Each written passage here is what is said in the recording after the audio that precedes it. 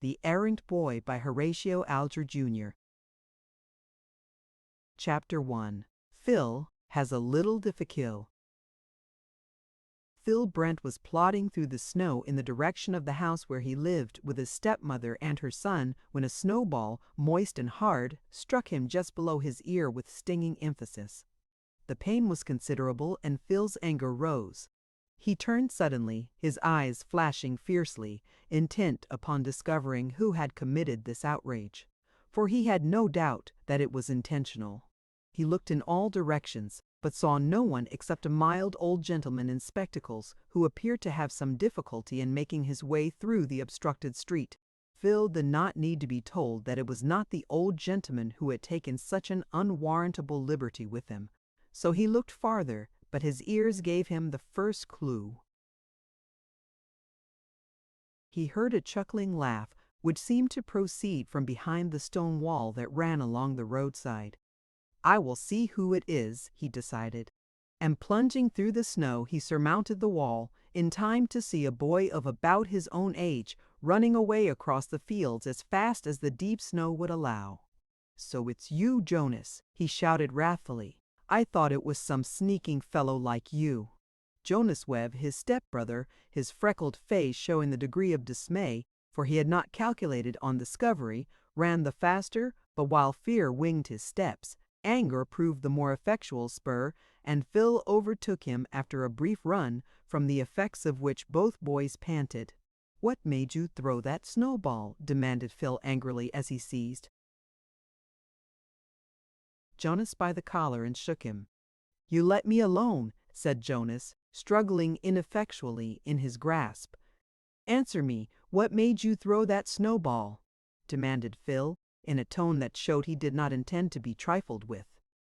"Because I chose to," answered Jonas, his spite getting the better of his prudence. "Did it hurt you?" he continued, his eyes gleaming with malice. "I should think it might." "It was about as hard as a cannonball," returned Phil grimly. "Is that all you've got to say about it?" "I did it in fun," said Jonas, beginning to see that he had need to be prudent. "Very well, I don't like your idea of fun." "Perhaps you won't like mine," said Phil, as he forcibly drew Jonas back till he lay upon the snow, and then kneeling by his side, rubbed his face briskly with snow. "What are you doing? Going to murder me?" shrieked Jonas in anger and dismay. "I am going to wash your face," said Phil, continuing the operation vigorously. "I say you quit that. I'll tell my mother," ejaculated Jonas, struggling furiously. "If you do, tell her why I did it," said Phil. Jonas shrieked and struggled, but in vain. Phil gave his face an effectual scrubbing and did not desist until he thought he had avenged the bad treatment he had suffered. "There, get up," said he at length. Jonas scrambled to his feet, his mean features working convulsively with anger. "You'll suffer for this," he shouted. "You won't make me," said Phil contemptuously. "You're the meanest boy in the village." "I am willing to leave that to the opinion of all who know me." "I'll tell my mother. Go home and tell her." Jonas started for home, and Phil did not attempt to stop him. As he saw Jonas reach the street and plod angrily homeward, he said to himself, "I suppose I shall be in hot water for this, but I can't help it. Mrs. Brent always stands up for her precious son, who is as like her as can be. Well, it won't make matters much worse than they have been."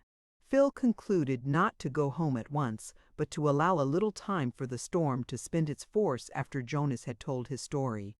So he delayed half an hour and then walked slowly up to the side door. He opened the door, brushed off the snow from his boots with the broom that stood behind the door, and opening the inner door, stepped into the kitchen. No one was there, as Phil's first glance satisfied him, and he was disposed to hope that Mrs. Brent, he never called her mother, was out, but a thin, acid, measured voice from the sitting-room adjoining soon satisfied him that there was to be no reprieve. "Philip Brent, come here." Phil entered the sitting-room. In a rocking chair by the fire sat a thin woman with a sharp visage, cold eyes, and firmly compressed lips, to whom no child would voluntarily draw near. On a sofa lay outstretched the hulking form of Jonas, with whom he had had his little difficulty. "I am here, Mrs. Brent," said Philip manfully. "Philip Brent," said Mrs. Brent acidly, "are you not ashamed to look me in the face?" "I don't know why I should be," said Philip, bracing himself up for the attack. "You see on the sofa the victim of your brutality," continued Mrs. Brent, pointing to the recumbent figure of her son Jonas. Jonas, as if to emphasize these words, uttered a half-groan. Philip could not help smiling, for to him it seemed ridiculous. "You laugh," said his stepmother sharply. "I am not surprised at it. You delight in your brutality. I suppose you mean that I have treated Jonas brutally. I see you confess it." "No, Mrs. Brent, I do not confess it. The brutality you speak of was all on the side of Jonas." "No doubt," retorted Mrs. Brent with sarcasm. "It's the case of the wolf and the lamb over again." "I don't think Jonas has represented the matter to you as it happened," said Phil. "Did he tell you that he flung a snowball at my head as hard as a lump of ice?" "He said he threw a little snow at you playfully and you sprang upon him like a tiger." "There's a little mistake in that," said Phil. "The snowball was hard enough to stun me if it had hit me a little higher. I wouldn't be hit like that again for $10. "That ain't so. Don't believe him, Mother," said Jonas from the sofa. "And what did you do?" demanded Mrs. Brent with a frown. "I laid him down on the snow and washed his face with soft snow." "You might have given him his death of cold," said Mrs. Brent with evident hostility. "I am not sure but the poor boy will have pneumonia now in consequence of your brutal treatment." "And you have nothing to say as to his attack upon me?" said Phil indignantly. "I have no doubt you have very much exaggerated it." "Yes, he has," chimed in Jonas from the sofa. Phil regarded his stepbrother with scorn. "Can't you tell the truth now and then, Jonas?" he asked contemptuously. "You shall not insult my boy in my presence," said Mrs. Brent, with a little spot of color mantling her high cheekbones. "Philip Brent, I have too long endured your insolence. You think because I am a woman you can be insolent with impunity, but you will find yourself mistaken. It is time that you understood something that may lead you to lower your tone. Learn, then, that you have not a cent of your own. You are wholly dependent upon my bounty." "What? Did my father leave you all his money?" asked Philip. "He was not your father," answered Mrs. Brent coldly. Chapter 2. A Strange Revelation. Philip started in irrepressible astonishment as these words fell from the lips of his stepmother. It seemed to him as if the earth were crumbling beneath his feet, for he had felt no more certain of the existence of the universe than of his being the son of Gerald Brent. He was not the only person amazed at this declaration. Jonas, forgetting for the moment the part he was playing, sat bolt upright on the sofa, with his large mouth wide open, staring by turns at Philip and his mother. "Gosh!" he exclaimed in a tone indicating utter surprise and bewilderment. "Will you repeat that, Mrs. Brent?" asked Philip after a brief pause, not certain that he had heard aright. "I spoke plain English, I believe," said Mrs. Brent coldly, enjoying the effect of her communication. "I said that Mr. Brent, my late husband, was not your father." "I don't believe you," burst forth Philip impetuously. "You don't wish to believe me, you mean," answered his stepmother unmoved. "No, I don't wish to believe you," said the boy, looking her in the eye. "You are very polite to doubt a lady's word," said Mrs. Brent with sarcasm. "In such a matter as that I believe no one's word," said Phil. "I ask for proof." "Well, I am prepared to satisfy you. Sit down and I will tell you the story." Philip sat down on the nearest chair and regarded his stepmother fixedly. "Whose son am I," he demanded, "if not Mr. Brent's? You are getting on too fast." "Jonas, continued his mother, suddenly turning to her hulking son, on whose not very intelligent countenance there was an expression of greedy curiosity. "Do you understand that what I am going to say is to be a secret, not to be spoken of to anyone?" "Yes, I'm," answered Jonas readily. "Very well, now to proceed. Philip, you have heard probably that when you were very small, your father, I mean Mr. Brent, lived in a small town in Ohio, called Fultonville?" "Yes, I have heard him say so." "Do you remember in what business he was then engaged?" "He kept a hotel." "Yes, a small hotel, but as large as the place required. He was not troubled by many guests. The few who stopped at his house were businessmen from towns nearby, or drummers from the great cities who had occasion to stay over a night.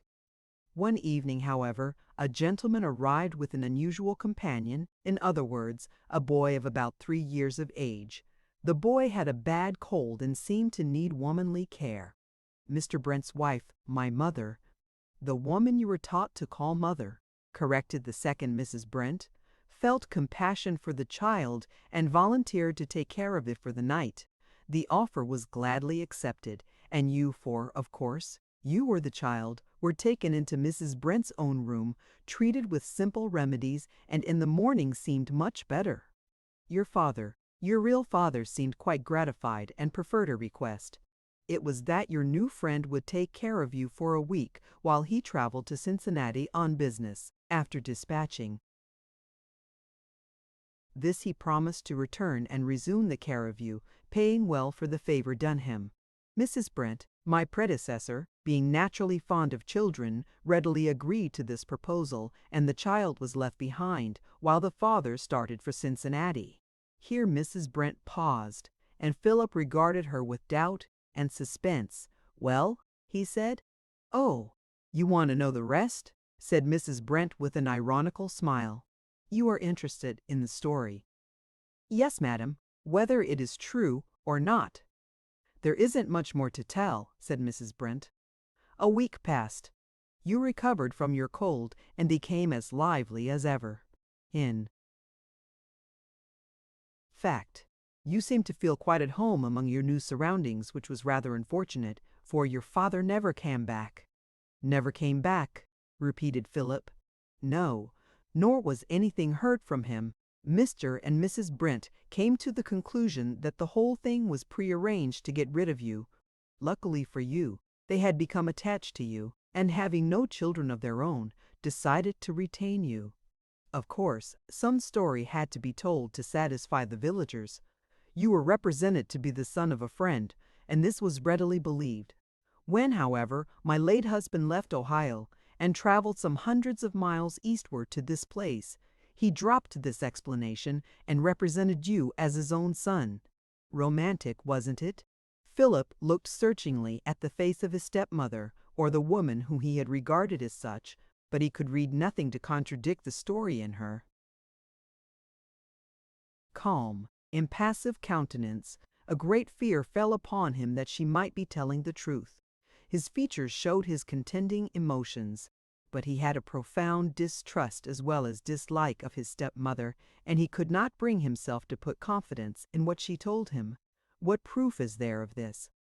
he asked after a while. "Your father's word, I mean, of course, Mr. Brent's word. He told me this story before I married him, feeling that I had a right to know." "Why didn't he tell me?" asked Philip incredulously. "He thought it would make you unhappy." "You didn't mind that," said Philip, his lips curling. "No," answered Mrs. Brent with a curious smile. "Why should I? I never pretended to like you, and now I have less cause than ever after your brutal treatment of my boy." Jonas endeavored to look injured, but could not at once change the expression of his countenance. "Your explanation is quite satisfactory, Mrs. Brent," returned Philip. "I don't think I stood much higher in your estimation yesterday than today, so that I haven't lost much, but you haven't given me any proof yet. Wait a minute." Mrs. Brent left the room, went upstairs, and speedily returned, bringing with her a small daguerreotype representing a boy of 3 years. "Did you ever see this before?" she asked. No, answered Philip, taking it from her hand and eyeing it curiously.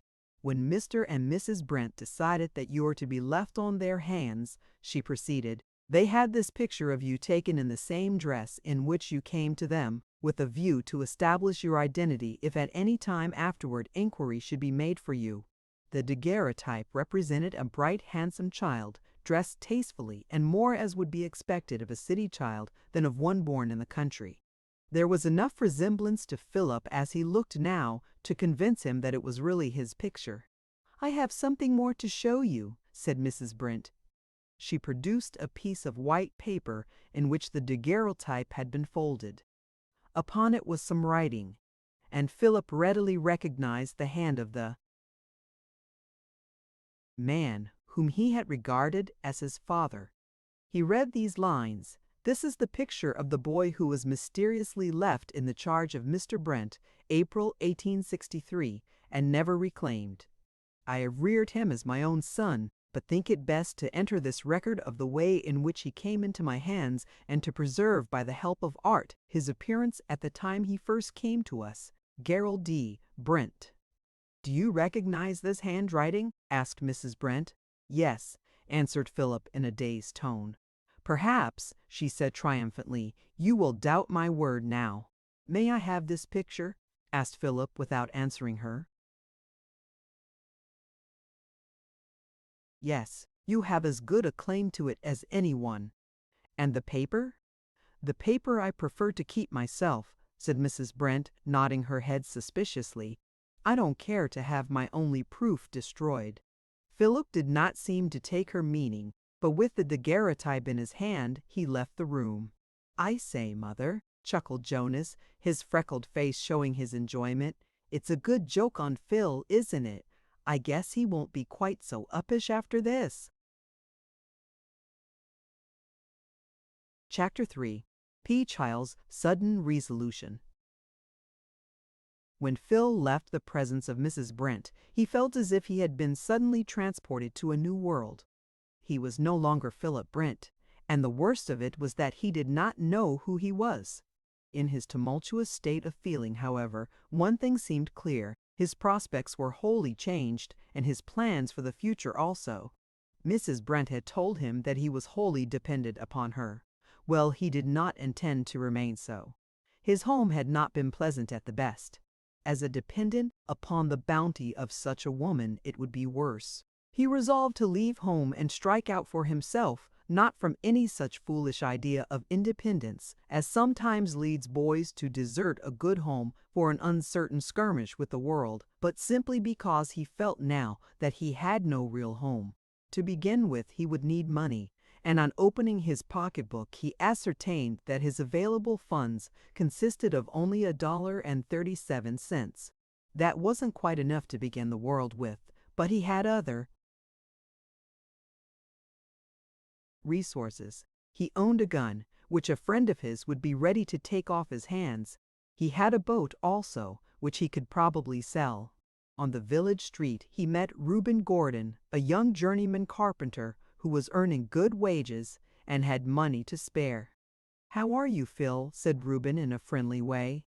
"You are just the one I want to meet," said Phil earnestly. "Didn't you tell me once you would like to buy my gun?" "Yes. Want to sell it?" "No, I don't. But I want the money it will bring, so I'll sell it if you'll buy." "What do I want for it?" asked Reuben cautiously. $6. "Too much. I'll give 5. "You can have it," said Phil after a pause. "How soon can you let me have the money?" "Bring the gun round tonight and I'll pay you for it." "All right. Do you know of anyone who wants to buy a boat?" "What? Going to sell that too?" "Yes. Seems to me you're clausing up business," said Reuben shrewdly. "So I am. I'm going to leave Planktown." "You don't say?" "Well, I declare. Where are you going?" "To New York, I guess. Got any prospect there?" "Yes." This was not, perhaps, strictly true. That is, Phil had no definite prospect, but he felt that there must be a chance in a large city like New York for anyone who was willing to work, and so felt measurably justified in saying what he did. "I hadn't thought of buying a boat," said Reuben thoughtfully. Phil pricked up his ears at the hint of a possible customer. "You'd better buy mine," he said quickly. "I'll sell it cheap." "How cheap?" $10. "That's too much. It cost me 15. "But it's second hand now, you know," said Reuben. "It's just as good as new. I'm taking off $5 though, you see. I don't think I wanted enough to pay $10. What will you give?" Reuben finally agreed to pay $7.75 after more or less bargaining, and to pay the money that evening upon delivery of the goods. "I don't think I've got anything more to sell," said Phil thoughtfully. "There's my skates, but they are not very good. I'll give them to Tommy Kavanagh. He can't afford to buy a pair." Tommy was the son of a poor widow and was very much pleased with the gift which Phil conveyed to him just before supper. Just after supper, he took his gun and the key of his boat over to Reuben Gordon, who thereupon gave him the money agreed upon. "Shall I tell Mrs. Brent I am going away?" Phil said to himself, "or shall I leave a note for her?" He decided to announce his resolve in person. To do otherwise would seem too much like running away, and that he had too much self-respect to do. So in the evening, after his return from Reuben Gordon's, he said to Mrs. Brent, "I think I ought to tell you that I'm going away tomorrow." Mrs. Brent looked up from her work, and her cold gray eyes surveyed Phil with curious scrutiny. "You are going away?" she replied. "Where are you going?" "I think I shall go to New York." "What for?" "Seek my fortune, as so many have done before me." "They didn't always find it," said Mrs. Brent with a cold sneer. "Is there any other reason?"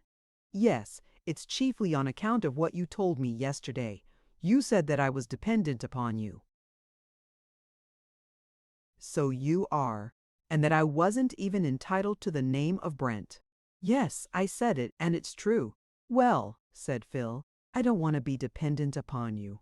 I prefer to earn my own living. I am not prepared to say but that you are right.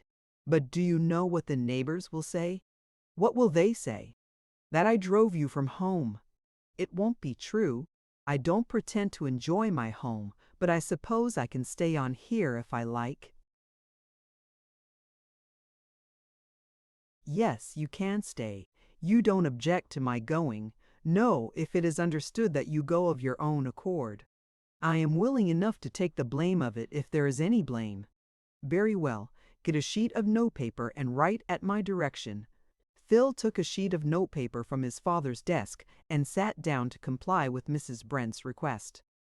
She dictated as follows: "I leave home at my own wish, but with the consent of Mrs. Brent, to seek my fortune. It is wholly my own idea, and I hold no one else responsible. Philip Brent." "You may as well keep the name of Brent," said his stepmother, "as you have no other that you know of." Phil winced at those cold words. It was not pleasant to reflect that this was so, and that he was wholly ignorant of his parentage. "One thing more," said Mrs. Brent. "It is only 8 o'clock. I should like to have you go out and call upon some of those with whom you are most intimate and tell them that you are leaving home voluntarily." "I will," answered Phil. "Perhaps you would prefer to do so tomorrow." "No, I am going away tomorrow morning." "Very well. Going away tomorrow morning," repeated Jonas, who entered the room at that moment. Phil's plan was briefly disclosed. "Then give me your skates," said Jonas. "I can't. I've given them to Tommy Kavanagh." "That's mean." "You might have thought of me first," grumbled Jonas. "I don't know why. Tommy Kavanagh is my friend and you are not. Anyway, you can let me have your boat and gun. I have sold them." "That's too bad. I don't know why you should expect them. I needed the money they brought me to pay my expenses till I get work." "I will pay your expenses to New York if you wish," said Mrs. Brent. Thank you, but I shall have money enough, answered Phil, who shrank from receiving any favor at the hands of Mrs. Brent. As you please, but you will do me the justice to remember that I offered it. Thank you. I shall not forget it. That evening, just before going to bed, Mrs. Brent opened a trunk and drew from it a folded paper. She read as follows, for it was her husband's will. To the boy generally known as Philip Brent, and supposed, though incorrectly, to be my son, I bequeath the sum of $5,000, and direct the same to be paid over to anyone whom he may select as guardian, to hold in trust for him till he attains the age of 21. He need never know of this, said Mrs. Brent to herself in a low tone. I will save it for Jonas. She held the paper a moment, as if undecided whether to destroy it, but finally put it carefully back in the secret hiding place from which she had taken it. He is leaving home of his own accord, she whispered. Henceforth he will probably keep away. That suits me well, but no one can say I drove him to it. Chapter 4. M.R. Slate, Leo Late. 6 months before it might have cost Philip a pang to leave home. Then his father was living, and from him the boy had never received aught but kindness. Even his stepmother, though she secretly disliked him, did not venture to show it, and secure in the affections of his supposed father, he did not trouble himself as to whether Mrs. Brent liked him or not. As for Jonas, he was cautioned by his mother not to get himself into trouble by treating Phil badly, and the boy, who knew on which side his interests lay, faithfully obeyed. It was only after the death of Mr. Brent that both Jonas and his mother changed their course and thought it safe to snub Philip. Planktown was 75 miles distant from New York, and the fare was $2.25. This was rather a large sum to pay, considering Phil's scanty fund, but he wished to get to the great city as soon as possible, and he decided that it would be actually cheaper to ride than to walk, considering that he would have to buy his meals on the way. He took his seat in the cars, placing a valise full of underclothes on the seat next him. The train was not very full, and the seat beside him did not appear to be required. Mile after mile they sped on the way, and Phil looked from the window with interest at the towns through which they passed. There are very few boys of his age 16 who do not like to travel in the cars. Limited as were his means, and uncertain as were his prospects, Phil felt not only cheerful, but actually buoyant, as every minute took him farther away from Planktown, and so nearer the city where he hoped to make a living at the outset, and perhaps his fortune in the end. Presently, perhaps halfway on, a young man, rather stylishly dressed, came into the car. It was not at a station, and therefore it seemed clear that he came from another car. He halted when he reached the seat which Phil occupied. Our hero, observing that his glance rested on his valise, politely removed it, saying, "Would you like to sit down here, sir?" "Yes, thank you," answered the young man, and sank into the seat beside Phil. "Sorry to inconvenience you," he said with a glance at the bag. "Oh, not at all," returned Phil.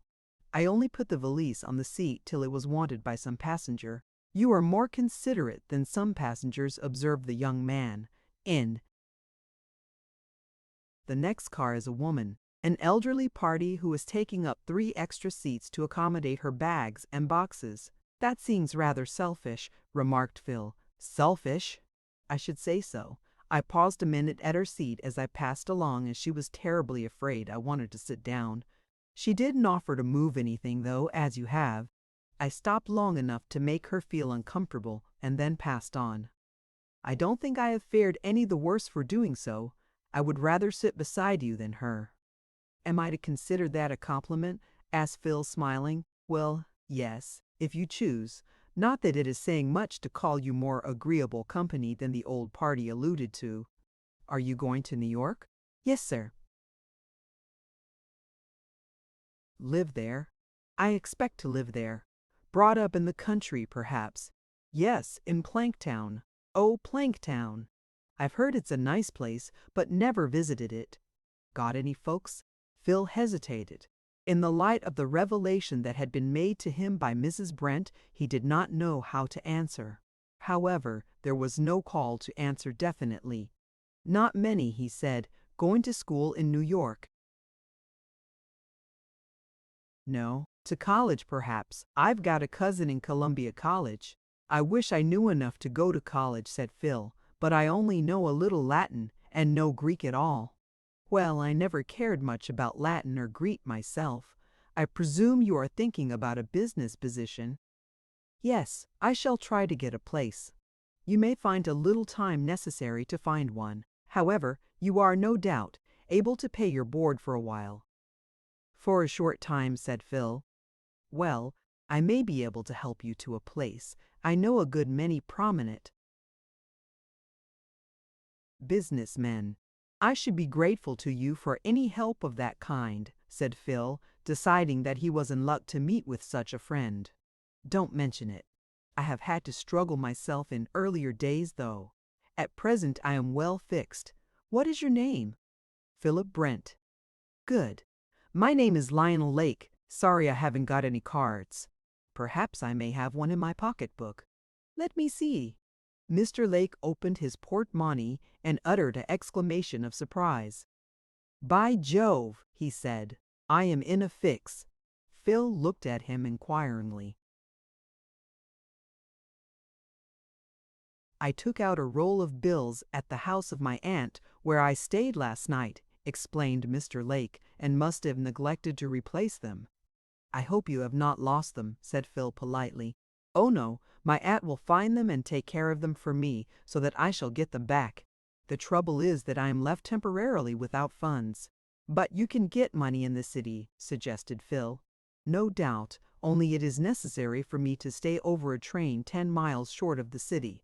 Mr. Lionel Lake seemed very much perplexed. If I knew someone in the cars, he said reflectively. It did occur to Phil to offer to loan him something, but the scantiness of his own resources warned him that it would not be prudent, so he remained silent. Finally, Mr. Lake appeared to have an idea. Have you got $5, Philip? He said familiarly. Yes, sir, answered Philip slowly. Then I'll make a proposal. Lend it to me, and I will give you this ring as security. It is worth $25 easily. He drew from his vest pocket a neat gold ring with some sort of a stone in the setting. There, said Mr. Lake. I'll give you this ring and my address, and you can bring it to my office tomorrow morning. I'll give you back the $5 and $1 for the accommodation. That's good interest, isn't it? But I might keep the ring and sell it, suggested Phil. Oh, I am not afraid. You look honest. I will trust you, said the young man in a careless, offhand manner. Say, is it a bargain? Yes, answered Phil. It occurred to him that he could not earn $1 more easily. Besides, he would be doing a favor to this very polite young man. All right, then. $5 of Phil's scanty hoard was handed to Mr. Lake, who, in return, gave Phil the ring, which he put on his finger. He also handed Phil a scrap of paper, on which he penciled, Eleonel Lake, No, 237 Broadway. I'm ever so much obliged, he said. Goodbye. I get out at the next station. Phil was congratulating himself on his good stroke of business when the conductor entered the car, followed by a young lady. When they came to where Phil was seated, the young lady said, That is my ring on that boy's finger? Aha, we found the thief then, said the conductor. Boy, give up the ring you stole from this young lady. As he spoke, he placed his hand on Phil's shoulder. Stole, repeated Phil, gasping. I don't understand you. Oh, yes, you do, said the conductor roughly. Chapter 5. An Overbearing Conductor. No matter how honest a boy may be, a sudden charge of theft is likely to make him look confused and guilty. Such was the case with Phil. I assure you, he said earnestly, that I did not steal this ring. Where did you get it then? Demanded the conductor roughly. He was one of those men who, in any position, will make themselves disagreeable. Moreover, he was a man who always thought ill of others when there was any chance of doing so. In fact, he preferred to credit his fellows with bad qualities rather than with good. "It was handed me by a young man who just left the car," said Phil. "That's a likely story," sneered the conductor. Young men are not in the habit of giving valuable rings to strangers. He did not give it to me. I advanced him $5 on it. "What was the young man's name?" asked the conductor incredulously. "There's his name and address," answered Phil, drawing from his pocket the paper handed him by Mr. Lake. "Lionel Lake, 237 Broadway," repeated the conductor. "If there is any such person, which I very much doubt, you are probably a confederate of his." "You have no right to say this," returned Phil indignantly. "I haven't I?" snapped the conductor. "Do you know what I am going to do with you?" "If you wish me to return the ring to this young lady, I will do so if she is positive it is hers. Yes, you must do that, but it won't get you out of trouble. I shall hand you over to a policeman as soon as we reach New York." Phil was certainly dismayed, for he felt that it might be difficult for him to prove that he came honestly in possession of the ring. "The fact is," added the conductor, "your story is too thin." "Conductor," said a new voice, "you are doing the boy an injustice." The speaker was an old man with gray hair, but a form still robust, though he was at least 65. He sat in the seat just behind Phil. "Thank you, sir," said Phil gratefully. "I understand my business," said the conductor impertinently, "and don't need any instructions from you." "Young man," said the old gentleman in a very dignified tone, "I have usually found officials of your class polite and gentlemanly, but you are an exception. Who are you?" asked the conductor rudely. "What right have you to put in your oar?" "As to who I am, I will answer you by and by. In reference to the boy, I have to say that his story is correct. I heard the whole conversation between him and the young man from whom he received the ring, and I can testify that he has told the truth. At any rate, he has received stolen property, not knowing it to be stolen. The young man was an entire stranger to him, and though I suspected that he was an unscrupulous adventurer, the boy has not had experience enough to judge men." "Very well. If he's innocent, he can prove it when he's brought to trial," said the conductor. "As for you, sir, it's none of your business. Young man, you asked me a short time since who I am. Do you want to know?" "I am not very particular." "Then, sir, I have to inform you that I am Richard Grant, the president of this road." The conductor's face was a curious and interesting study when he heard this announcement. He knew that the old man whom he had insulted had a right to discharge him from his position, and bully as he had shown himself, he was now inclined to humble himself to save his place. "I beg your pardon, sir," he said in a composed tone. "If I had known who you were, I wouldn't have spoken as I did. I had a claim to be treated like a gentleman, even if I had no connection with the road," he said. "If you say the boy's all right, I won't interfere with him," continued the conductor. "My testimony would clear him from any charge that might be brought against him," said the president. "I saw him enter the car, and know he has had no opportunity to take the ring." "If he'll give me back the ring, that's all I want," said the young lady. "That I am willing to do, though I lose $5 by it," said Philip. "Do so, my boy," said the president. "I take it for granted that the young lady's claim is a just one." Upon this, Philip drew the ring from his finger and handed it to the young lady, who went back to the car where her friends were sitting. "I hope, sir," said the conductor anxiously, "that you won't be prejudiced against me on account of this affair."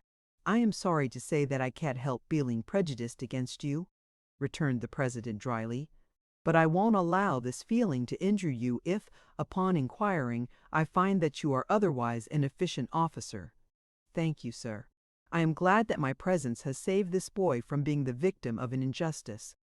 Let this be a lesson to you in future. The conductor walked away, looking quite chopfallen, and Philip turned to his new friend.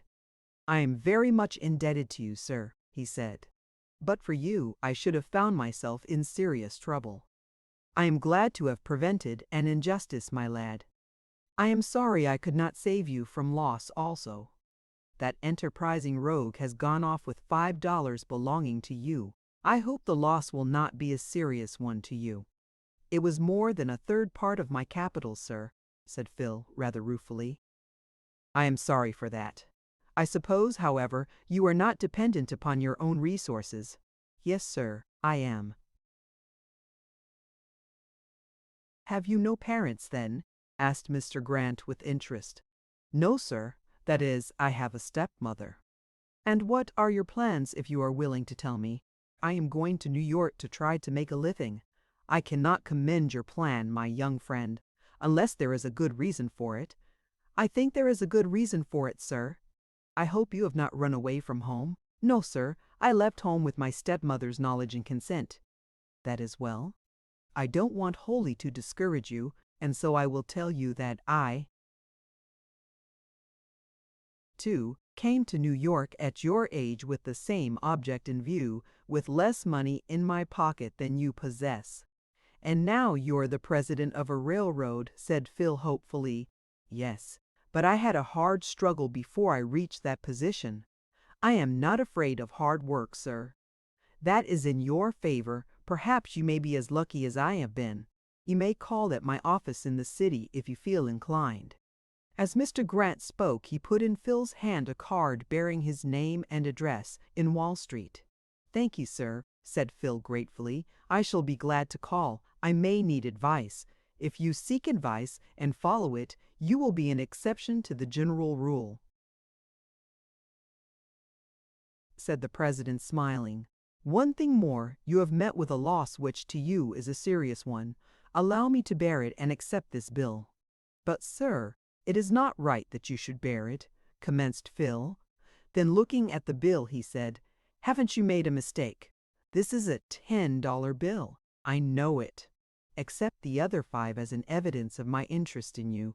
By the way, I go to Philadelphia and Washington before my return to New York, and shall not return for 3 or 4 days. After that time, you'll find me at my office. I am in luck after all, thought Phil cheerfully, in spite of the mean trick of Mr. Lionel Lake. Chapter 6. Signor Orlando. So Phil reached New York in very fair spirits. He found himself, thanks to the liberality of Mr. Grant, in a better financial position than when he left home. As he left the depot and found himself in the streets of New York, he felt like a stranger upon the threshold of a new life. He knew almost nothing about the great city he had entered and was at a loss where to seek for lodgings. It's a cold day, said a sociable voice at his elbow. Looking around, Phil saw that the speaker was a sallow-complexioned young man with black hair and mustache, a loose black felt hat crushed at the crown, giving him rather a rakish look. Yes, sir, answered Phil politely. Stranger in the city, I expect. Yes, sir. Never mind the sir. I ain't used to ceremony. I am Signor Orlando. Signor Orlando, Signor Orlando, repeated Phil, rather puzzled. Are you an Italian? Well, yes, returned Signor Orlando with a wink. That's what I am, or what people think me. But I was born in Vermont, and am half Irish and half Yankee. How did you come by your name, then? I took it, answered his companion. You see, dear boy, I'm a professional. A what? A professional singer and cod dancer. I believe I am pretty well known to the public, continued Signor Orlando complacently. Last summer, I traveled with Jenks and Brown's circus. Of course you've heard of them. Through the winter, I am employed at Bowerman's Varieties in the Bowery. I appear every night, and at 2 matinees weekly. It must be confessed that Phil was considerably impressed by the professional character of Signor Orlando. He had never met an actor or public performer of any description, and was disposed to have a high respect for a man who filled such a conspicuous position. There was not, to be sure, anything very impressive about Signor Orlando's appearance. His face did not indicate talent, and his dress was shabby. But for all that, he was a man familiar with the public, a man of gifts. "I should like to see you on the stage," said Phil respectfully. "So you shall, my dear boy, so you shall. I'll get you a pass from Mr. Bowerman. Which way are you going?" "I don't know," answered Phil, puzzled. "I should like to find a cheap boarding house, but I don't know the city." "I do," answered Signor Orlando promptly. "Why not come to my house?" "Have you a house?" "I mean my boarding house. It's some distance away. Suppose we take a horse car?" "All right," answered Phil, relieved to find a guide in the labyrinth of the great city. "I live on 5th Street near the Bowery, a very convenient location," said Orlando, if we may take the liberty to call him thus. "Fifth Avenue?" asked Phil, who did not know the difference. "Oh, no, that's a peg above my style. I am not a Vanderbilt nor yet an Astor." "Is the price moderate?" asked Phil anxiously. "I must make my money last as long as I can, for I don't know when I shall get a place." "To be sure. You might room with me, only I've got a hall bedroom. Perhaps we might manage it, though." "I think I should prefer a room by myself," said Phil, who reflected that Signor Orlando was a stranger as yet. "Oh, well, I'll speak to the old lady, and I guess she can accommodate you with a hall bedroom like mine on the 3rd floor. What should I have to pay?" $1.25 a week, and you can get your meals where you please." "I think that will suit me," said Phil thoughtfully. After leaving the car, a minute's walk brought them to a shabby 3-story house of brick. There was a stable opposite, and a group of dirty children were playing in front of it. "This is where I hang out," said Signor Orlando cheerfully. "As the poet says, there is no place like home." If this had been true, it was not much to be regretted, since the home in question was far from attractive. Signor Orlando rang the bell, and a stout woman of German aspect answered the call. "So you have come back, Herr Orlando," said this lady. "I hope you have brought them 2 weeks' rent you owe me." "All in good time, Mrs. Schlesinger," said Orlando, "but you see I have brought someone with me." "Is he your brooder now?" asked the lady. "No, he is not, unfortunately for me." "His name is Orlando Coft. Philip Brent," suggested our hero. "Just so, Philip Brent. I am glad to see Mr. Brent," said the landlady. "And is he an actor like you, Signor Orlando?" "Not yet. We don't know what may happen, but he comes on business, Mrs. Schlesinger. He wants a room." The landlady brightened up. She had 2 rooms vacant, and a new lodger was a godsend. "I will show Mr. Prent what rooms I have," she said. "Come upstairs, Mr. Prent." The good woman toiled up the staircase panting, for she was asthmatic, and Phil followed. The interior of the house was as dingy as the exterior, and it was quite dark on the second landing. She threw open the door of a back room, which, being lower than the hall, was reached by a step. "There!" said she, pointing to the faded carpet, rumpled bed, and cheap pine bureau, with the little 6x10 looking-glass surmounting it. "This is a beautiful room for a single gentleman, or even for a man and his wife." "My friend, Mr. Brent, is not married," said Signor Orlando waggishly. Phil laughed. "You will have your shock, Signor Orlando," said Mrs. Schlesinger. "What is the price of this room?" asked Phil. $3 a week, Mr. Brent. I ought to have 4. But since you are a steady young gentleman, how does she know that?" Phil wondered. "Since you are a steady young gentleman and a friend of Signor Orlando, I will not ask you full price." "That is more than I can afford to pay," said Phil, shaking his head. "I think you had better show Mr. Brent the hall bedroom over mine," suggested the Signor. Mrs. Schlesinger toiled up another staircase, the 2 new acquaintances following her. She threw open the door of one of those depressing cells known in New York as a hall bedroom. It was about 5 feet wide and 8 feet long, and was nearly filled up by a cheap bedstead, covered by a bed about 2 inches thick and surmounted at the head by a consumptive-looking pillow. The paper was torn from the walls in places. There was one rickety chair and a washstand which bore marks of extreme antiquity. "This is a very neat room for a single gentleman," remarked Mrs. Schlesinger.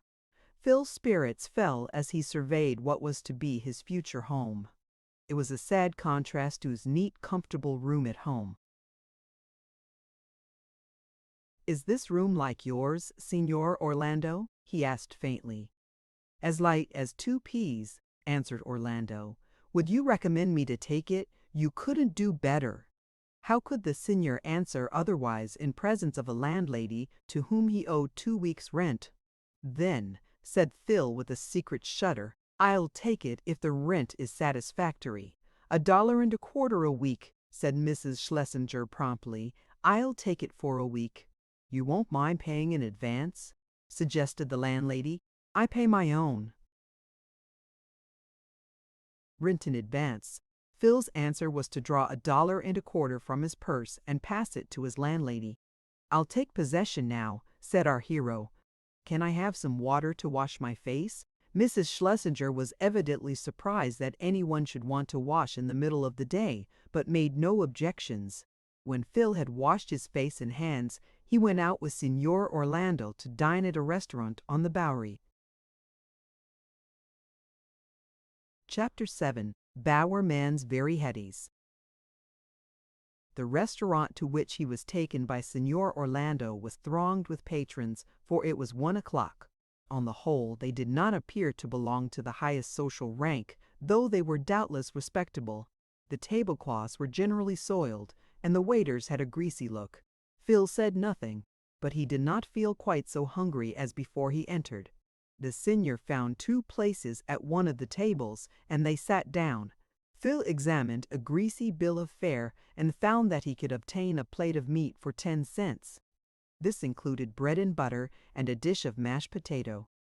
A cup of tea would be 5 cents additional.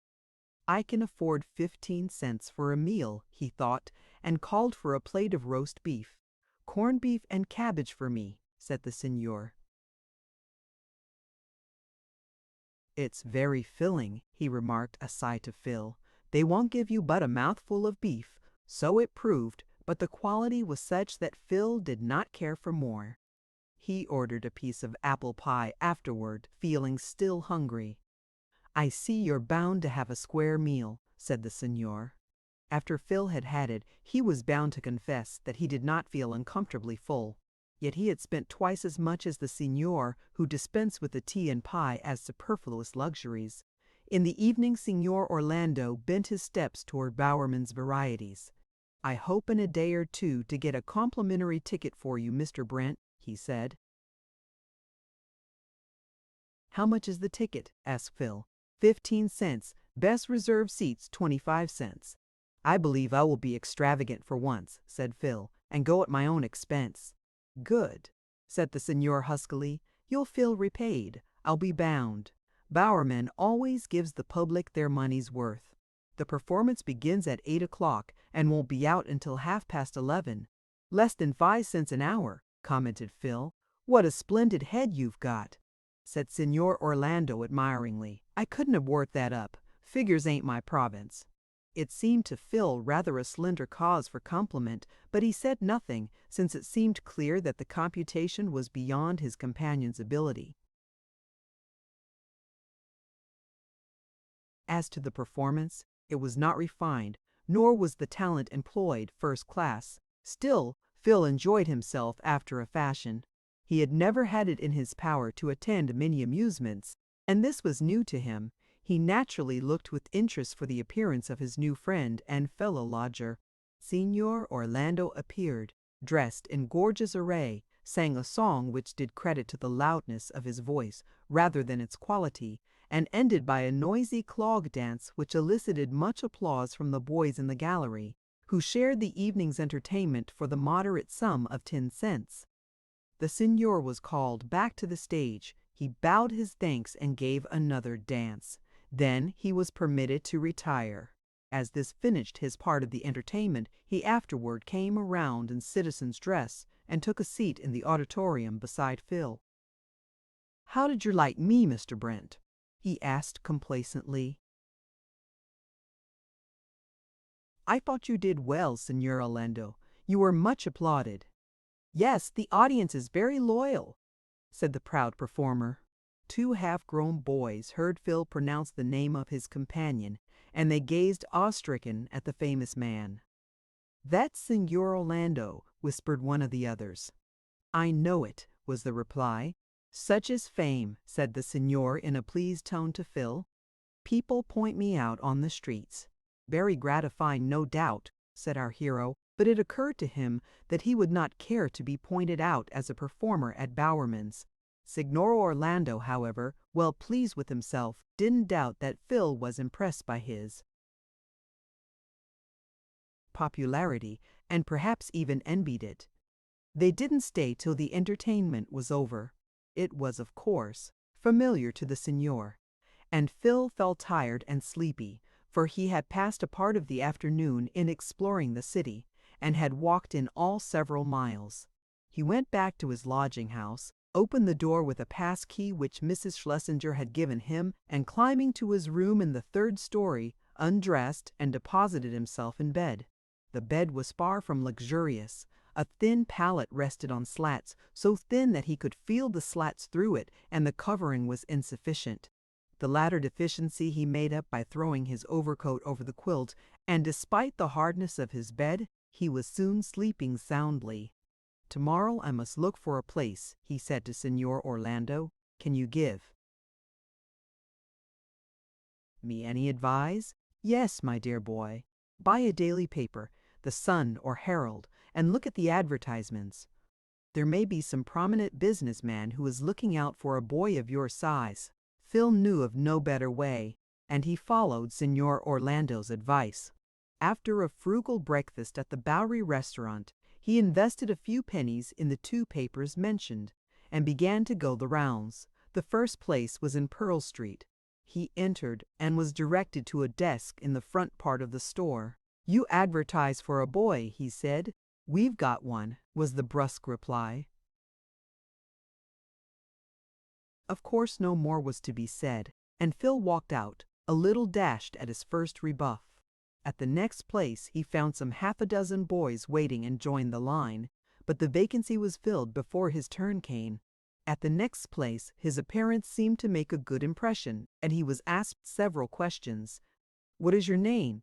"Philip Brent." "How old are you?" "Just 16. How is your education?" "I have been to school since I was 6. "Then you ought to know something. Have you ever been in a place?" "No, sir." "Do you live with your parents?" "No, sir. I have just come to the city and am lodging in 5th Street. "Then you won't do. We wish our boys to live with their parents." Poor Phil! He had allowed himself to hope that at length he was likely to get a place. The abrupt termination of the conversation dispirited him. He made 3 more applications. In one of them he again came near succeeding, but once more the fact that he did not live with his parents defeated his application. "It seems to be very hard getting a place," thought Phil, and it must be confessed he felt a little homesick. "I won't make any more applications today," he decided, and being on Broadway, walked up that busy thoroughfare, wondering what the morrow would bring forth. It was winter, and there was ice on the sidewalk. Directly in front of Phil walked an elderly gentleman whose suit of fine broadcloth and gold spectacles seemed to indicate a person of some prominence and social importance. Suddenly he set foot on a treacherous piece of ice. Vainly he strove to keep his equilibrium, his arms waving wildly, and his gold-headed cane falling to the sidewalk. He would have fallen backward, had not Phil, observing his danger in time, rushed to his assistance. Chapter 8. The House in Twelfth Street. With some difficulty, the gentleman righted himself, and then Phil picked up his cane. "I hope you are not hurt, sir," he said. "I should have been but for you, my good boy," said the gentleman. "I am a little shaken by the suddenness of my slipping. Would you wish me to go with you, sir?" "Yes, if you please. I do not perhaps require you, but I shall be glad of your company." "Thank you, sir. Do you live in the city?" "Yes, sir. That is, I propose to do so. I have come here in search of employment." Phil said this, thinking it possible that the old gentleman might exert his influence in his favor. "Are you dependent on what you may earn?" asked the gentleman, regarding him attentively. "I have a little money, sir, but when that is gone I shall need to earn something. That is no misfortune. It is a good thing for a boy to be employed, otherwise he is liable to get into mischief. At any rate, I shall be glad to find work, sir. Have you applied anywhere yet?" Phil gave a little account of his unsuccessful applications and the objections that had been made to him. "Yes, yes," said the old gentleman thoughtfully. "More confidence is placed in a boy who lives with his parents." The two walked on together until they reached 12th Street. It was a considerable walk, and Phil was surprised that his companion should walk when he could easily have taken a Broadway stage. But the old gentleman explained this himself. "I find it does me good," he said, "to spend some time in the open air, and even if walking tires me, it does me good." At 12th Street they turned off. "I am living with a married niece," he said, "just on the other side of Fifth Avenue, at the door of a handsome 4-story house with a brownstone front, the old." Gentleman paused and told Phil that this was his residence. "Then, sir, I will bid you good morning," said Phil. "No, no, come in and lunch with me," said Mr. Carter hospitably. He had, by the way, mentioned that his name was Oliver Carter and that he was no longer actively engaged in business, but was a silent partner in the firm of which his nephew by marriage was the nominal head. "Thank you, sir," answered Phil. He was sure that the invitation was intended to be accepted, and he saw no reason why he should not accept it. "Hannah," said the old gentleman to the servant who opened the door, "tell your mistress that I have brought a boy home to dinner with me." "Yes, sir," answered Hannah, surveying Phil in some surprise. "Come up to my room, my young friend," said Mr. Carter. "You may want to prepare for lunch." Mr. Carter had 2 connecting rooms on the 2nd floor, one of which he used as a bedchamber. The furniture was handsome and costly, and Phil, who was not used to city houses, thought it luxurious. Phil washed his face and hands and brushed his hair. Then a bell rang, and following his new friend, he went down to lunch. Lunch was set out in the front basement. When Phil and Mr. Carter entered the room, a lady was standing by the fire, and beside her was a boy of about Phil's age. The lady was tall and slender, with light brown hair and cold gray eyes. "Lavinia," said Mr. Carter, "I have brought a young friend with me to lunch." "So I see," answered the lady. "Has he been here before?" "No, he is a new acquaintance. I would speak to him if I knew his name. His name is—" Here the old gentleman hesitated, for in truth he had forgotten. "Philip Brent." "You may sit down here, Mr. Brent," said Mrs. Pitkin, for this was the lady's name. "Thank you, ma'am. And so you made my uncle's acquaintance this morning," she continued, herself taking a seat at the head of the table. "Yes, he was of service to me," answered Mr. Carter for him. "I had lost my balance, and should have had a heavy fall if Philip had not come to my assistance." "He was very kind, I am sure," said Mrs. Pitkin, but her tone was very cold. "Philip," said Mr. Carter, "this is my grandnephew Alonzo Pitkin." He indicated the boy already referred to. "How do you do?" said Alonzo, staring at Philip, not very cordially. "Very well, thank you," answered Philip politely. "Where do you live?"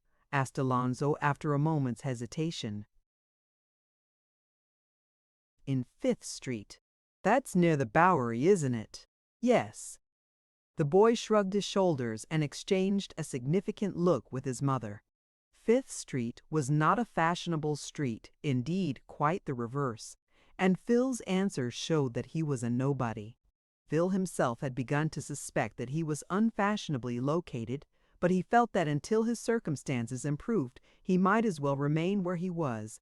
But, though he lived in an unfashionable street, it could not be said that Phil, in his table manners, showed any lack of good breeding. He seemed quite at home at Mrs. Pitkin's table, and in fact acted with greater propriety than Alonzo, who was addicted to fast eating and greediness. "Couldn't you walk home alone, Uncle Oliver?" asked Mrs. Pitkin presently. "Yes." "Then it was a pity to trouble Mr. Brent to come with you." "It was no trouble," responded Philip promptly, though he suspected that it was not consideration for him that prompted the remark. "Yes, I admit that I was a little selfish in taking up my young friend's time," said the old gentleman cheerfully, "but I infer, from what he tells me, that it is not particularly valuable just now." "Are you in a business position, Mr. Brent?" asked Mrs. Pitkin. "No, madam. I was looking for a place this morning." "Had we lived for some time in the city?" "No.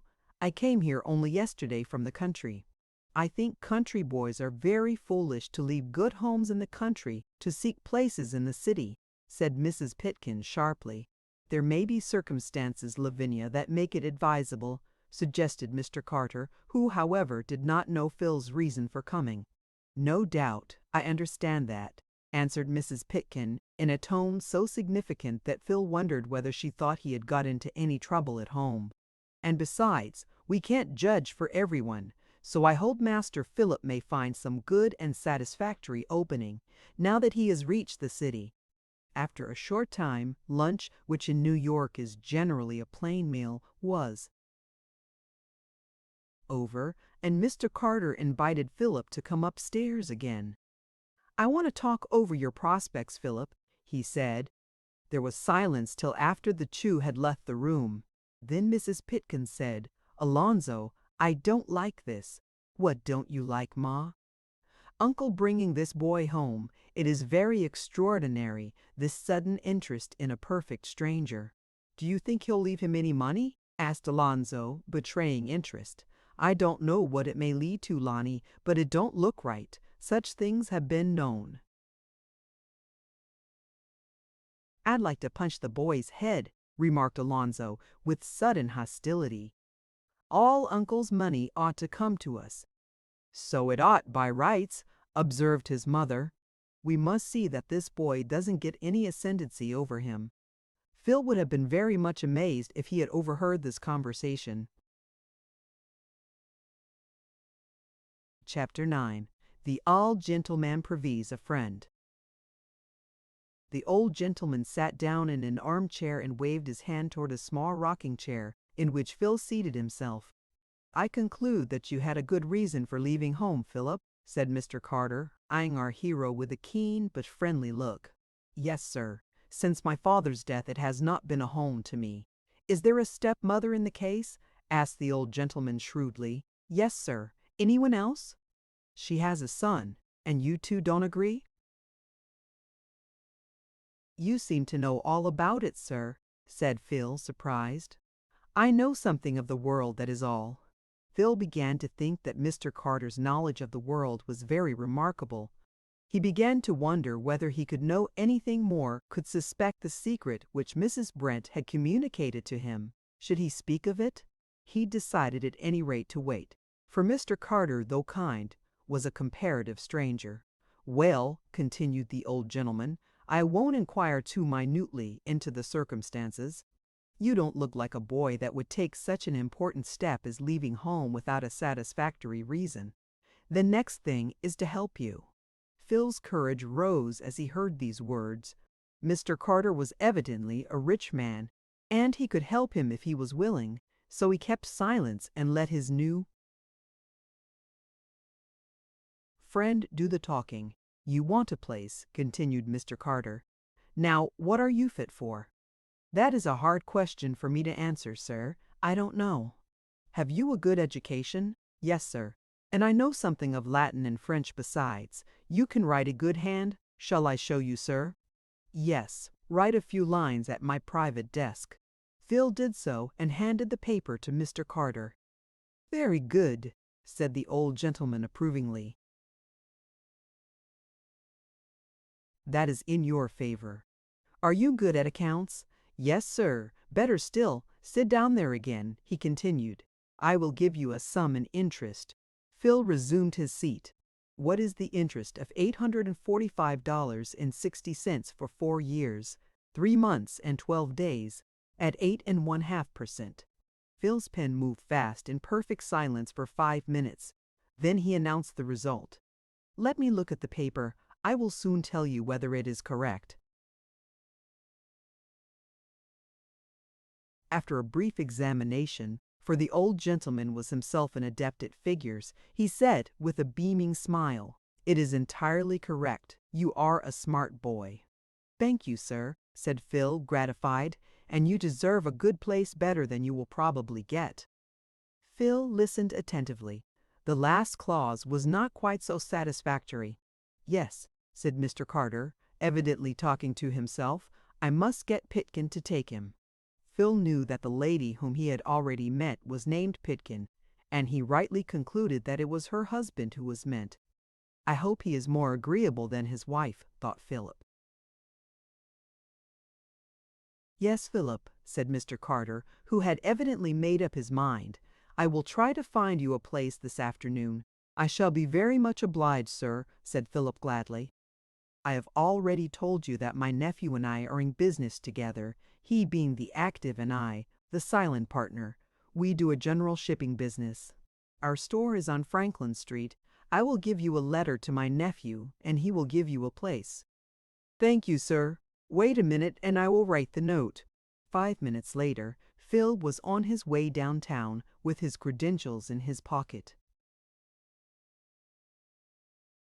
Chapter 10. Phil Kalas on Mr. Pitkin I. Phil paused before an imposing business structure and looked up to see if he could see the sign that would show him he had reached his destination. He had not far to look. On the front of the building, he saw in large letters the sign E.N.O. Pitkin & Co. In the doorway, there was another sign, from which he learned that the firm occupied the second floor.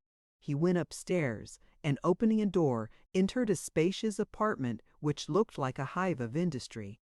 There were numerous clerks, counters piled with goods, and every indication that a prosperous business was being carried on. The nearest person was a young man of 18, or perhaps more, with an incipient, straw-colored mustache and a shock of hair of tow color. This young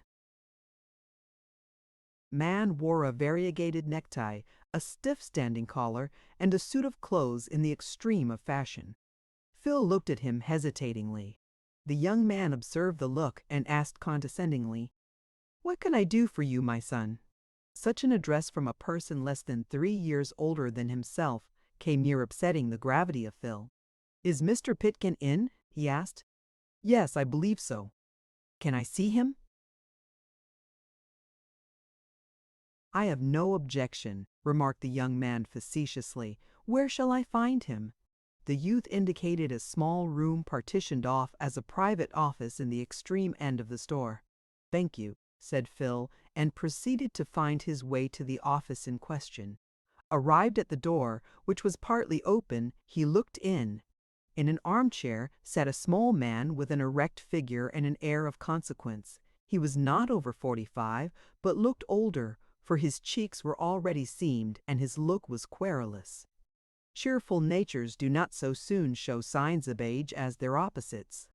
"Mr. Pitkin," said Phil interrogatively. "Well," said the small man, frowning instinctively, "I have a note for you, sir." Phil stepped forward and handed the missive to Mr. Pitkin. The latter opened it quickly and read as follows. "The boy who will present this to you did me a service this morning. He is in want of employment. He seems well educated, but if you can't offer him anything better than the post of errand boy, do so. I will guarantee that he will give satisfaction. You can send him to the post office and to other offices on such errands as you may have. Pay him $5 a week and charge that sum to me. Yours truly, Oliver Carter. Mr. Pitkin's frown deepened as he read this note. Pish! He ejaculated in a tone which, though low, was audible to Phil. Uncle Oliver must be crazy. What is your name? He demanded fiercely, turning suddenly to Phil. Philip Brent. When did you meet the gentleman who gave you this letter? Phil told him. Do you know what is in this letter? I suppose, sir, it is a request that you give me a place. Did you read it? No, answered Phil indignantly. Humph, he wants me to give you the place of errand boy. I will try to suit you, sir. When do you want to begin? As soon as possible, sir. Come tomorrow morning and report to me first. Another freak of Uncle Oliver's, he muttered as he turned his back upon Phil, and so signified that the interview was at an end. Chapter 11. Pfister's open his duties. Phil presented himself in good season the next morning at the store in Franklin Street. As he came up in one direction, the youth whom he had seen in the store the previous day came up in the opposite direction. The latter was evidently surprised. "Halloo, Johnny," said he. "What's brought you here again?" "Business," answered Phil. "Going to buy out the firm?" inquired the youth jocosely. "Not today." "Some other day, then," said the young man, laughing as if he had said a very witty thing, as Phil didn't know that this form of expression, slightly varied, had become a popular phrase of the day. He did not laugh. "Do you belong to the church?" asked the youth, stopping short in his own mirth. "What makes you ask?" "Because you don't laugh." "I would if I saw anything to laugh at." "Come, that's hard on me. Honor bright, have you come to do any business with us?" It is rather amusing to see how soon the cheapest clerk talks of us, quietly identifying himself with the firm that employs him. Not that I object to it. Often it implies a personal interest in the success and prosperity of the firm, which makes a clerk more valuable. This was not, however, the case with G. Washington Wilbur, the young man who was now conversing with Phil, as will presently appear. "I am going to work here," answered Phil simply. "Going to work here," repeated Mr. Wilbur in surprise. "Has old Pitkin engaged you?" "Mr. Pitkin engaged me yesterday," Phil replied. "I didn't know he wanted a boy. What are you to do? Go to the post office, bank, and so on. You're to be errand boy, then." "Yes. That's the way I started," said Mr. Wilbur patronizingly. "What are you now? A salesman. I wouldn't like to be back in my old position. What wages are you going to get?" $5. $5 a week!" ejaculated Mr. G. Washington Wilbur in amazement. "Come, you're chaffing. Why should I do that? Is that anything remarkable?" "I should say it was," answered Mr. Wilbur slowly. "Didn't you get as much when you were errand boy?" "I only got $2.50. Did Pitkin tell you he would pay you $5 a week?" "No, Mr. Carter told me so." "The old gentleman, Mr. Pitkin's uncle?" "Yes. It was at his request that Mr. Pitkin took me on." Mr. Wilbur looked grave. "It's a shame," he commenced. "What is a shame? That I should get $5 a week?" "No, but that I should only get $1 a week more than an errand boy. I'm worth every cent of $10 a week, but the old man only gives me 6. It hardly keeps me in gloves and cigars." "Won't he give you any more?" "No. Only last month I asked him for a raise, and he told me if I wasn't satisfied I might go elsewhere." "You didn't?" "No, but I mean to soon. I will show old Pitkin that he can't keep a man of my experience for such a paltry salary. I dare say that Denning or Claflin would be glad to have me, and pay me what I am worth." Phil did not want to laugh, but when Mr. Wilbur, who looked scarcely older than himself, and was in appearance but a callow youth, referred to himself as a man of experience, he found it hard to resist. "Hadn't we better be going upstairs?" asked Phil. "All right, follow me," said Mr. Wilbur, "and I'll take you to the superintendent of the room. I am to report to Mr. Pitkin himself, I believe." "He won't be here yet a while," said Wilbur. But just then up came Mr. Wilbur himself, fully half an hour earlier than usual. Phil touched his hat politely and said, "Good morning." "Good morning," returned his employer, regarding him sharply. "Are you the boy I hired yesterday?" "Yes, sir." "Come upstairs, then." Phil followed Mr. Pitkin upstairs, and they walked together through the salesroom. "I hope you understand," said Mr. Pitkin brusquely, "that I have engaged you at the request of Mr. Carter and to oblige him." "I feel grateful to Mr. Carter," said Phil, not quite knowing what was coming next. "I shouldn't myself have engaged a boy of whom I knew nothing and who could give me no city references." "I hope you won't be disappointed in me," said Phil. "I hope not," answered Mr. Pitkin in a tone which seemed to imply that he rather expected to be. Phil began to feel uncomfortable. It seemed evident that whatever he did would be closely scrutinized, and that in an unfavorable spirit.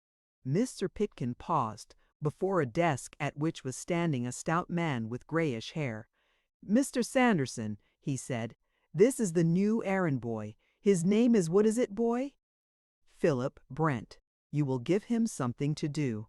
Has the mail come in?" "No. We haven't sent to the post office yet. You may send this boy at once." Mr. Sanderson took from the desk a key and handed it to Philip. "That is the key to our box," he said. "Notice the number 534. Open it and bring the mail. Don't loiter on the way." "Yes, sir." Philip took the key and left the warehouse. When he reached the street, he said to himself, "I wonder where the post office is."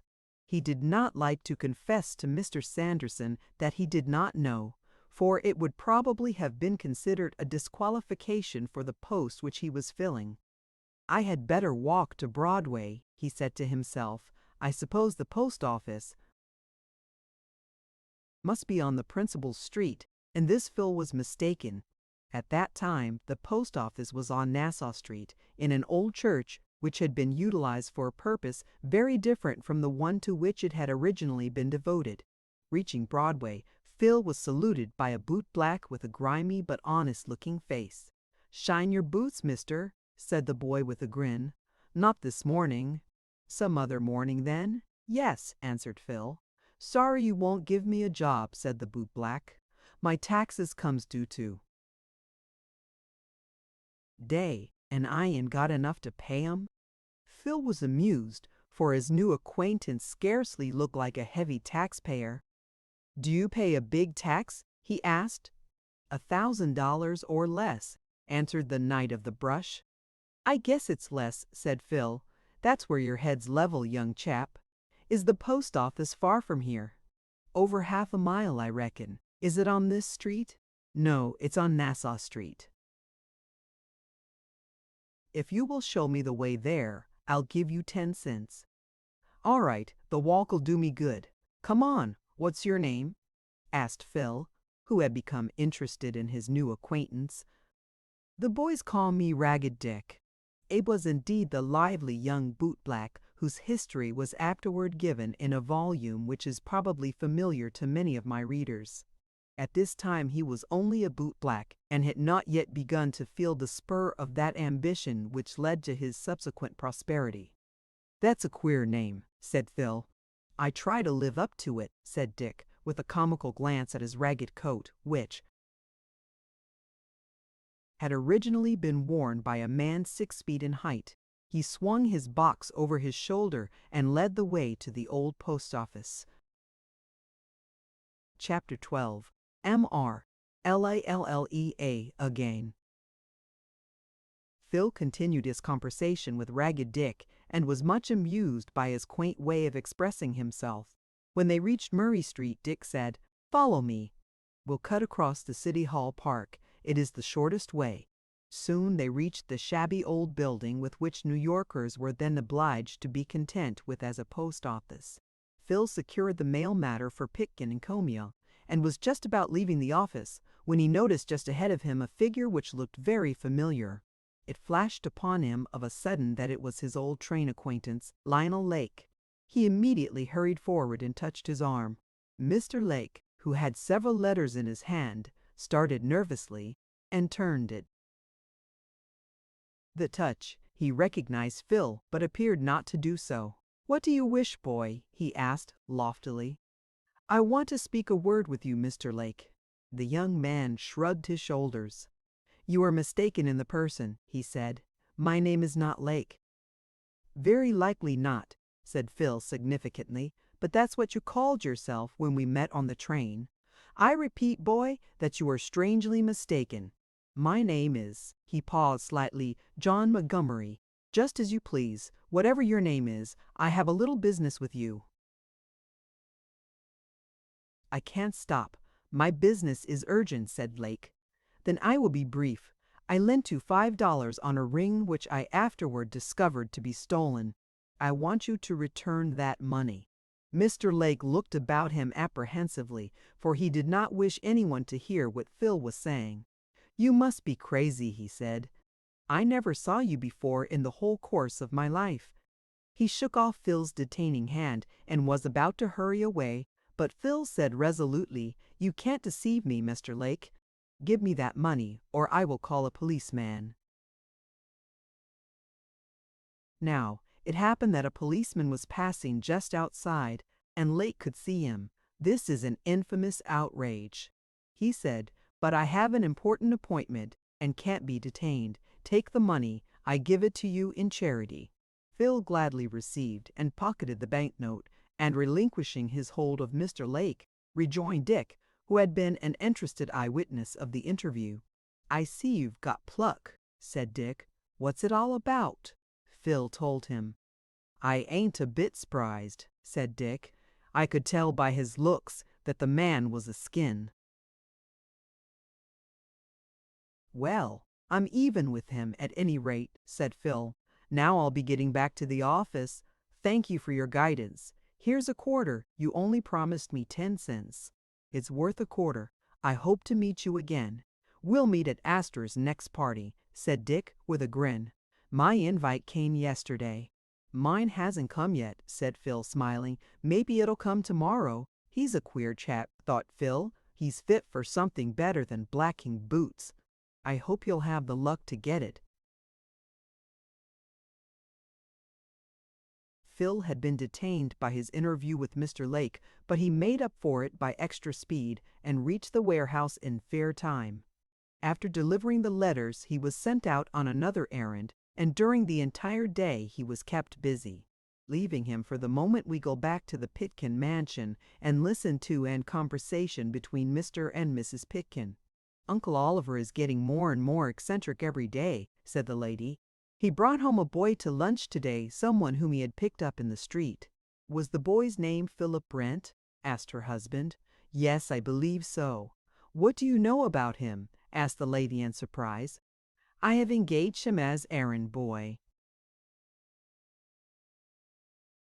"You have? What for?" exclaimed Mrs. Pitkin. "I couldn't help it. He brought a letter from your uncle requesting me to do so, and offering to pay his wages out of his own pocket." "This is really getting very serious," said Mrs. Pitkin, annoyed. "Suppose he should take a fancy to this boy?" "He appears to have done so already," said her husband dryly. "I mean, suppose he should adopt him? You're getting on pretty fast, Lavinia, are you not?" "Such things happen sometimes," said the lady, nodding. "If it should happen, it would be bad for poor Monty. Even in that case, Lonnie won't have to go to the poorhouse." "Mr. Pitkin, you don't realize the danger. Here's Uncle Oliver worth $250,000, and it ought to be left to us." "Probably it will be. He may leave it all to this boy. This must be prevented." "How?" "You must say the boy doesn't suit you and discharge him." "Well, well, give me time. I have no objection, but I suspect it will be hard to find any fault with him." He looks like a reliable boy." "To me he looks like an artful young adventurer," said Mrs. Pitkin vehemently. "Depend upon it, Mr. Pitkin, he will spare no pains to ingratiate himself into Uncle Oliver's favor." It will be seen that Mrs. Pitkin was gifted, if it can be called a gift, with a very suspicious temperament. She was mean and grasping, and could not bear the idea of even a small part of her uncle's money going to anyone except her own family. There was indeed another whose relationship to Uncle Oliver was as close a cousin, who had estranged her relatives by marrying a poor bookkeeper with whom she had gone to Milwaukee. Her name was never mentioned in the Pitkin household, and Mrs. Pitkin, trusting to the distance between them, did not apprehend any danger from this source. Had she known Rebecca Forbush was even now in New York, a widow with one child, struggling to make a living by sewing and taking lodgers, she would have felt less tranquil. But she knew nothing of all this, nor did she dream that the boy whom she dreaded was the very next day to make the acquaintance of this despised relation. This was the way that it happened. Phil soon tired of the room he had taken in Fifth Street.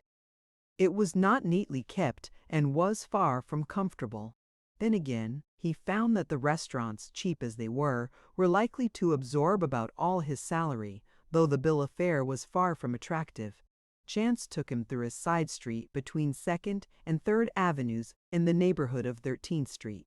Among the 3- and 4-story buildings that lined the block was one frame house, 2-story and basement, on which he saw a sign, "Board for Gentlemen." He had seen other similar signs, but his attention was specially drawn to this by seeing a pleasant-looking woman enter the house with the air of proprietor. This woman recalled to Philip his own mother, to whom she bore a striking resemblance. "I would like to board with one whose face recalled that of my dear dead." Mother, thought Phil, and on the impulse of the moment, just after the woman had entered, he rang the doorbell. The door was opened almost immediately by the woman he had just seen enter. It seemed to Phil almost as if he were looking into his mother's face, and he inquired in an unsteady voice, "Do you take boarders?" "Yes," was the answer. "Won't you step in?" Chapter 13. File's New Home. The house was poorly furnished with cheap furniture, but there was an unexpected air of neatness about it. There is a great difference between respectable and squalid poverty. It was the first of these that was apparent in the small house in which our hero found himself. "I am looking for a boarding place," said Philip. "I cannot afford to pay a high price, and I should not think of asking a high price for such plain accommodations as I can offer," said Mrs. Forbush. "What sort of a room do you desire?" "A small room will answer. I have a hall bedroom at the head of the stairs. Will you go up and look at it?" "I should like to do so." Mrs. Forbush led the way up a narrow staircase, and Philip followed her.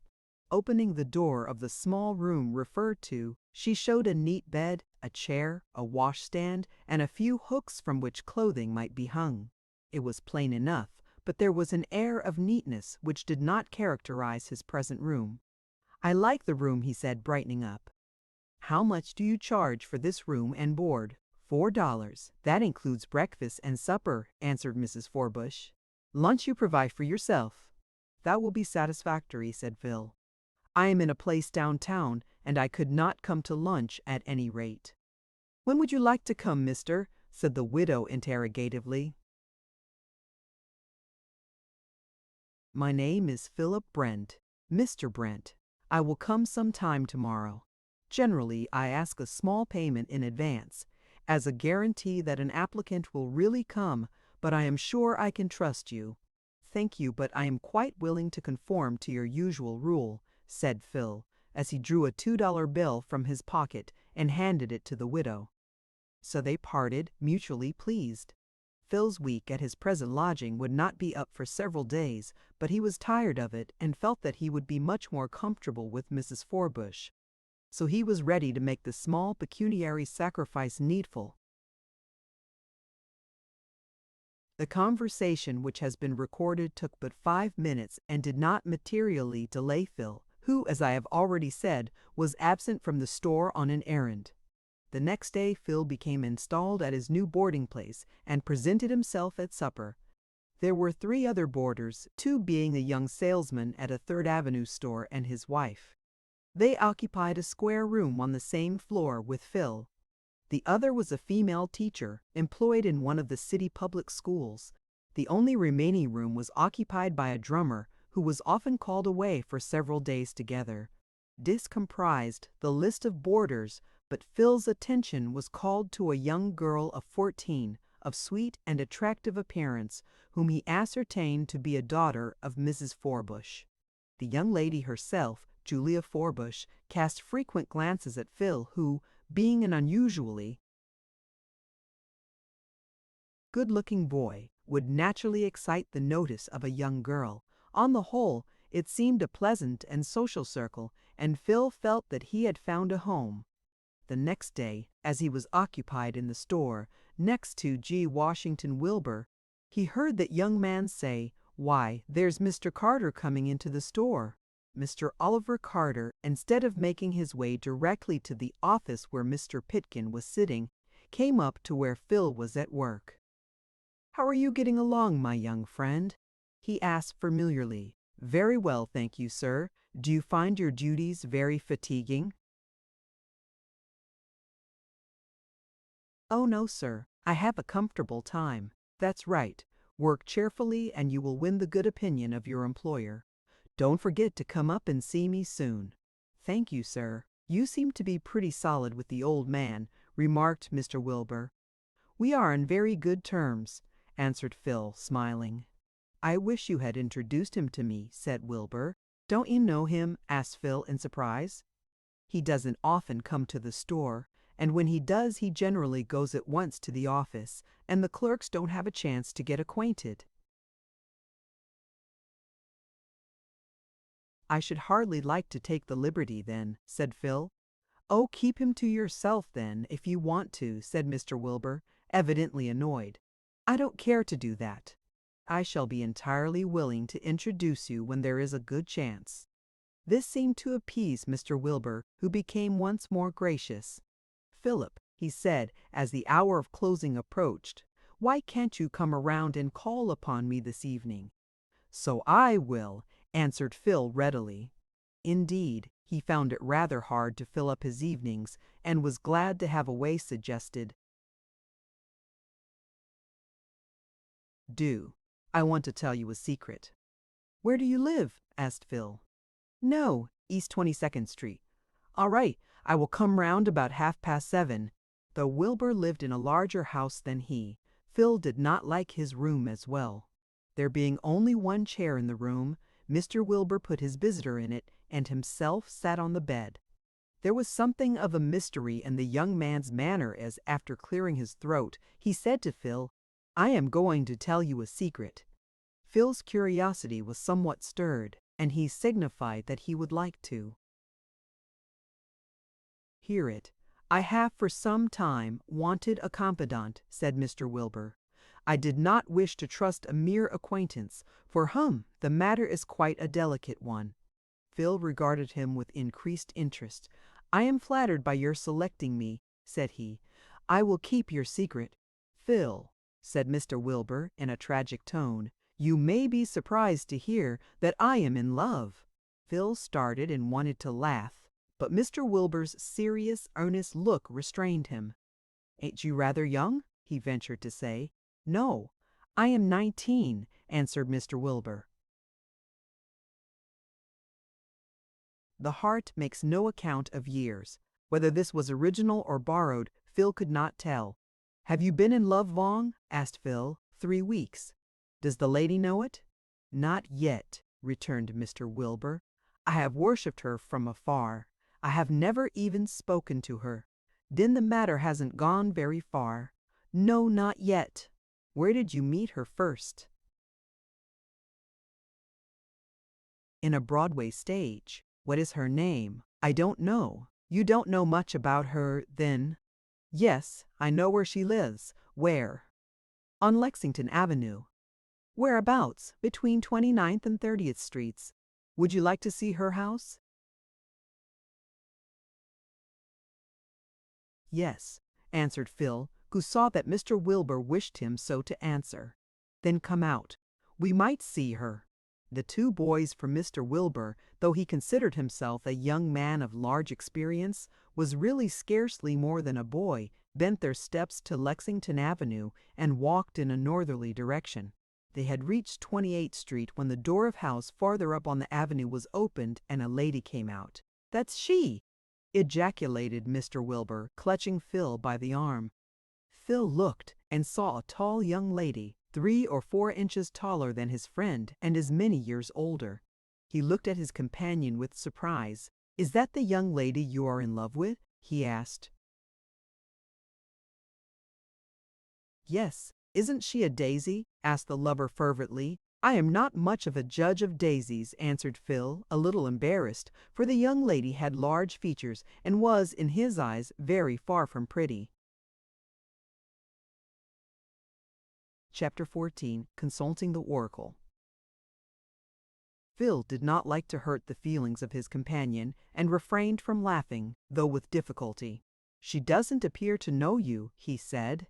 "No," said Wilbur. "I haven't had a chance to make myself known to her." "Do you think you can make a favorable impression upon the daisy?" asked Phil, outwardly sober but inwardly amused. "I always had a taking way with girls," replied Mr. Wilbur complacently. Phil coughed. It was all that saved him from laughing. While he was struggling with the inclination, the lady inadvertently dropped a small parcel which she had been carrying in her hand. The two boys were close behind. Like an arrow from the bow, Mr. Wilbur sprang forward, picked up the parcel, and while his heart beat wildly said as he tendered it to the owner, with a graceful bow and captivating smile, "Miss, I believe you dropped this." "Thank you, my good boy," answered the daisy pleasantly. Mr. Wilbur staggered back as if he had been struck. He fell back in discomfiture, and his face showed the mortification and anguish he felt. "Did you hear what she said?" he asked, in a hollow voice. "She called you a boy, didn't she?" "Yes," answered Mr. Wilbur sadly. "Perhaps she may be nearsighted," said Phil consolingly. "Do you think so?" asked Mr. Wilbur hopefully. "It is quite possible. Then you are short, you know." "Yes, it must be so," said G. Washington Wilbur, his face more serene. "If she hadn't been, she would have noticed my mustache." "True." She spoke kindly. If she had seen how old I was, it would have been different, don't you think so?" "Yes, no doubt. There is only one thing to do," said Mr. Wilbur, in a tone of calm resolve. "What is that?" inquired Phil in some curiosity. "I must wear a stovepipe hat. As you say, I am small, and a nearsighted person might easily suppose me to be younger than I am. Now, with a stovepipe hat I shall look much older. Yes, I presume so. Then I can make her acquaintance again, and she will not mistake me." "Phil, why don't you wear a stovepipe?" "Because I don't want to look any older than I am. Besides, an errand boy wouldn't look well in a tall hat." "No, perhaps not. And Mr. Pitkin would hardly like it. Of course, when you are a salesman like me, it will be different." Mr. Wilbur was beginning to recover his complacency, which had been so rudely disturbed. "I suppose you wouldn't think of marrying on your present salary," said Phil. $6 a week wouldn't support a married pair very well. The firm would raise my salary. They always do when a man marries. Besides, I have other resources." "Indeed?" "Yes. I am worth $2,000. It was left me by an aunt and is kept in trust for me until I am 21. I receive the interest now." "I congratulate you," said Phil, who was really pleased to hear of his companion's good fortune. "That money will come in handy. Besides, I expect she's got money," continued Mr. Wilbur. "Of course, I love her for herself alone. I am not mercenary still. It will be a help when we are married." "So it will," said Phil, amused at the confident manner in which Mr. Wilbur spoke of marriage with a lady of whom he knew absolutely nothing. "Philip," said Mr. Wilbur, "when I marry, I want you to stand up with me to be my groomsman. If I am in the city and can afford to buy a dress suit, I might consent." "Thank you, you are a true friend," said Mr. Wilbur, squeezing his hand fervently. The two returned to Mr. Wilbur's room and had a chat. At an early hour, Phil returned to his own boarding place. As time passed on, Phil and Wilbur spent considerable time together out of the store. Mr. G. Washington Wilbur, apart from his amusing traits, was a youth of good principles and good disposition, and Phil was glad of his company. Sometimes they went to cheap amusements, but not often, for neither had money to spare for such purposes. Some weeks after Phil's entrance upon his duties, Mr. Wilbur made a proposal to Phil of a startling nature. "Suppose we have our fortunes told, Phil," he said. "If it would help my fortune, or hurry it up, I shouldn't object," said Phil, smiling. "I want to know what fate has in store for me," said Wilbur. "Do you think the fortune tellers know any better than you do?" asked Phil incredulously. "They tell some strange things," said Wilbur. "What, for instance?" "An aunt of mine went to a fortune teller and asked if she would ever be married, and when. She was told that she would be married before she was 22 to a tall, light-complexioned man." "Did it come true?" "Yes, every word," said Mr. Wilbur solemnly. "She was married 3 months before her 22nd birthday, and her husband was just the kind of man." "That was predicted. Wasn't that strange? The fortune teller might easily have guessed all that. Most girls are married as young as that, but not to tall, light-complexioned men," said Wilbur triumphantly. "Is there anything you wish particularly to know?" asked Phil. "I should like to know if I am going to marry you-know-who." "The Daisy?" "Yes." Phil was not much in favor of the scheme, but finally agreed to it. There was a certain veiled lady who advertised her qualifications in the Herald as the 7th daughter of a 7th daughter, and therefore gifted with the power to read the future. Mr. Wilbur made choice of her, and together they went to call upon her one evening. They were shown into an anteroom, and in due time Mr. Wilbur was called into the dread presence. He was somewhat nervous and agitated, but braced up, as he afterward expressed it, and went in. He wanted Phil to go in with him, but the attendant said that Madam would not allow it, and he went forward alone. 15 minutes afterward he re-entered the room with a radiant face. "Have you heard good news?" asked Phil. Mr. Wilbur nodded emphatically and whispered, for there were 2 others in waiting, "It's all right. I am to marry her." "Did the fortune teller say so?" "Yes." "Did she give her name?" "No, but she described her so that I knew her at once." "Will it be soon?" asked Phil slyly. "Not till I am 24, answered Mr. Wilbur soberly, "but perhaps she may be mistaken about that. Perhaps she thought I was older than I am." "Do you doubt her knowledge, then?" "No. At any rate, I can wait, since she is to be mine at last. Besides, I am to be rich. When I am 30 years old, I am to be worth $20,000. "I congratulate you, Wilbur," said Phil, smiling. "You are all right, at least." "The next gentleman," said the attendant. Bill entered the inner room and looked about him in curiosity. A tall woman sat upon a sort of throne, with one hand resting on a table beside her. A tall wax taper supplied the place of the light of day, which was studiously excluded from the room by thick, dark curtains. Over the woman's face was a black veil, which gave her an air of mystery. "Come hither, boy," she said in a clear, commanding voice. Phil advanced, not wholly unimpressed, though he felt skeptical. The woman bent forward, starting slightly, and scanned his face eagerly.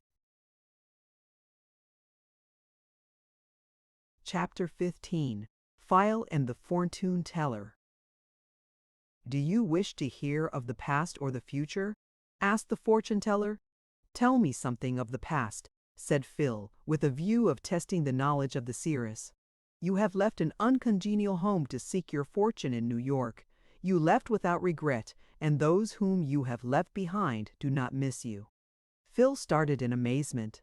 This was certainly true. Shall I find the fortune I seek? Asked our hero earnestly.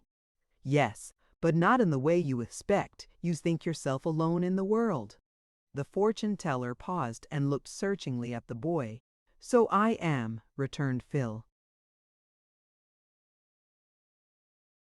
No boy who has a father living can consider himself alone. My father is dead, returned Phil, growing skeptical. You are mistaken. I am not likely to be mistaken in such a matter. My father died a few months since. Your father still lives, said the fortune teller sharply. Do not contradict me. I don't see how you can say that. I attended his funeral. You attended the funeral of the man whose name you bear. He was not your father. Phil was much excited by this confirmation of his stepmother's story. He had entertained serious doubts of its being true, thinking it might have been trumped up by Mrs. Brent to drive him from home and interfere with his succession to any part of Mr. Brent's property. Is my stepmother's story true, then? He asked breathlessly.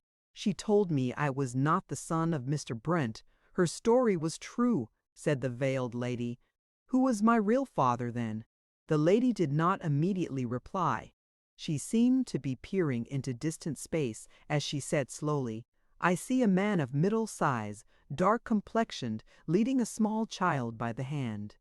He pauses before a house. It looks like an inn. A lady comes out from the inn. She is kindly of aspect. She takes the child by the hand and leads him into the inn. Now I see the man go away alone. The little child remains behind. I see him growing up. He has become a large boy, but the scene has changed. The inn has disappeared. I see a pleasant village and a comfortable house. The boy stands at the door.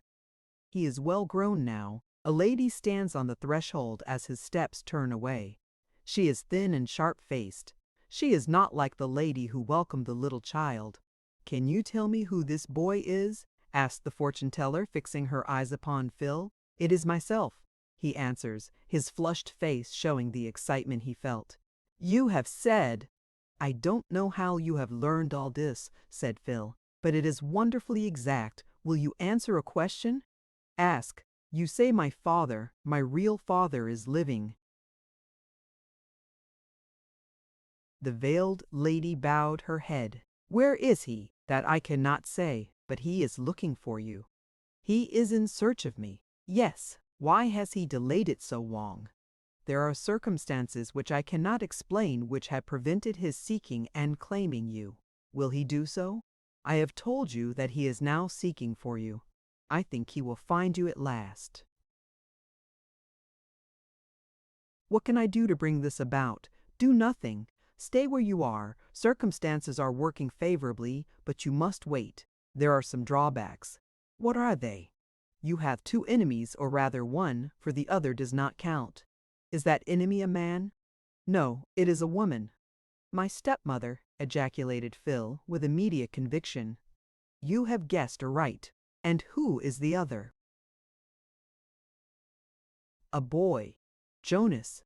It is the son of the woman whom you call your stepmother. What harm can they do me? I am not afraid of them, said Phil, raising his head proudly. Do not be too confident. The meanest are capable of harm. Mrs. Brent does not like you because she is a mother. She fears that I will interfere with her son. You are all right. Is there anything more you can tell me? Asked Phil. Have I any other enemies? Yes, there are two more, also a woman and her son. That puzzles me. I can think of no one. They live in the city. I know. It is Mrs. Pitkin, my employer's wife. Why should she dislike me? There is an old man who likes you. That is the cause. I see. She doesn't want him to be kind to anyone out of the family. That is all I have to tell you, said the fortune teller abruptly. You can go. You have told me strange things, said Phil. Will you tell me how it is just you know so much about a stranger? I have nothing more to tell you. You can go, said the veiled lady impatiently. At least tell me how much I am to pay you. Nothing, but I thought you received fees, not from you. Did you not take something from my friend who was in here before me? Yes, you told him a good fortune. He is a fool, said the fortune teller contemptuously. I saw what he wanted and predicted it. She waved her hand, and Phil felt that he had no excuse for remaining longer. He left the room slowly, and found Mr. Wilbur anxiously awaiting him. What did she tell you, Phil? He asked eagerly. Did she tell you what sort of a wife you would have? No, I didn't ask her, answered Phil, smiling. I should think you'd want to know. What did she tell you then? She told me quite a number of things about my past life and the events of my childhood. I shouldn't have cared about that, said Wilbur, shrugging his shoulders. Why, I know all about that myself. What I want to know about is whether I am to marry the girl I adore. But you see, Wilbur, I don't adore anybody. I am not in love as you are. Of course that makes a difference, said Wilbur. I'm glad I came, Phil. Ain't you? Yes, answered Phil slowly. You see, it's such a satisfaction to know that all is coming right at last.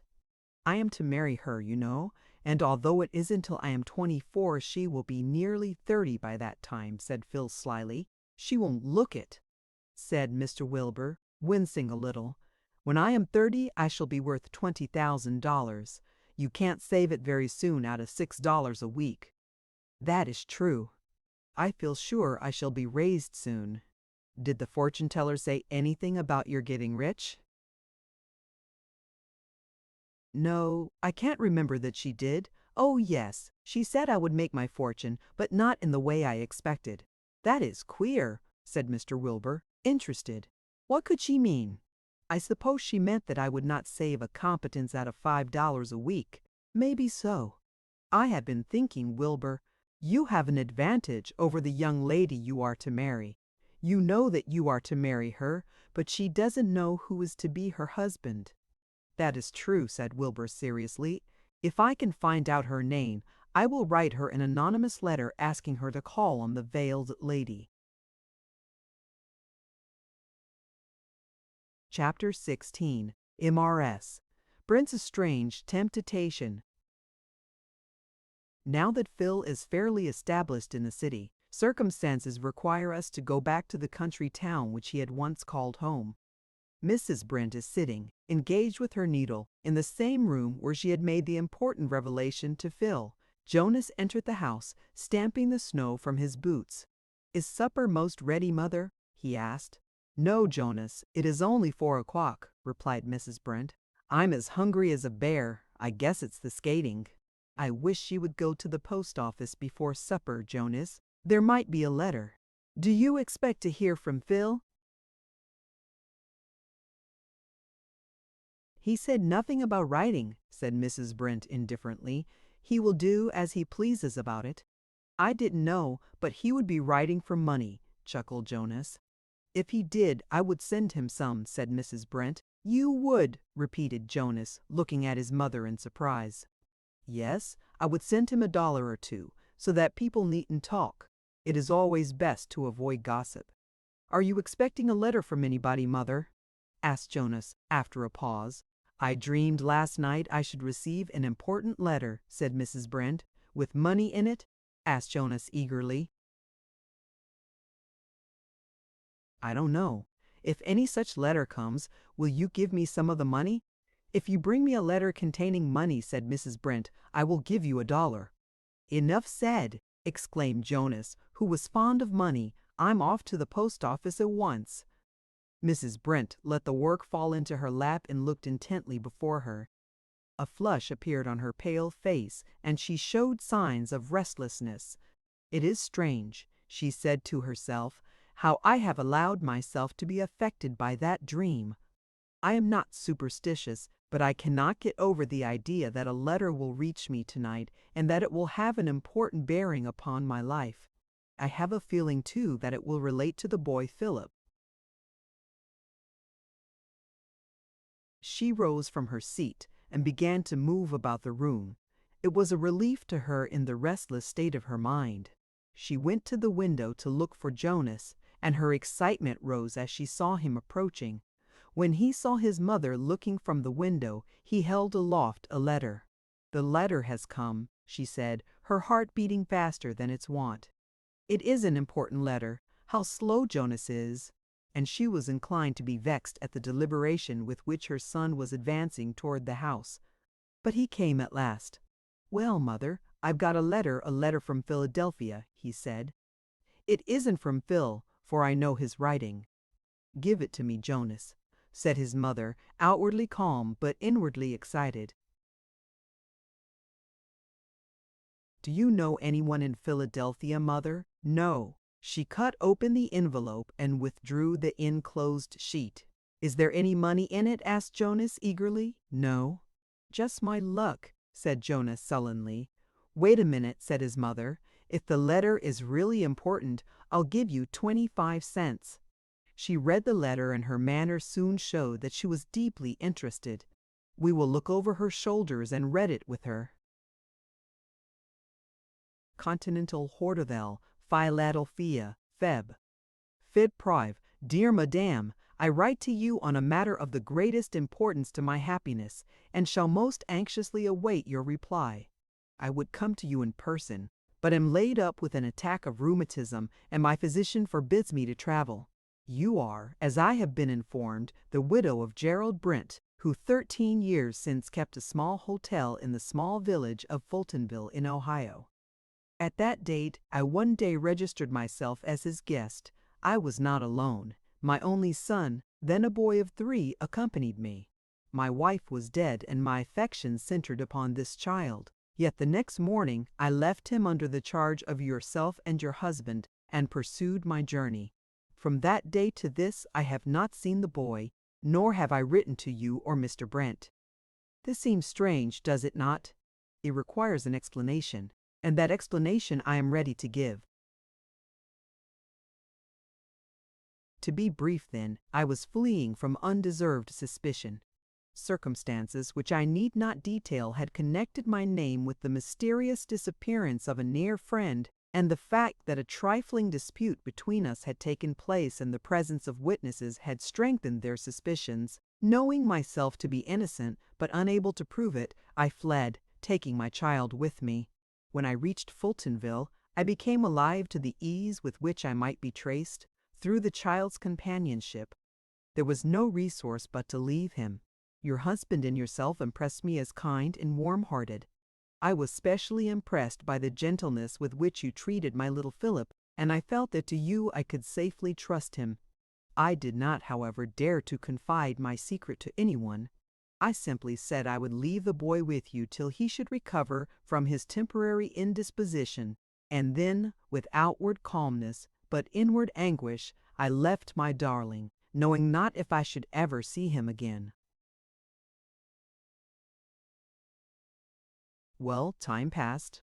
I went to Nevada, changed my name, invested the slender sum I had with me in mining, and, after varying fortune, made a large fortune at last.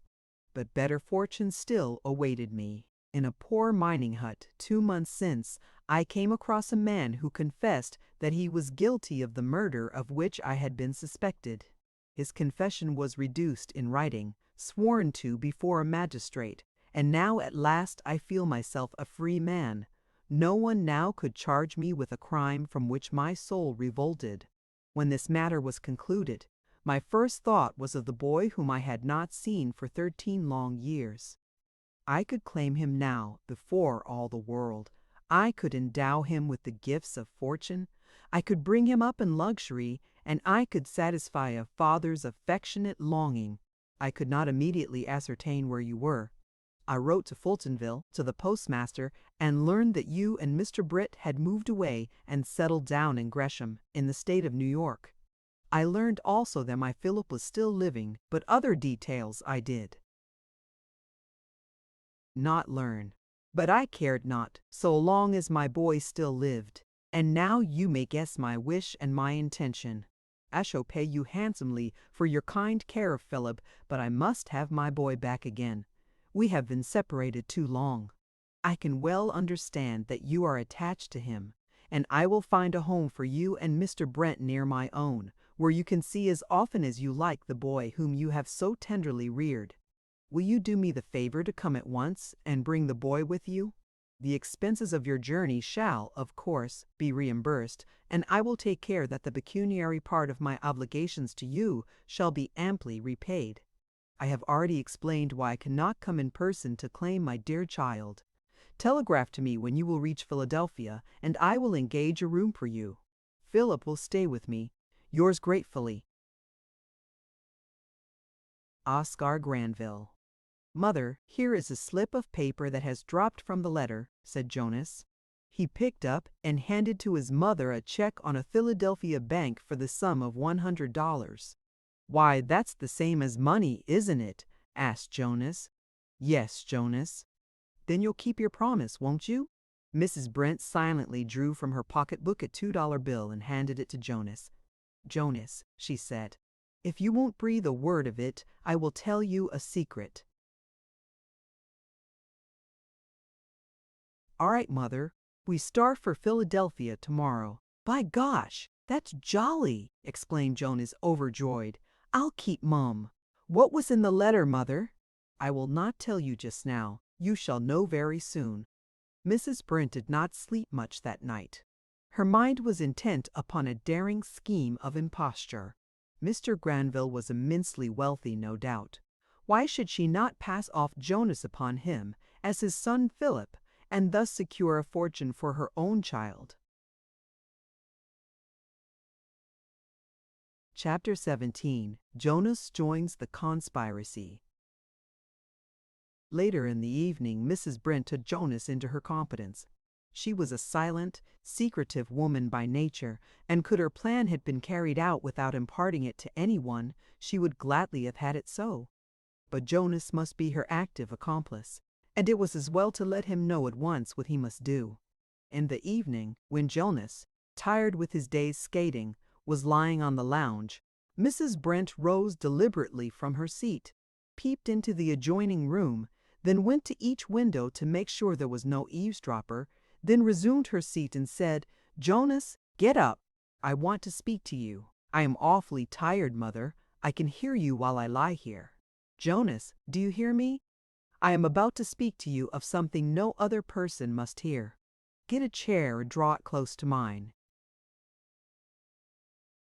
Jonas rose, his curiosity stimulated by his mother's words and manner. Is it about the letter, Mother? He asked. Yes, it relates to the letter and our journey tomorrow. Jonas had wondered what the letter was about and who had sent his mother the $100 check, and he made no further objection. He drew a chair in front of his mother and said, Go ahead, Mother. I'm listening. Would you like to be rich, Jonas? Asked Mrs. Brent. Wouldn't I? Would you like to be adopted by a very rich man, have a pony to ride, plenty of pocket money, fine clothes, and in the end a large fortune? That would just suit me, Mother, answered the boy eagerly. Is there any chance of it? Yes, if you follow my directions implicitly. I will, Mother, said Jonas, his eyes shining with desire. Only tell me what to do and I'll do it. Do you remember what I told Philip the evening before he went away? About his being left at Mr. Brent's hotel? Yes, I remember it. And about his true father having disappeared? Yes. Jonas, the letter I received this afternoon was from Philip's real father. By gosh, ejaculated Jonas, altering his usual expression of surprise. He is in Philadelphia. He is a very rich man. Then Phil will be rich, said Jonas, disappointed. I thought you said it would be me. Philip's father has never seen him since he was 3 years old, continued Mrs. Brent, taking no notice of her son's tone. What difference does that make, Mother? Jonas, said Mrs. Brent, bending toward her son. "If I choose to tell him that you are Philip, he won't know the difference." "Do you understand?" Jonas did understand. "That's a bully idea, Mother. Can we pull the wool over the old man's eyes, do you think? I wish you would not use such expressions, Jonas. They are not gentlemanly, and you are to be a young gentleman. All right, Mother. We can manage it if you are very careful.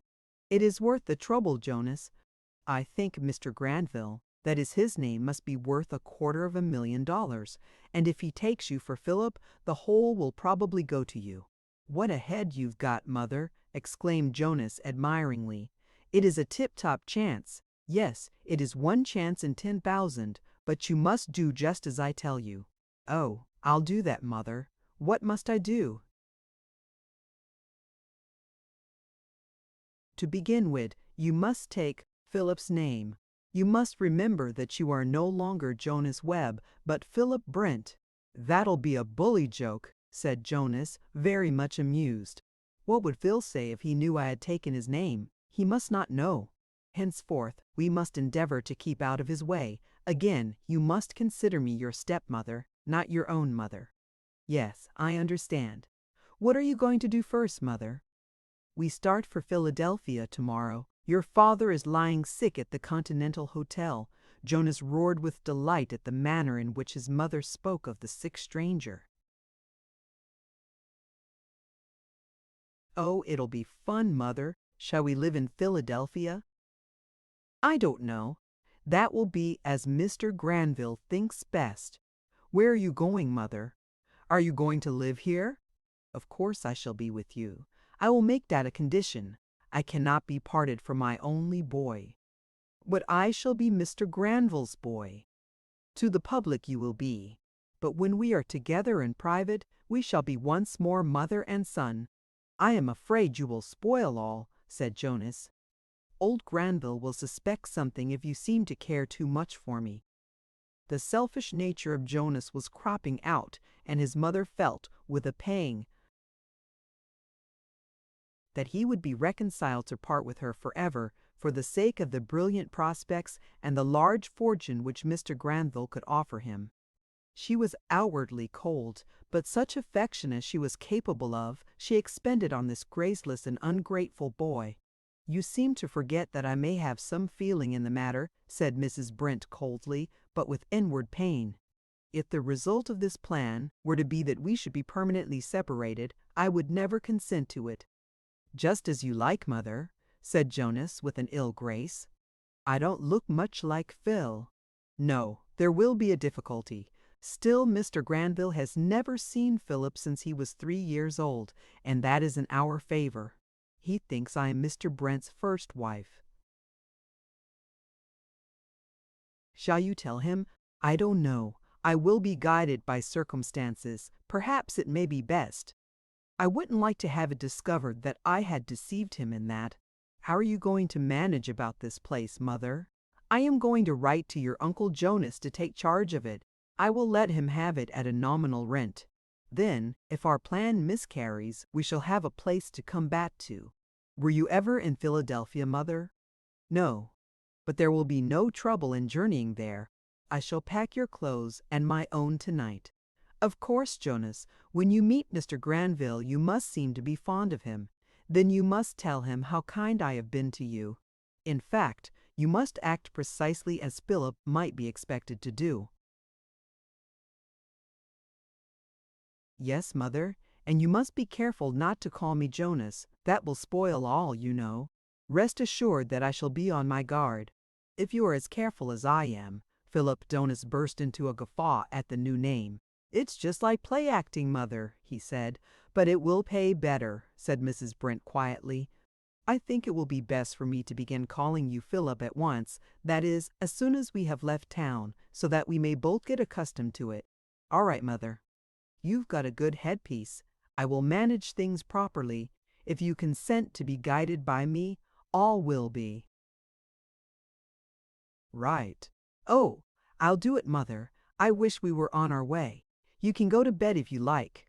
I must stay up late tonight. I have to pack our trunks."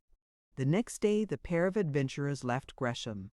From the earliest available point, Mrs. Brett telegraphed to Mr. Granville that she was on her way with the son from whom he had so long been separated. Chapter 18. The Conspiracy Succeeds. In a handsome private parlor at the Continental Hotel, a man of about 45 years of age sat in an easy chair. He was of middle height, rather dark complexion, and a pleasant expression. His right foot was bandaged and rested on a chair. The morning Daily Ledger was in his hand, but he was not reading. His mind, judging from his absorbed look, was occupied with other thoughts.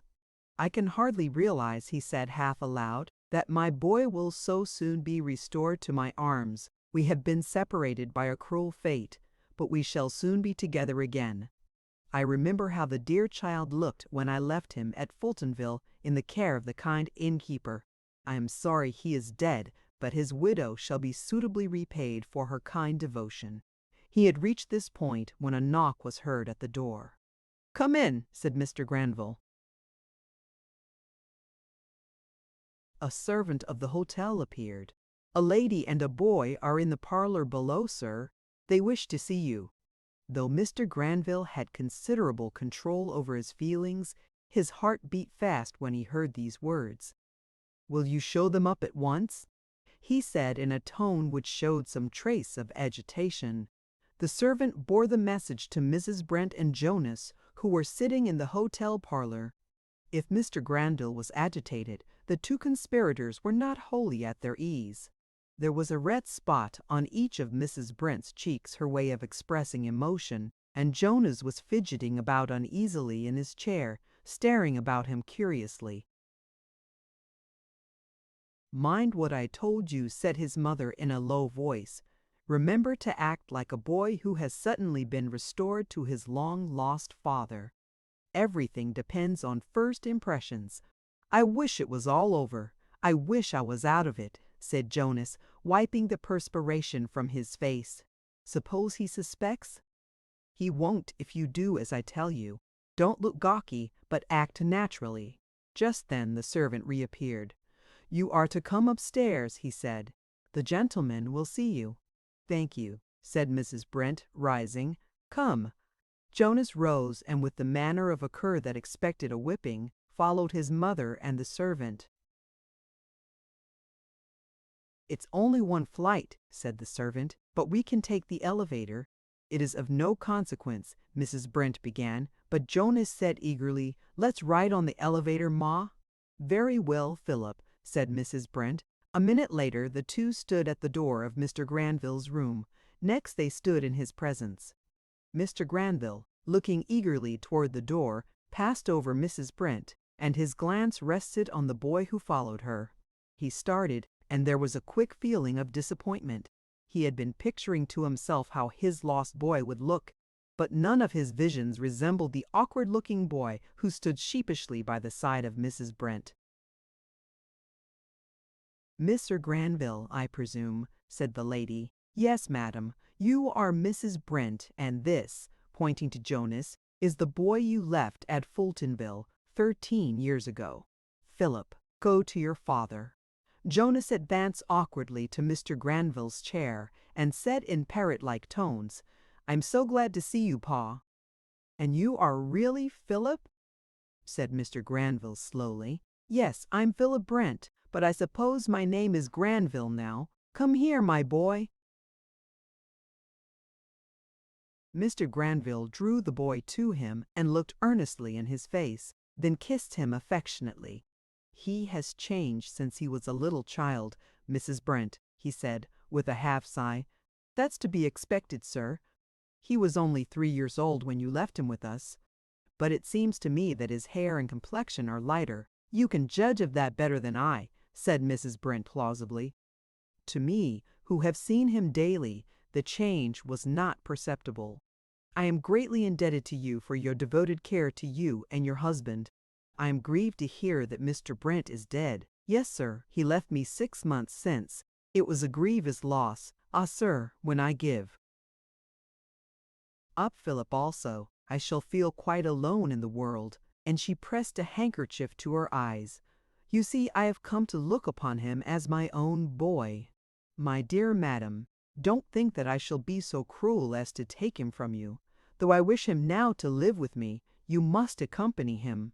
My home shall be yours, if you are willing to accept a room in my house and a seat at my table. Oh, Mr. Granville, how can I thank you for your great kindness?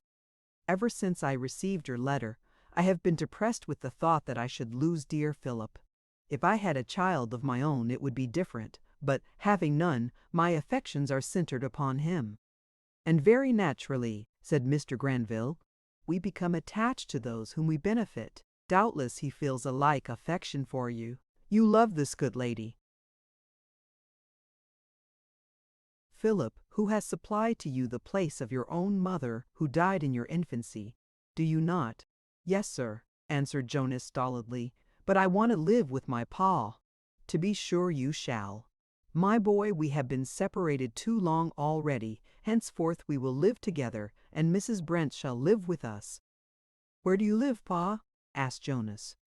I have a country seat a few miles from Chicago, answered Mr. Granville. We will go there as soon as I am well enough. I ought to apologize, Mrs. Brent, for inviting you up to my room, but my rheumatism makes me a prisoner. I hope your rheumatism will soon leave you, sir. I think it will. I have an excellent physician, and already I am much better. I may, however, have to remain here a few days yet. And where do you wish Philip and I to remain in the meantime? Here, of course. Philip, will you ring the bell? I don't see any bell, answered Jonas, bewildered. Touch that knob. Jonas did so. Will that ring the bell? He asked curiously. Yes, it is an electric bell, by gosh! Ejaculated Jonas. Don't use such language, Philip, said Mrs. Brent hastily. Your father will be shocked. You see, Mr. Granville, Philip has associated with country boys, and in spite of my care, he has adopted some of their language. Mr. Granville himself was rather disturbed by this counterfeit utterance, and it occurred to him that his newfound son needed considerable polishing. Ah, I quite understand that, Mrs. Brent, he said courteously. He is young yet, and there will be plenty of time for him to get rid of any objectionable habits and phrases. Here the servant appeared. Tell the clerk to assign this lady and the boy rooms on this floor if any are vacant. Mrs. Brent, Philip may have a room next to you for the present. When I am better, I will have him with me. John, is dinner on the table? Yes, sir. Then, after taking possession of your rooms, you and Philip had better go to dinner. I will send for him later. Thank you, sir. As Mrs. Brent was ushered into her handsome apartment, her face was radiant with joy and exultation. All has gone well, she said. The most difficult part is over. Chapter 19. A narrow ESC from detection. The conspiracy into which Mrs. Brent had entered was a daring one, and required great coolness and audacity. But the inducements were great, and for her son's sake she decided to carry it through. Of course it was necessary that she should not be identified with any one who could disclose to Mr. Granville the deceit that was being practiced upon him. Circumstances lessened the risk of detection, since Mr. Granville was confined to his room in the hotel, and for a week she and Jonas went about the city alone. One day she had a scare. She was occupying a seat in a Chestnut Street car, while Jonas stood in front with the driver, when a gentleman whom she had not observed sitting at the other end of the car espied her. "Why, Mrs. Brent, how came you here?" he asked in surprise, crossing over and taking a seat beside her. Her color went and came as, in a subdued tone, she answered, "I am in Philadelphia on a little visit, Mr. Pearson." "Are you not rather out of your latitude?" asked the gentleman. "Yes, perhaps so." "How is Mr. Brent? Did you not hear that he was dead?" "No, indeed. I sympathize with you in your sad loss." "Yes," sighed the widow. "It is a great loss to us." "I suppose Jonas is a large boy now," said the other. "I haven't seen him for 2 or 3 years." Yes, he has grown, said the widow briefly. She hoped that Mr. Pearson would not discover that Jonas was with her, as she feared that the boy might betray them unconsciously. Is he with you? Yes. Do you stay long in Philadelphia? No, I think not, answered Mrs. Brent. I go back to New York this afternoon, or I would ask permission to call on you. Mrs. Brent breathed more freely. A call at the hotel was by all means to be avoided. Of course I should have been glad to see you, she answered, feeling quite safe in saying so. Are you going far? I get out at 13th Street. Thank heaven, said Mrs. Brent to herself. Then he won't discover where we are. The Continental Hotel is situated at the corner of Chestnut and 9th Streets, and Mrs. Brent feared that Jonas would stop the car at that point. As it was, the boy did not observe that his mother had met an acquaintance, so intent was he on watching the street sights. When they reached 9th Street, mother and son got out and entered the hotel. I guess I'll stay downstairs a while, said Jonas. No, Philip, I have something to say to you. Come up with me. I want to go into the billiard room, said Jonas, grumbling. It is very important, said Mrs. Brent emphatically. Now the curiosity of Jonas was excited, and he followed his mother into the elevator, for their rooms were on the 3rd floor. Well, mother, what is it? asked Jonas, when the door of his mother's room was closed behind them. I met a gentleman who knew me in the horse car, said Mrs. Brent abruptly. Did you? Who was it? Mr. Bance Pearson. He used to give me candy. Why didn't you call me? It is important that we should not be recognized, said his mother. While we stay here, we must be exceedingly prudent. Suppose he had called upon us at the hotel and fallen in with Mr. Granville. He might have told him that you are my son and that your name is Jonas, not Philip. Then the fat would be in the fire, said Jonas. Exactly so. I am glad you see the danger. Now I want you to stay here, or in your own room, for the next 2 or 3 hours. It'll be awfully tiresome, grumbled Jonas. It is necessary, said his mother firmly. Mr. Pearson leaves for New York by an afternoon train. It is now only 2 o'clock. He left the car at 13th Street and might easily call at this hotel. It is a general rendezvous for visitors to city. If he should meet you downstairs, he would probably know you, and his curiosity would be aroused. He asked me where I was staying, but I didn't appear to hear the question. That's pretty hard on me, Ma. I am out of all patience with you, said Mrs. Brent. Am I not working for your interest, and you are doing all you can to thwart my plans? If you don't care anything about inheriting a large fortune, let it go. We can go back to Gresham and give it all up. I'll do as you say, Ma, said Jonas, subdued. The very next day, Mr. Granville sent for Mrs. Brent. She lost no time in waiting upon him. Mrs. Brent, he said, I have decided to leave Philadelphia tomorrow. Are you quite able, sir? She asked, with a good assumption of sympathy. My doctor tells me I may venture. We shall travel in Pullman cars, you know. I shall secure a whole compartment and avail myself of every comfort and luxury which money can command. Ah, sir, money is a good friend in such a case. True, Mrs. Brent. I have seen the time when I was poorly supplied with it. Now I am happily at ease. Can you and Philip be ready? Yes, Mr. Granville, answered Mrs. Brent promptly. We are ready today, for that matter. We shall both be glad to get started. I am glad to hear it. I think Philip will like his Western home. I bought a fine country estate of a Chicago merchant whose failure compelled him to part with it. Philip shall have his own horse and his own servants. He will be delighted, said Mrs. Brent warmly. He has been used to none of these things, for Mr. Brent and I, much as we loved him, had not the means to provide him with such luxuries. Yes, Mrs. Brent, I understand that fully. You were far from rich, yet you cared for my boy as if he were your own. I loved him as much as if he had been my own son, Mr. Granville. I am sure you did. I thank Providence that I am able to repay, to some extent, the great debt I have incurred. I cannot repay it wholly, but I will take care that you too shall enjoy ease and luxury. You shall have one of the best rooms in my house, and a special servant to wait upon you." "Thank you, Mr. Granville," said Mrs. Brent, her heart filled with proud anticipations of the state in which she should hereafter live. "I do not care where you put me, so long as you do not separate me from Philip." "She certainly loves my son," said Mr. Granville to himself, "yet her ordinary manner is cold and constrained, and she does not seem like a woman whose affections would easily be taken captive. Yet Philip seems to have found the way to her heart. It must be because she has had so much care of him.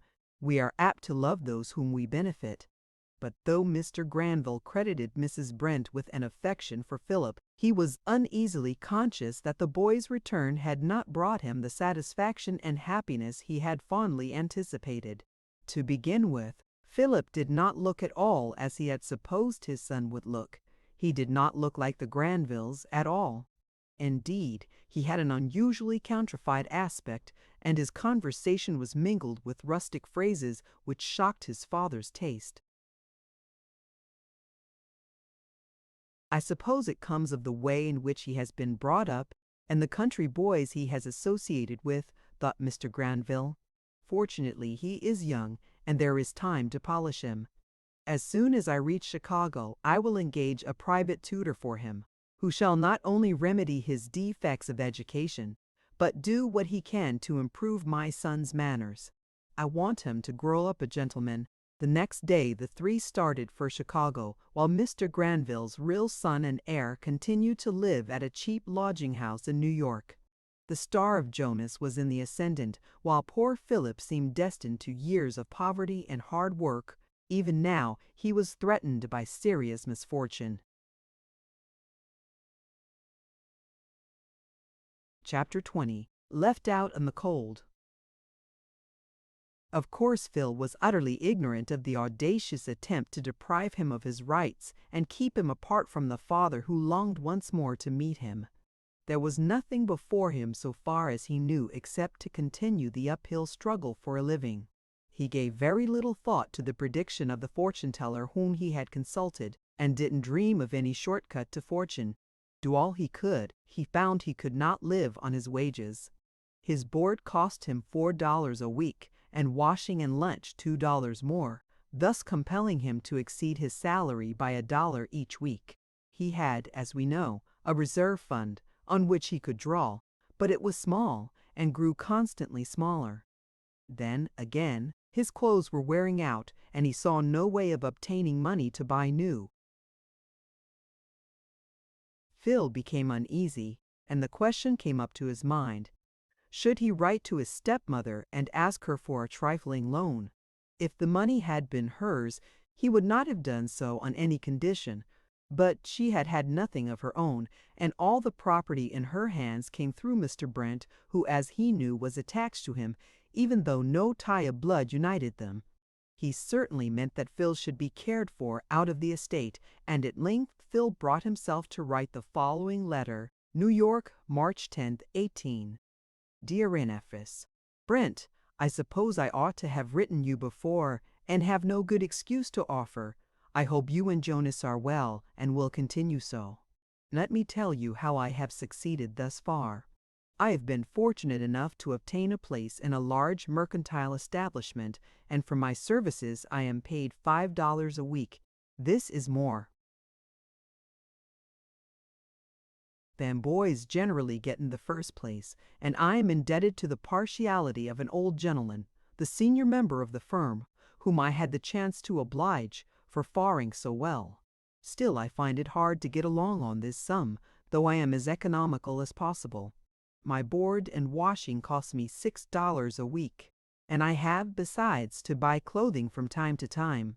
I have nearly spent the extra money I had with me, and do not know how to keep myself looking respectable in the way of clothing. Under the circumstances, I shall have to apply to you for a loan, say of $25. In a year or two I hope to earn enough to be entirely independent. At present I cannot expect it, As my father, Mr. Brent, undoubtedly intended to provide for me, I don't think I need to apologize for making this request. Still, I do it reluctantly, for I would prefer to depend entirely upon myself. With regards to you and Jonas, I am yours truly, Phil Mert. Phil put this letter in the post office and patiently waited for an answer. Mrs. Rue, Brent surely cannot refuse me, he said to himself, since I have almost wholly relieved her of the expense of taking care of me. Phil felt so sure that money would be sent to him that he began to look round a little among ready-made clothing stores to see at what price he could obtain a suit that would do for everyday use. He found a store in the Bowery where he could secure a suit which looked as if it would answer for $13. If Mrs. Bryn sent him $25, that would leave him $12 for underclothing, and for a reserve fund to meet the weekly deficit which he could not avoid. 3-4 days passed, and no letter came in answer to his. It can't be that Mrs. Brent won't at least answer my letter, he thought uneasily. Even if she didn't send me $25, she couldn't help sending me something. Still, he felt uneasy, in view of the position in which he would find himself in case no letter or remittance should come at all.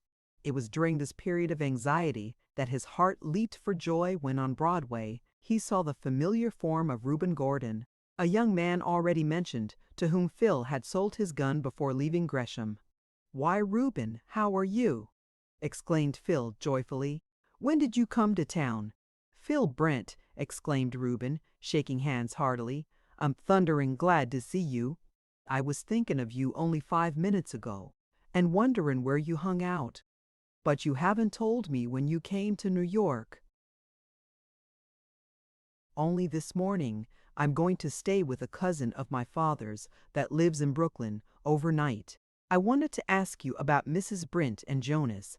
I was afraid they might be sick, for I wrote 4 days ago and haven't got any answer yet."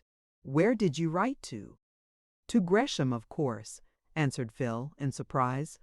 "You don't mean to say you hain't heard of their leaving Gresham?" said Reuben in evident astonishment. "Who has left Gresham?" "Your mother, leastwise, Mrs. Brent and Jonas.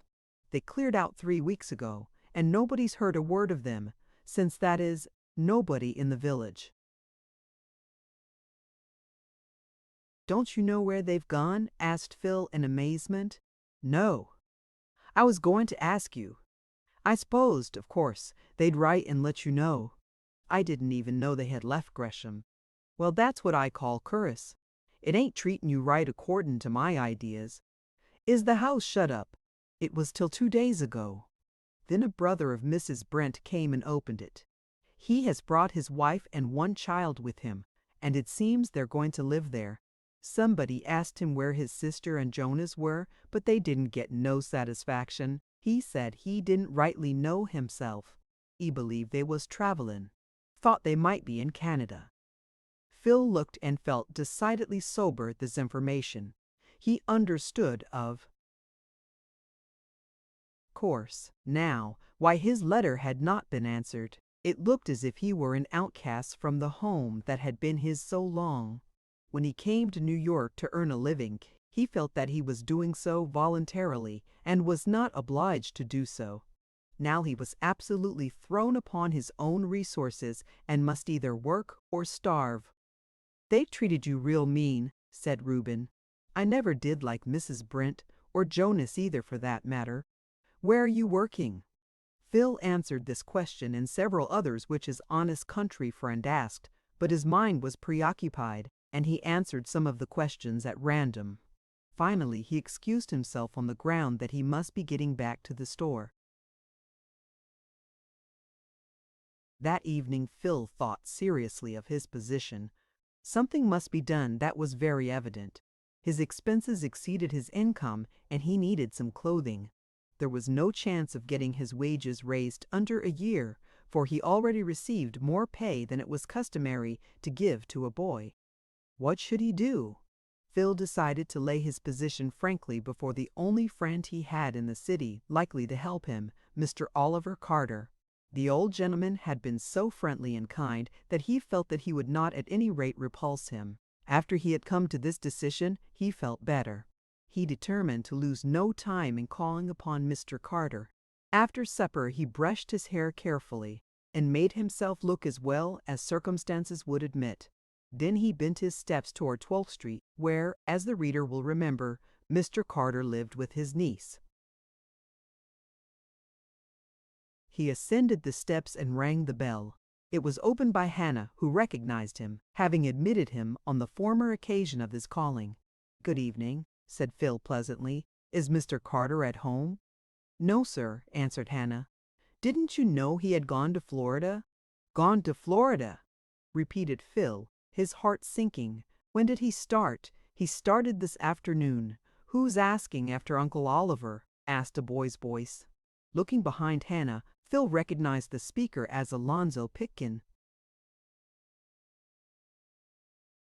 Chapter 21. The Why Met by Chance. "Who was asking after Uncle Oliver?" demanded Alonzo superciliously. "I was," answered Philip. "Oh, it's you, is it?" said Alonzo rather disdainfully. "Yes," answered Phil calmly, though he felt provoked at Alonzo's tone, which was meant to be offensive. "You remember me, don't you? You are the boy that got round Uncle Oliver and got him to give you a place in Pa's store." "I deny that I got round him," returned Phil warmly. "I had the good luck to do him a favor." "I suppose you have come after money," said Alonzo coarsely. "I shan't ask you for any, at any rate," said Phil angrily. "No, it wouldn't do any good," said Alonzo. "And it's no use asking Ma either. She says you are an adventurer and have designs on Uncle Oliver because he is rich." "I shall not ask your mother for any favor," said Phil, provoked. "I am sorry not to meet your uncle." "I dare say," sneered Alonzo. Just then a woman, poorly but neatly dressed, came downstairs. Her face was troubled. Just behind her came Mrs. Pitkin, whose face wore a chilly and proud look. "Mr. Trounday, Carter has left the city, and I really don't know when he will return." Phil heard her say, "If he had been at home, it would not have benefited you. He is violently prejudiced against you, and would not have listened to a word you had to say." "I did not think he would have harbored resentment so long," murmured the poor woman. "He never seemed to me to be a hard man." Phil gazed at the poorly dressed woman with a surprise which he did not attempt to conceal, for in her he recognized the familiar figure of his landlady. What could she have to do in this house? He asked himself. "Mrs. Forbush!" he exclaimed. "Philip!" exclaimed Mrs. Forbush in a surprise as great as his own, for she had never asked where her young lodger worked, and was not aware that he was in the employ of her cousin's husband, and well acquainted with the rich uncle whom she had not seen for years. "Do you know each other?" demanded Mrs. Pitkin, whose turn it was to be. Surprised. "This young gentleman lodges in my house," answered Mrs. Forbush. "Young gentleman," repeated Alonzo with a mocking laugh. Philip looked at him sternly. He had his share of human nature, and it would have given him satisfaction to thrash the insolent young patrician, as Alonzo chose to consider himself. "And what do you want here, young man?" asked Mrs. Pitkin in a frosty tone, addressing Phil, of course. "I wish to see Mr. Carter," answered Phil. "Really, Mr. Carter seems to be very much in request," sneered Mrs. Pitkin. "No doubt he will be very much disappointed when he hears what he has lost. You will have to go to Florida to see him, I think, however," she added after a pause. "It will not be well for either of you to call again. Mr. Carter will understand the motive of your calls." "How cruel you are, Lavinia," said Mrs. Forbush sadly. "My name is Mrs. Pitkin," said that lady frigidly. "You have not forgotten that we are cousins, surely?" "I do not care to remember it, Mrs. Forbush. Good day." There was no alternative but for Mrs. Forbush to say "good day" also, and to descend the steps. Philip joined her in the street. "Are you really the cousin of Mrs. Pitkin?" he asked. Yes, answered Mrs. Forbush. I bear the same relationship to Mr. Carter that she does. We were much together as girls, and were both educated at the same expensive schools. I offended my relatives by marrying Mr. Forbush, whose fault was that he was poor. And chiefly, I think, through the efforts of Lavinia Pitkin, I was cast out by the family.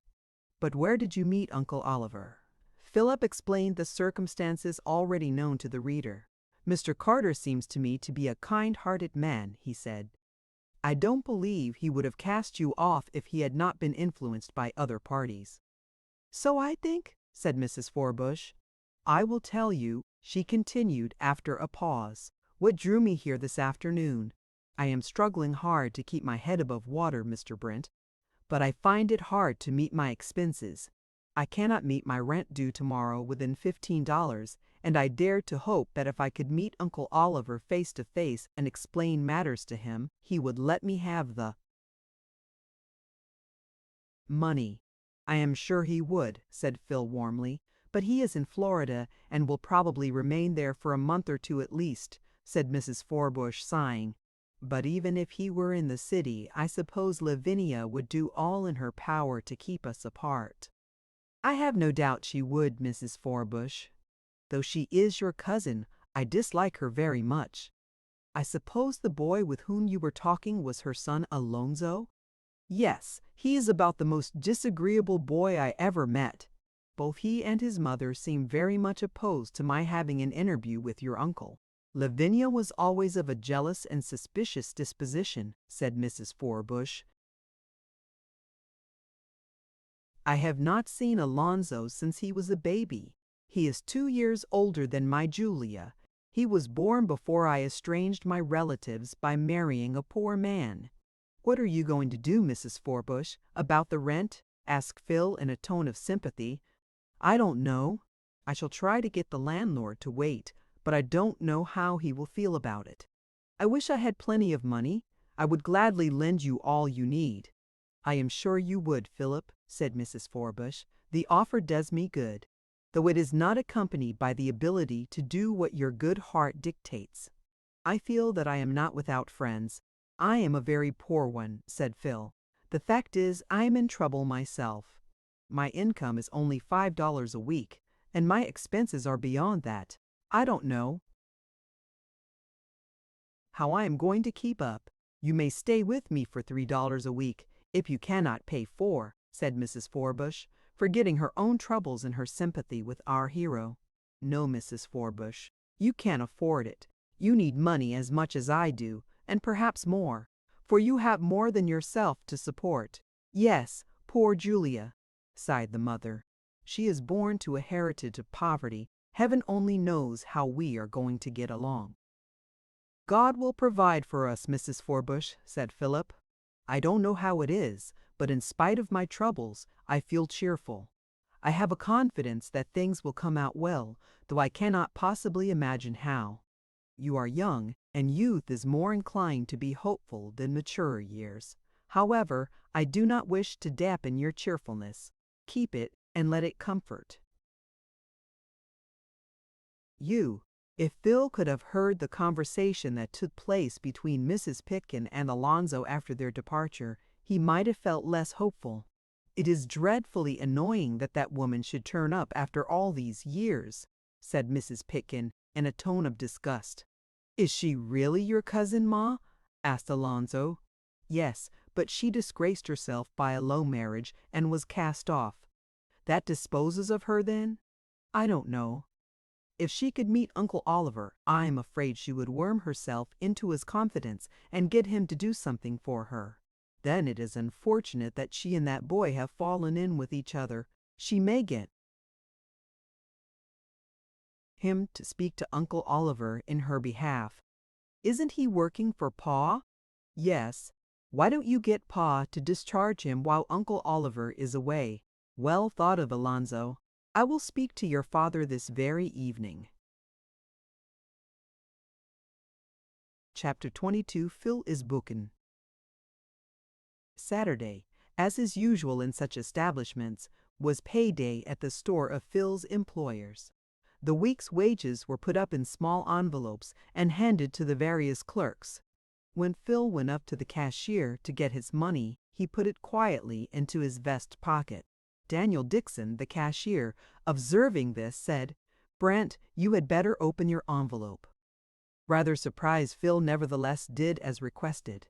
In the envelope, besides the $5 bill representing his week's salary, he found a small slip of paper on which was written these ominous words: "Your services will not be required after this week." Appended to this notice was the name of the firm. Phil turned pale, for to him, embarrassed as he was, the loss of his place was a very serious matter. "What does this mean, Mr. Dixon?" he asked quickly. "I can't inform you," answered the cashier, smiling unpleasantly, for he was a selfish man who sympathized with no one and cared for no one as long as he himself remained prosperous. "Who handed you this paper?" asked Phil. "The boss, Mr. Pitkin? Of course." Mr. Pitkin was still in his little office, and Phil made his way directly to him. "May I speak to you, sir?" asked our hero. "Be quick about it, then, for I am in a hurry," answered Pitkin in a very forbidding tone. "Why am I discharged, sir? I can't go into details. We don't need you any longer." "Are you not satisfied with me?" "No," said Pitkin brusquely.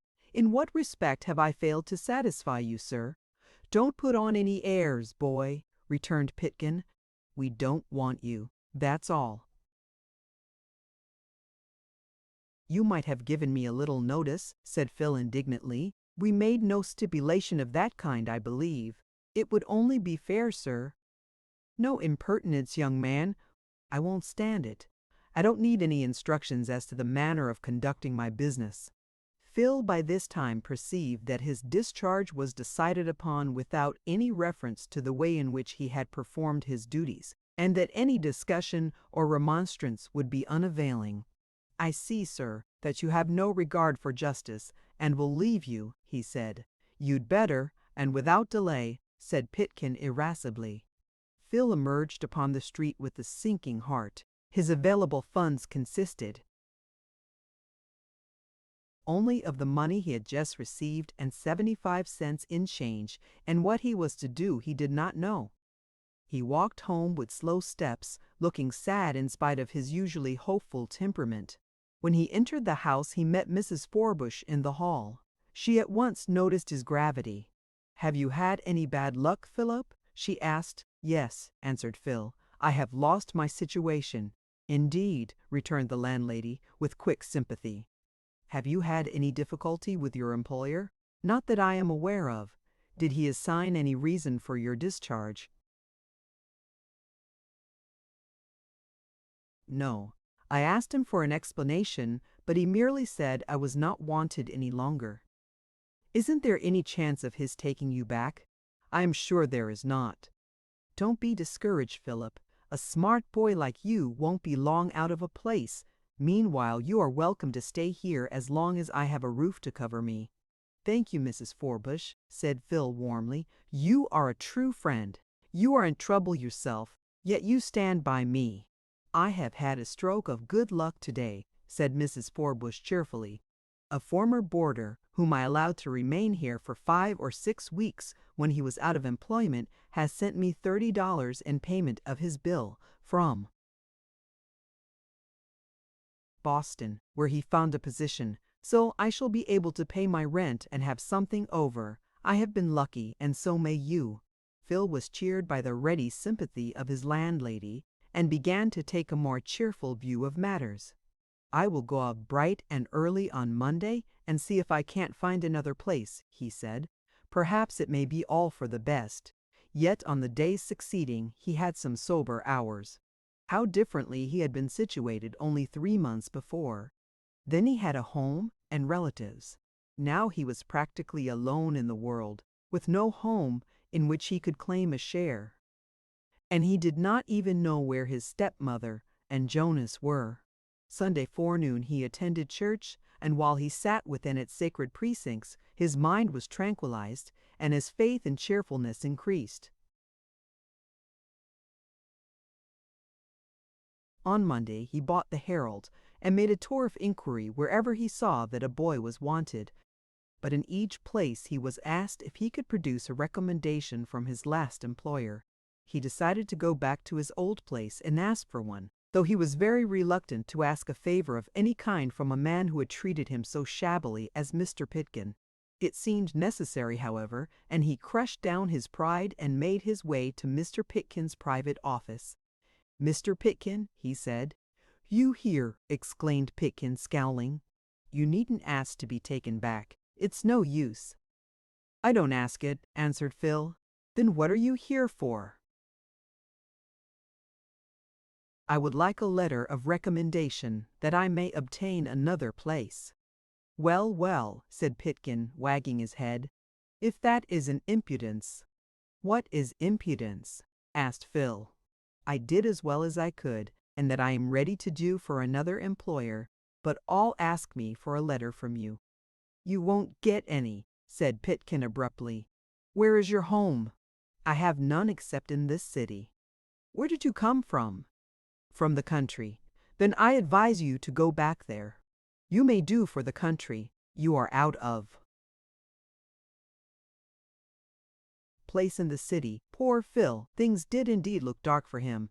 Without a letter of recommendation from Mr. Pitkin, it would be almost impossible for him to secure another place. And how could he maintain himself in the city? He didn't wish to sell papers or black boots, and those were about the only paths now open to him. "I am having a rough time," he thought, "but I will try not to get discouraged." He turned upon his heel and walked out of the store. As he passed the counter where Wilbur was standing, the young man said, "I am awfully sorry, Philip. It's a shame. If I wasn't broke, I'd offer to lend you a $5." "Thank you all the same for your kind offer, Wilbur," said Phil. "Come round and see me. So I will soon." He left the store and wandered aimlessly about the streets. 4 days later, sick with hope deferred, he made his way down to the wharf of the Charleston and Savannah boats, with a vague idea that he might get a job of carrying baggage, for he felt that he must not let his pride interfere with doing anything by which he could earn an honest penny. It so happened that the Charleston boat was just in, and the passengers were just landing. Phil stood on the pier and gazed listlessly at them as they disembarked. All at once he started in surprise, and his heart beat joyfully. There, just descending the gangplank, was his tried friend, Mr. Oliver Carter, whom he supposed over 1,000 miles away in Florida. "Mr. Carter," exclaimed Phil, dashing forward. "Philip!" exclaimed the old gentleman, much surprised. "How came you here? Did Mr. Pitkin send you?" Chapter 23. An Explanation. It would be hard to tell which of the two was the more surprised at the meeting, Philip or Mr. Carter. "I don't understand how Mr. Pitkin came to hear of my return." "I didn't telegraph," said the old gentleman. "I don't think he knows anything about it," said Phil. "Didn't he send you to the pier?" "No, sir." "Then how is it that you are not in the store at this time?" asked Mr. Carter, puzzled. "Because I am no longer in Mr. Pitkin's employ. I was discharged last Saturday." "Discharged? What for?" "Mr. Pitkin gave no reason. He said my services were no longer required. He spoke roughly to me and has since declined to give me a recommendation, though I told him that without it I should be unable to secure employment elsewhere." Mr. Carter frowned. He was evidently annoyed and indignant. "This must be inquired into," he said. "Philip, call a carriage, and I will at once go to the Astor House and take a room." I had intended to go at once to Mr. Pitkin's, but I shall not do so until I have had an explanation of this outrageous piece of business. Phil was rejoiced to hear this, for he was at the end of his resources, and the outlook for him was decidedly gloomy. He had about made up his mind to sink his pride and go into business as a newsboy the next day, but the very unexpected arrival of Mr. Carter put quite a new face on matters. He called a carriage, and both he and Mr. Carter entered it. "How do you happen to be back so soon, sir?" asked Phil when they were seated. "I thought you were going to Florida for a couple of months. I started with that intention, but on reaching Charleston I changed my mind. I expected to find some friends at St. Augustine, but I learned that they were already returning to the north, and I felt that I should be lonely, and decided to return. I am very glad I did now. Did you receive my letter?" "Your letter?" queried Philip, looking at Mr. Carter in surprise. "Certainly. I gave Alonzo a letter for you, which I had directed to your boarding house and requested him to mail it. It contained a $10 bill.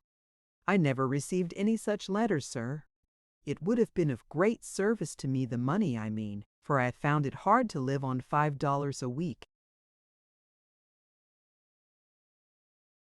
Now, I have not even that. Is it possible that Alonzo could have suppressed the letter?" said Mr. Carter to himself. "At any rate, I never received it." "Here is something else to inquire into," said Mr. Carter.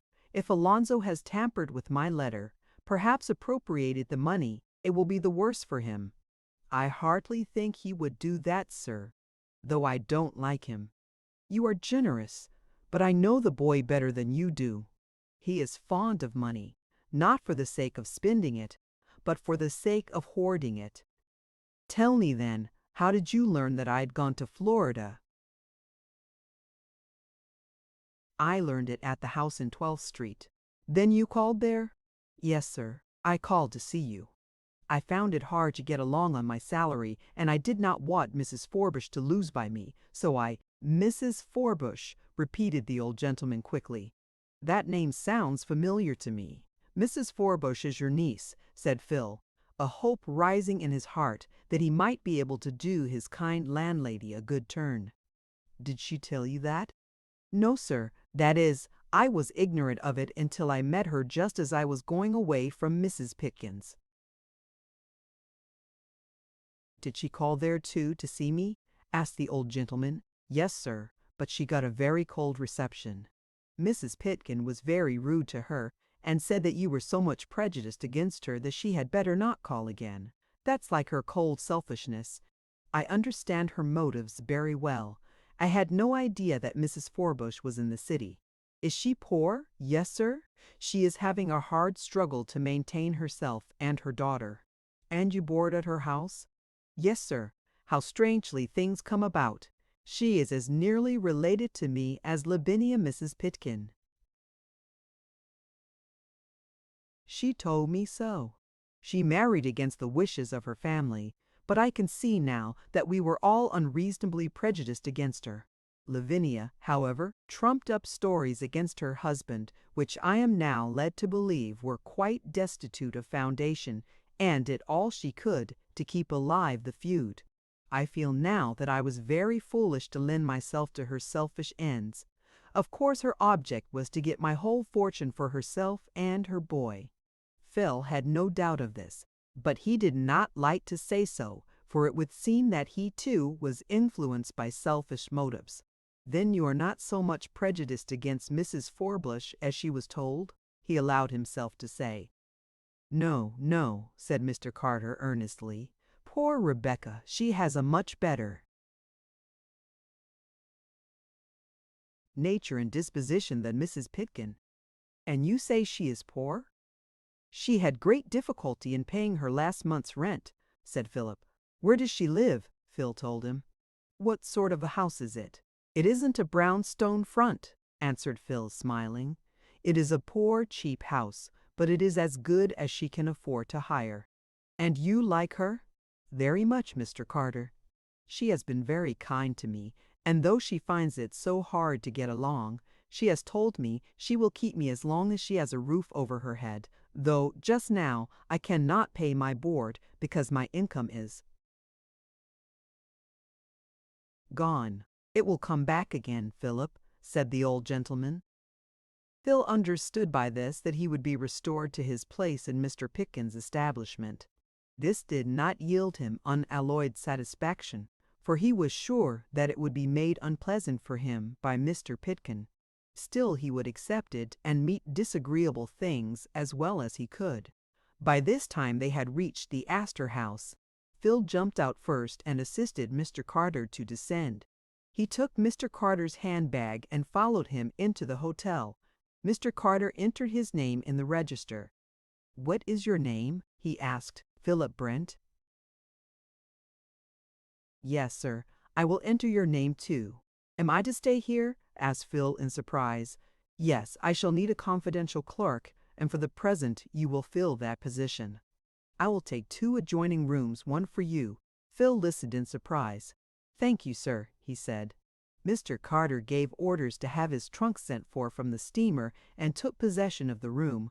Philip's room was smaller, but considerably more luxurious than the one he occupied at the house of Mrs. Forbush. "Have you any money, Philip?" asked the old gentleman. "I have 25 cents," answered Philip. "That isn't a very large sum," said Mr. Carter, smiling.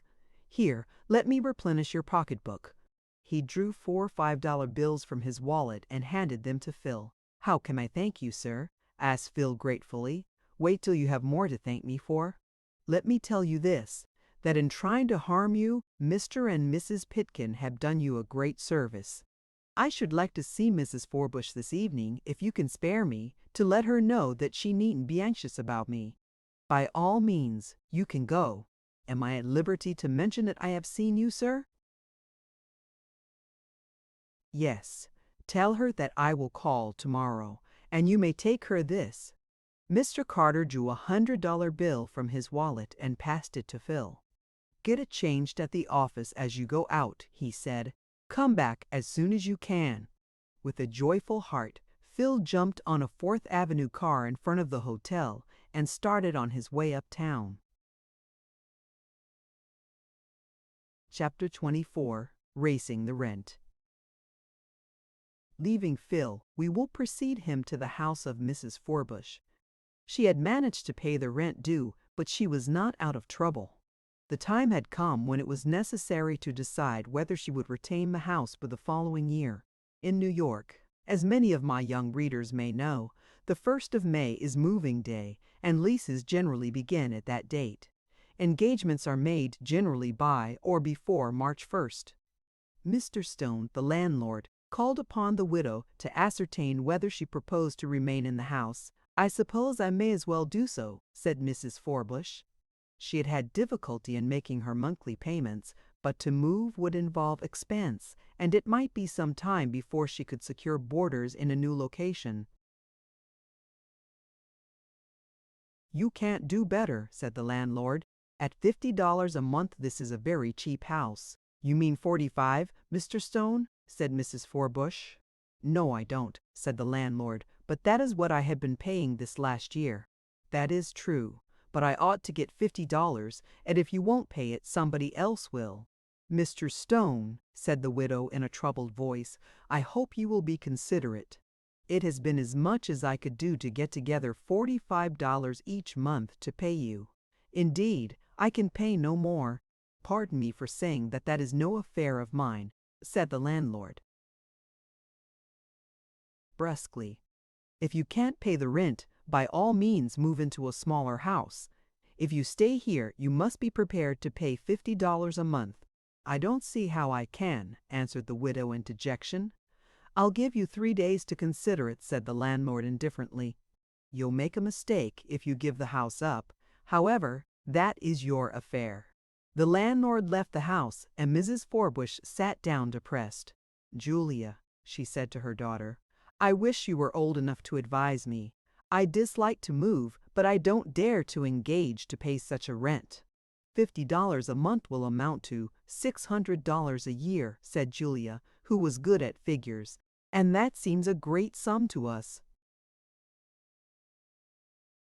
"It would be little enough to Mrs. Pitkin," said Julia, who felt that lady's prosperity unjust, while her poor, patient mother had to struggle so hard for a scanty livelihood. "Oh, yes, Lavinia is rolling in wealth," sighed Mrs. Forbush. I can't understand how Uncle Oliver can bestow his favors on so selfish a woman. Why don't you ask Philip's advice about keeping the house? Said Julia. It must be explained that Philip and Julia were already excellent friends, and it may be said that each was mutually attracted by the other. Poor Philip has his own troubles, said Mrs. Forbush. He has lost his place through the malice and jealousy of Mr. and Mrs. Pitkin, for I am sure that Lavinia is the cause of his dismissal, and I don't know when he will be able to get another. You won't send him away, Mother, if he can't pay his board? No, answered her mother warmly. Philip is welcome to stay with us as long as we have a roof over our heads, whether he can pay his board or not. This answer seemed very satisfactory to Julia, who rose impulsively and kissed her mother. That's a good mother, she said. It would be a pity to send poor Philip into the street. You seem to like Philip, said Mrs. Forbush, smiling faintly. Yes, Mother. You know I haven't any brother, and Phil seems just like a brother to me. Just then the door opened, and Philip himself entered the room. Generally, he came home looking depressed after a long and ineffectual search for employment. Now he was fairly radiant with joy. Phil, you got a place, I know you have, exclaimed Julia, noticing his glad expression. Where is it? Is it a good one? Have you really got a place, Philip? Asked Mrs. Forbush. Yes, for the present. Do you think you shall like your employer? He is certainly treating me very well, said Phil, smiling. He has paid me $20 in advance. Then the age of wonders has not passed, said the widow. Of course I believe you, Philip, but it seems extraordinary. There is something more extraordinary to come, said Phil. He has sent you some money, too. Me! Exclaimed Mrs. Forbush in great surprise. What can he know about me? I told him about you. But we are strangers. He used to know you and still feels an interest in you, Mrs. Forbush. Who can it be? Said the widow, looking bewildered. I don't want to keep you in suspense any longer, so I may as well say that it is your Uncle Oliver. Uncle Oliver? Why, he is in Florida. No, he came home from Charleston. I happened to be at the pier. I went down to see if I could get a job at smashing baggage when I saw him walking down the gangplank. Has he gone to his old quarters at Mr. Pitkin's? No.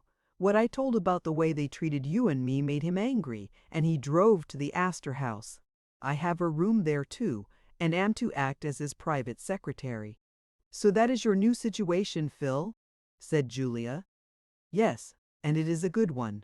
And he really feels kindly to me? Said Mrs. Forbush hopefully. He sends you this and will call tomorrow, said Phil. Actions speak louder than words.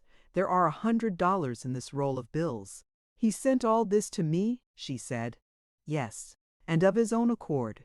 It was no suggestion of mine. Julia, said Mrs. Forbush, turning to her daughter, I believe God has heard my prayer and that better days are in store for all of us. Philip included, added Phil, smiling. Yes, I want you to share in our good fortune.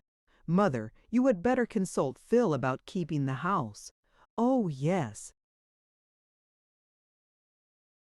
Mrs. Forbush thereupon told Philip of the landlord's visit and his proposal to ask a higher rent. I hesitated about taking the house, she said. But with this handsome gift from Uncle Oliver, I don't know, but I may venture? What do you think? I think, Mrs. Forbush, you had better not decide till you have seen your uncle. He may have some plan of his own for you.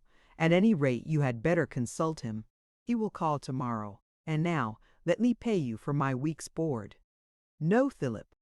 I shall not want it with all this money, which I should not have received but for you. A debt is a debt, Mrs. Forbush, and I prefer to pay it. I shall not be here to supper, as Mr. Carter is expecting me back to the Astor House. I shall probably come with him when he calls upon you tomorrow. On his return to the hotel, as he was walking on Broadway, Phil came face to face with Alonzo Pitkin. I think I'll ask him about that letter his uncle gave him to post to me, thought Phil, and he waited until Alonzo was close at hand. Chapter 25. Alonzo is Pusey LED. Alonzo, who had his share of curiosity, as soon as he saw Phil's approach, determined to speak to him and ascertain what were his plans and what he was doing. With the petty malice which he inherited from his mother, he hoped that Phil had been unable to find a place and was in distress. It would serve him right, said Alonzo to himself, for trying to get into Uncle Oliver's good graces. I suppose he would like to cut me out, but he'll find that he can't fight against Moll and me. "Oh, it's you, is it?" was Alonzo's salutation when they met. "Yes," answered Phil. "Pa bounced you, didn't he?" continued Alonzo complacently. "Yes," answered Phil. "That is, he discharged me. I suppose that is what you meant." "You've got it right the first time," said Alonzo. "Have you got another place?" "Do you ask because you feel interested in me?" asked Phil. "Well, not particularly," answered Alonzo, appearing quite amused by the suggestion. "Then you ask out of curiosity?" "S'pose I do." "I don't mind telling you that I have found a place then." "What sort of a place?" asked Alonzo, disappointed. "There is no need of going into particulars." "No, I suppose not," sneered Alonzo. "You're probably selling papers or blacking boots." "You are mistaken. I have a much better situation than I had with your father." Alonzo's lower jaw fell. He was very sorry to hear it. "Didn't your employer ask for a recommendation?" "He didn't seem to think one necessary," replied Phil.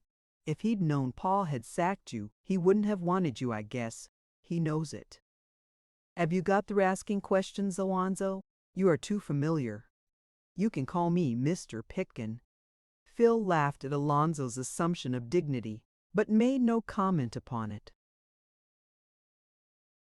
"I want to ask you what you did with that letter Mr. Carter gave you to post for me," asked Phil.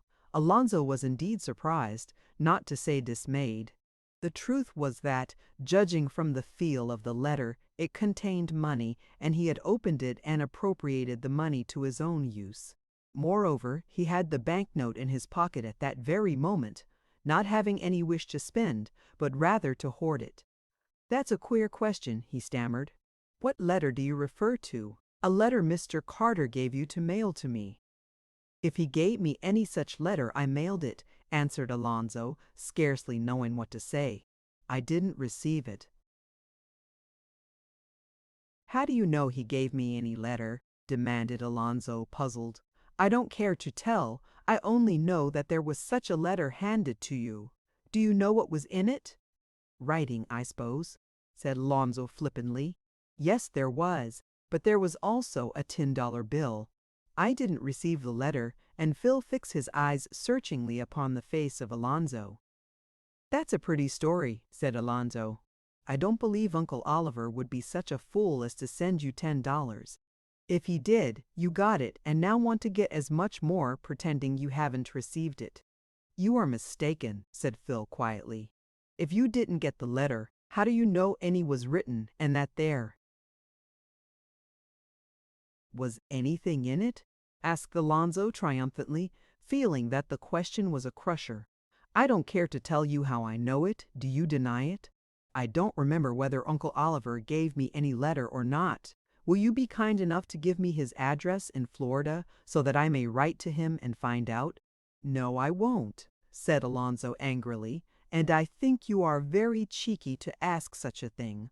Ma was right when she said that you were the most impudent boy she ever came across."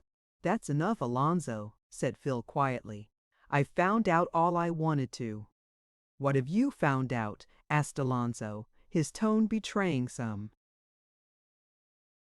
apprehension. "Never mind. I think I know what became of that letter." "Do you mean to say I opened it and took out the money?" demanded Alonzo, reddening. "I wouldn't charge anybody with such a mean act unless I felt satisfied of it." "You better not," said Alonzo in a bullying tone. "If I find out who you're working for, I'll let him know that Pa bounced you. Just as you please. I don't think that any words of yours will injure me with the gentleman I have the good fortune to work for. Don't you be too sure. If you think he wouldn't mind a boy, I'll refer him to Pa and Ma. They'll give you a good setting out." "I don't doubt it," said Phil indifferently, and turned to go away.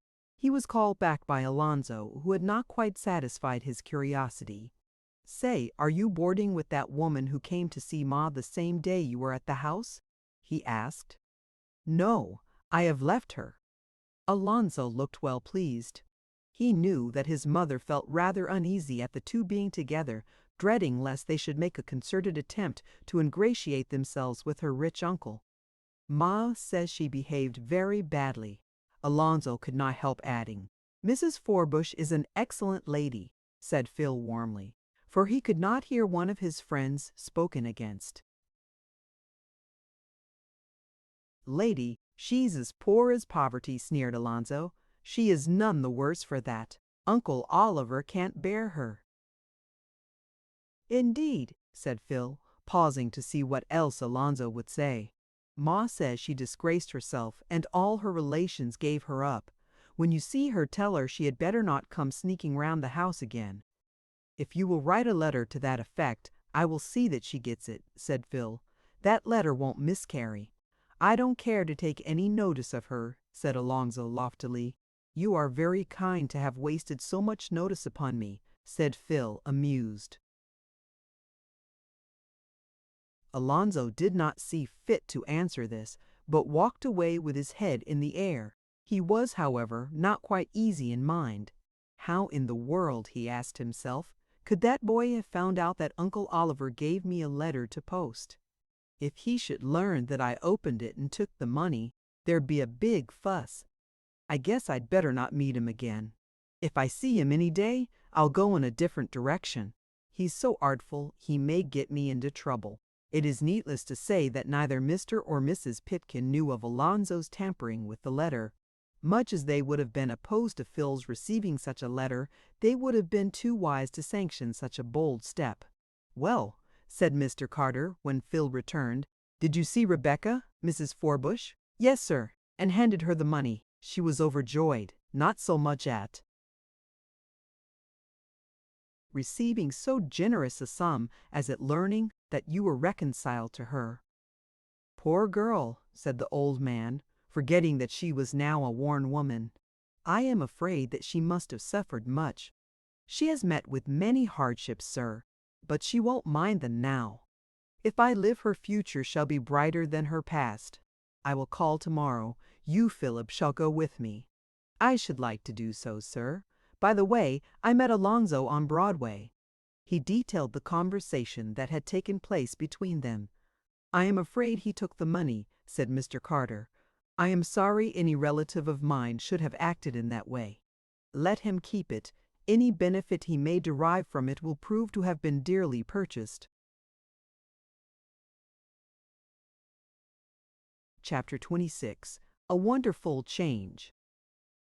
"You may order a carriage, Philip," said Mr. Carter the next morning. "Pick out a handsome one with seats for 4. "Yes, sir." In 5 minutes the carriage was at the door. "Now, Philip, we will go to see my long-neglected niece, Mrs. Forbush. Give the driver the necessary directions. Mrs. Uphale's." "Forbush does not have many carriage callers," said Philip, smiling. "Perhaps she will have more hereafter," said Mr. Carter.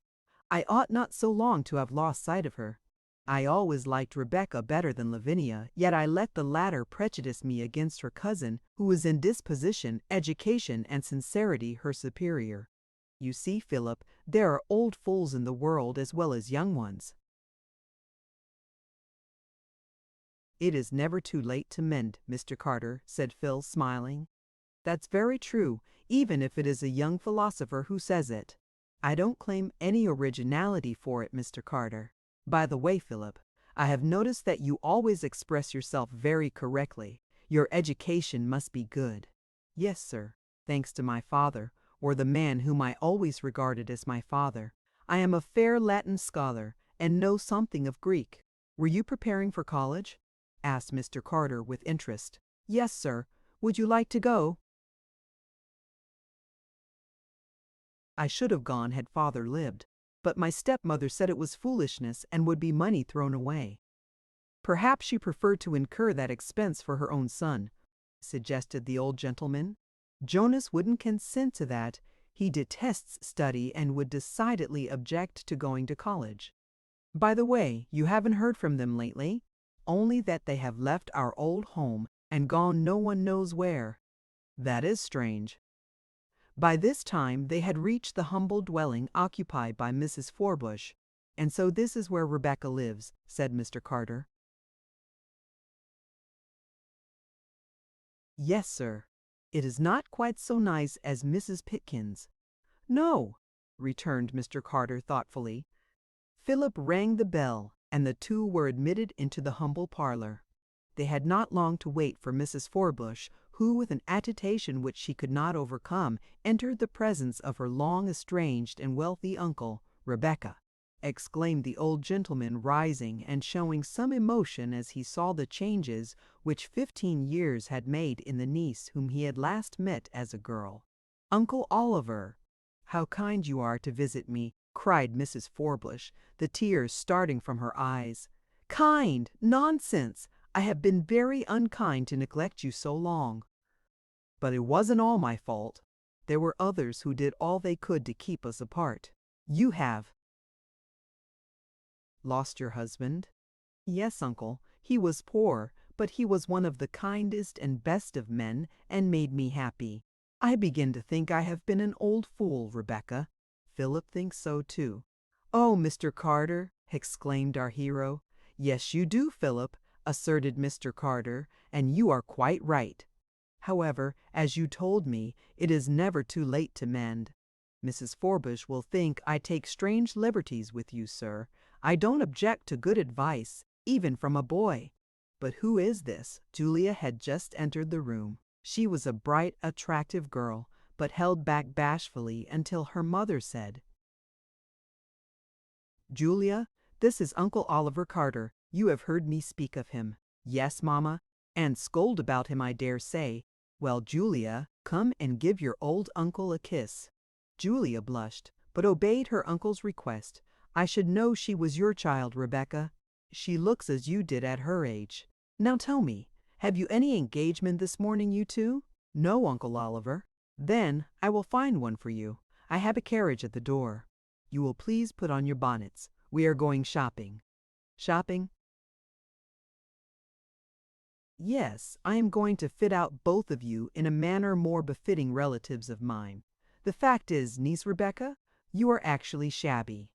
I know it, uncle, but there has been so many ways of spending money that I have had to neglect my dress. Very likely. I understand. Things are different now. Now, don't be over an hour getting ready. We are not fashionable, uncle, said Mrs. Forbush, and we haven't any change to make. They entered the carriage and drove to a large and fashionable store where everything necessary to a lady's toilet, including dresses quite complete, could be obtained. Mrs. Forbush was in favor of selecting very plain articles, but her uncle overruled her and pointed out costumes much more costly. But, uncle, objected Mrs. Forbush, these things won't at all correspond with our plain home and mode of living. Think of a boarding-house keeper arrayed like a fine lady. You are going to give up taking boarders, that is. You will have none but Philip and myself. Will you really live with us, uncle? But the house is too poor. Of course it is, but you are going to move. I will speak further on this point when you are through your purchases. At length the shopping was over, and they re-entered the carriage. Drive to No. Madison Avenue, said Mr. Carter to the driver. Uncle Oliver, you have given the wrong direction. No, Rebecca, I know what I am about. Do you live on Madison Avenue? Asked Mrs. Forbush. I am going to, and so are you. You must know that I own a furnished house on Madison Avenue. The late occupants sailed for Europe last week, and I was looking out for a tenant when I found you. You will move there tomorrow and act as housekeeper, taking care of Philip and myself. I hope, Julia, you will like it as well as your present home.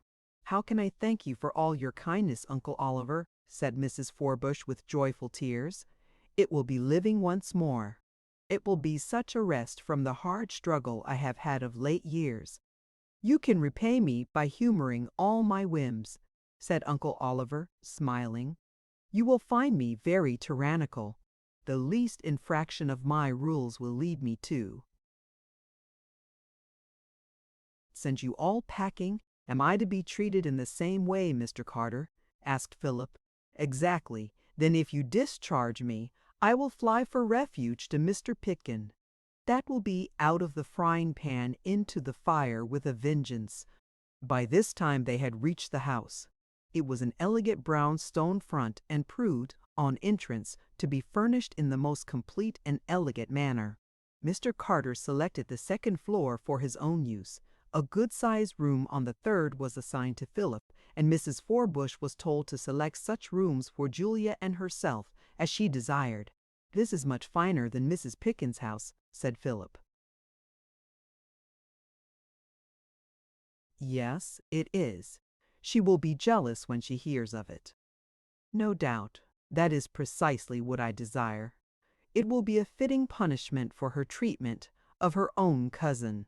It was arranged that on the morrow Mrs. Forbush and Julia should close their small house, leaving directions to sell the humble furniture at auction, while Mr. Carter and Philip would come up from the Astor House. "What will the Pitkins say when they hear of it?" thought Philip. "I am afraid they will feel bad." Chapter 27, and Pleasant Surprise. While these important changes were occurring in the lives of Philip Brent and the poor cousin, Mrs. Pitkin remained in blissful ignorance of what was going on. Alonzo had told her of his encounter with Phil on Broadway, and the intelligence our hero gave him of his securing a place. "You may rest assured the boy was lying, Lonnie," said Mrs. Pitkin. "Boys don't get places so easily, especially when they can't give a recommendation from their last employer." "That's just what I thought, Ma," said Alonzo. Still Phil looked in good spirits, and he was as saucy as ever. "I can believe the last very well, Lonnie. The boy is naturally impertinent. They were probably put on to deceive you." "But how does he get money to pay his way?" said Alonzo, puzzled. "As to that, he is probably selling papers or blacking boots in the lower part of the city. He could make enough to live on, and of course he wouldn't let you know what he was doing." "I hope you're right, Ma. I'd give ever so much to catch him blacking boots in City Hall Park or anywhere else. I'd give him a job. Wouldn't he feel mortified to be caught?" "No doubt he would. I've a great mind to go downtown tomorrow and look about for him." "Very well, Lonnie. You may too if you want to." Alonzo did go, but he looked in vain for Phil. The latter was employed in doing some writing and attending to some accounts for Mr. Carter, who had by this time found that his protege was thoroughly well qualified for such work. So nearly a week passed. It so chanced that though Uncle Oliver had now been in New York a considerable time, not one of the Pitkins had met him or had reason to suspect that he was nearer than Florida. One day, however, among Mrs. Pitkin's callers was Mrs. Vangriff, a fashionable acquaintance. "Mr. Oliver Carter is your uncle, I believe?" said the visitor. "Yes. I met him on Broadway the other day. He was looking very well. It must have been a fortnight since then. Uncle Oliver is in Florida." "In Florida," repeated Mrs. Vangriff in surprise. "When did he go?" "When was it, Lonnie?" asked Mrs. Pitkin, appealing to her son. "It will be 2 weeks next Thursday." "There must be some mistake," said the visitor. "I saw Mr. Carter on Broadway near 20th Street day before yesterday." "Quite a mistake, I assure you, Mrs. Vangriff," said Mrs. Pitkin, smiling. "It was some other person. You were deceived by a fancied resemblance." "It is you who are wrong, Mrs. Pitkin," said Mrs. Vangriff, positively. "I am somewhat acquainted with Mr. Carter, and I stopped to speak with him." "Are you sure of this?" asked Mrs. Pitkin, looking startled. "Certainly, I am sure of it." "Did you call him by name?"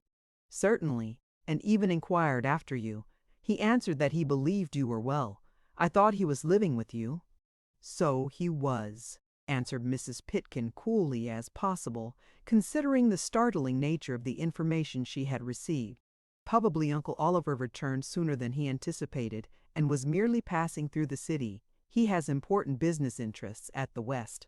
"I don't think he was merely passing through the city, for a friend of mine saw him at the Fifth Avenue Theater last evening."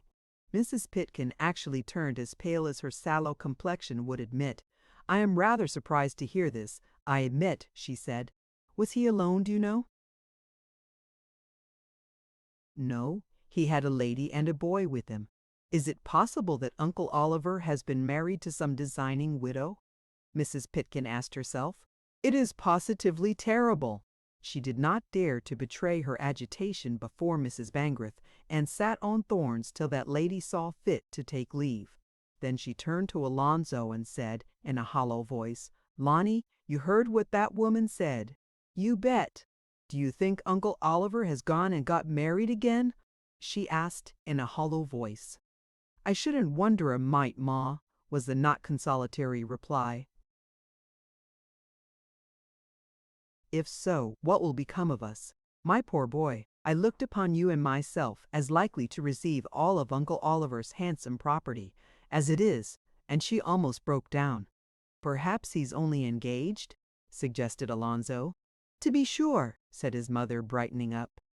"If so, the affair may yet be broken off." "Oh, Lonnie, I never thought your uncle was so artful. His trip to Florida was only a trick to put us off the scent. What are you going to do about it, Ma?" "I must find out as soon as possible where Uncle Oliver is staying. Then I will see him and try to cure him of his infatuation. He is evidently trying to keep us in the dark, or he would have come back to his rooms." "How are you going to find out, Ma?" "I don't know. That's what puzzles me. Suppose you hire a detective?" "I wouldn't dare to. Your uncle would be angry when he found it out." "Do you suppose Phil knows anything about it?" suggested Alonzo. "I don't know. It is hardly probable." "Do you know where he lives?" "With the woman who called here and said she was your cousin."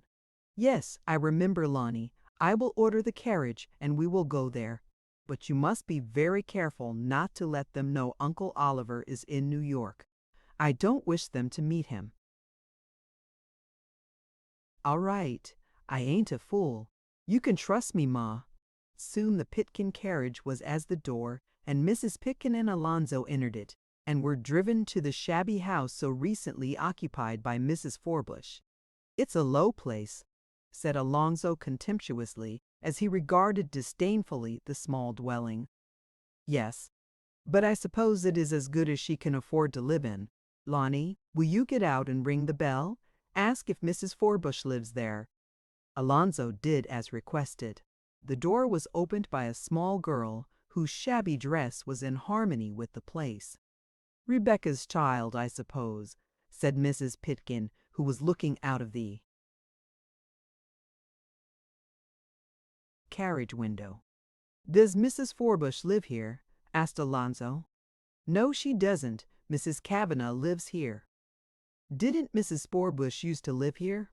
further asked Alonzo, at the suggestion of his mother. "I believe she did. She moved out a week ago. Do you know where she moved to?" "No, I don't." "Does a boy named Philip Brent live here?" "No, he doesn't." "Do you know why Mrs. Forbush moved away?" asked Alonzo again at the suggestion of his mother. "Guess she couldn't pay her rent." "Very likely," said Alonzo, who at last had received an answer with which he was pleased.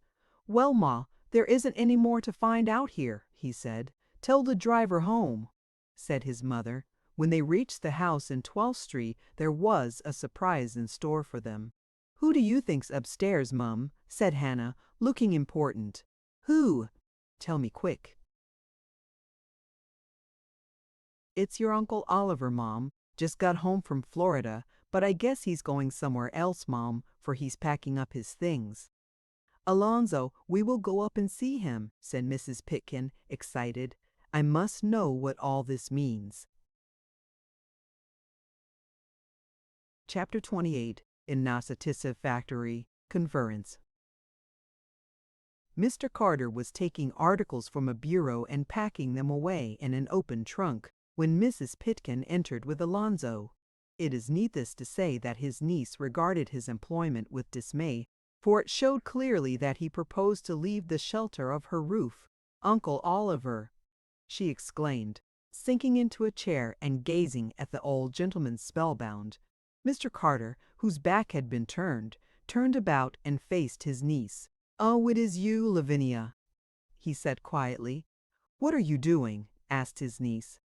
"As you see, I am packing my trunk." "Do you intend to leave us?" faltered Mrs. Pitkin. "I think it will be well for me to make a change," said Mr. Carter. "This is indeed a sad surprise," said Mrs. Pitkin mournfully. "When did you return from Florida?" "I have never been there. I changed my mind when I reached Charleston." "How long have you been in the city?" "About a week, and never came near us. This is indeed unkind. In what way have we offended you?" And Mrs. Pitkin put her handkerchief to her eyes. There were no tears in them, but she was making an attempt to touch the heart of her uncle. "Are you aware that Rebecca Forbush is in the city?" asked the old gentleman. Abruptly. "Yes," answered Mrs. Pitkin, startled. "Have you seen her?" "Yes. She came here one day." "And how did you treat her?" asked Mr. Carter severely. "Did you not turn the poor woman from the house, having no regard for her evident poverty? Did you not tell her that I was very angry with her and would not hear her name mentioned?" "Yes, I may have said so." "You know, Uncle Oliver, you have held no communication with her for many years." "That is true, more shame to me. And I thought I was carrying out your wishes in discouraging her visits. You also thought that she might be a dangerous rival in my favor, and might deprive you and Alonzo of an expected share in my estate." "Oh, Uncle Oliver! How can you think so poorly of me?" Mr. Carter eyed his niece with a half smile. "So I do you injustice, do I, Lavinia?" he returned. "Yes, great injustice. I am glad to hear it. I feel less objection now to telling you what are my future plans." "What are they?" asked Mrs. Pitkin apprehensively. "I have lived for 10 years under your roof and have had no communication, as you say, with Rebecca. I think it is only fair now that I should show her some attention. I have accordingly installed her as mistress of my house in Madison Avenue and shall henceforth make my home with her." Mrs. Pitkin felt as if the earth was sinking under her feet. The hopes and schemes of so many years had come to naught, and her hated and dreaded cousin was to be constantly in the society of the rich uncle. "Rebecca has played her cards well," she said bitterly. "She has not played them at all. She did not seek me. I sought her." "How did you know she was in the city?" "I learned it from Philip." There was fresh dismay. "So that boy has wormed his way into your confidence," said Mrs. Pitkin bitterly. "After acting so badly that Mr. Pitkin was obliged to discharge him, he ran to you to do us a mischief." "Why was he discharged?" demanded Mr. Carter sternly. "Why did your husband seize the opportunity to get rid of a boy in whom he knew me to be interested as soon as he thought I was out of the way? Why, moreover, did he refuse the boy a reference without which Philip could scarcely hope to get employment?" "You will have to ask Mr. Pitkin. I am sure he had good reason for the course he took. He's an impudent, low upstart in my opinion." "So he is, Ma," chimed in Alonzo with heartiness. "Ah, I have something to say to you, Alonzo," said Mr. Carter, turning his keen glances upon the boy. "What became of that letter I gave to you to post just before I went away?" "I put it in the letter box," said Alonzo nervously. "Do you know what was in it?" "No," answered Alonzo, but he looked frightened. "There were $10 in it. That letter never reached Phil, to whom it was addressed." "I don't know anything about it," faltered Alonzo. "There are ways of finding out whether letters have been posted," said Mr. Carter. "I might put a detective on the case." Alonzo turned pale and looked much discomposed. "Of what are you accusing my boy?" asked Mrs. Pitkin, ready to contend for her favorite. "So that boy has been telling lies about him, has he? And you believe scandalous stories about your own flesh and blood?" "Not exactly that, Lavinia." "Well, your near relation, and that on the testimony of a boy you know nothing about, when Lonnie is so devoted to you too." "I never noticed any special devotion," said Mr. Carter, amused. "You are mistaken, however, about Philip trying to injure him. I simply asked Philip whether he had received such a letter, and he said no." "I dare say he did receive it," said Mrs. Pitkin spitefully. "We won't argue the matter now," said the old gentleman. "I will only say that you and Alonzo and Mr. Pitkin also have gone the wrong way to work to secure my favor. You have done what you could to injure two persons, one your own cousin because you were jealous." "You judge me very hardly, uncle," said Mrs. Pitkin, seeing that she must adopt a different course. "I have no bad feeling against Rebecca, and as to the boy, I will ask my husband to take him back into the store. I am sure he will do it, because you wish it." "I don't wish it," answered Mr. Carter, rather unexpectedly. "Oh, well," answered Mrs. Pitkin, looking relieved, "that is as you say." "I have other views for Philip," said Mr. Carter. "He is with me as my private secretary." "Is he living with you?" asked his niece in alarm. "Yes. There was no need of taking a stranger, Uncle Oliver. We should be glad to have Alonzo act as your secretary, though of course we should want him to stay at home." "I shall not deprive you of Alonzo," said Mr. Carter, with a tinge of sarcasm in his tone. "Philip will suit me better." Mr. Carter turned and resumed his packing. "Are you quite determined to leave us?" asked Mrs. Pitkin in a subdued tone. "Yes, it will be better. But you will come back, say, after a few weeks?"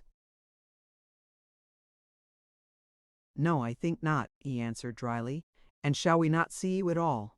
"Oh, I shall call from time to time, and besides, you will know where I am and can call whenever you desire." "People will talk about your leaving us," complained Mrs. Pitkin. "Let them talk. I never agreed to have my movements controlled by people's gossip. And now, Lavinia, I shall have to neglect you and resume my packing. Tomorrow I shall bring Philip here to help me. Would you like to have Alonzo help you, Uncle Oliver?" This offer, much to Alonzo's relief, was declined. He feared that he should be examined more closely by the old gentleman about the missing money, which at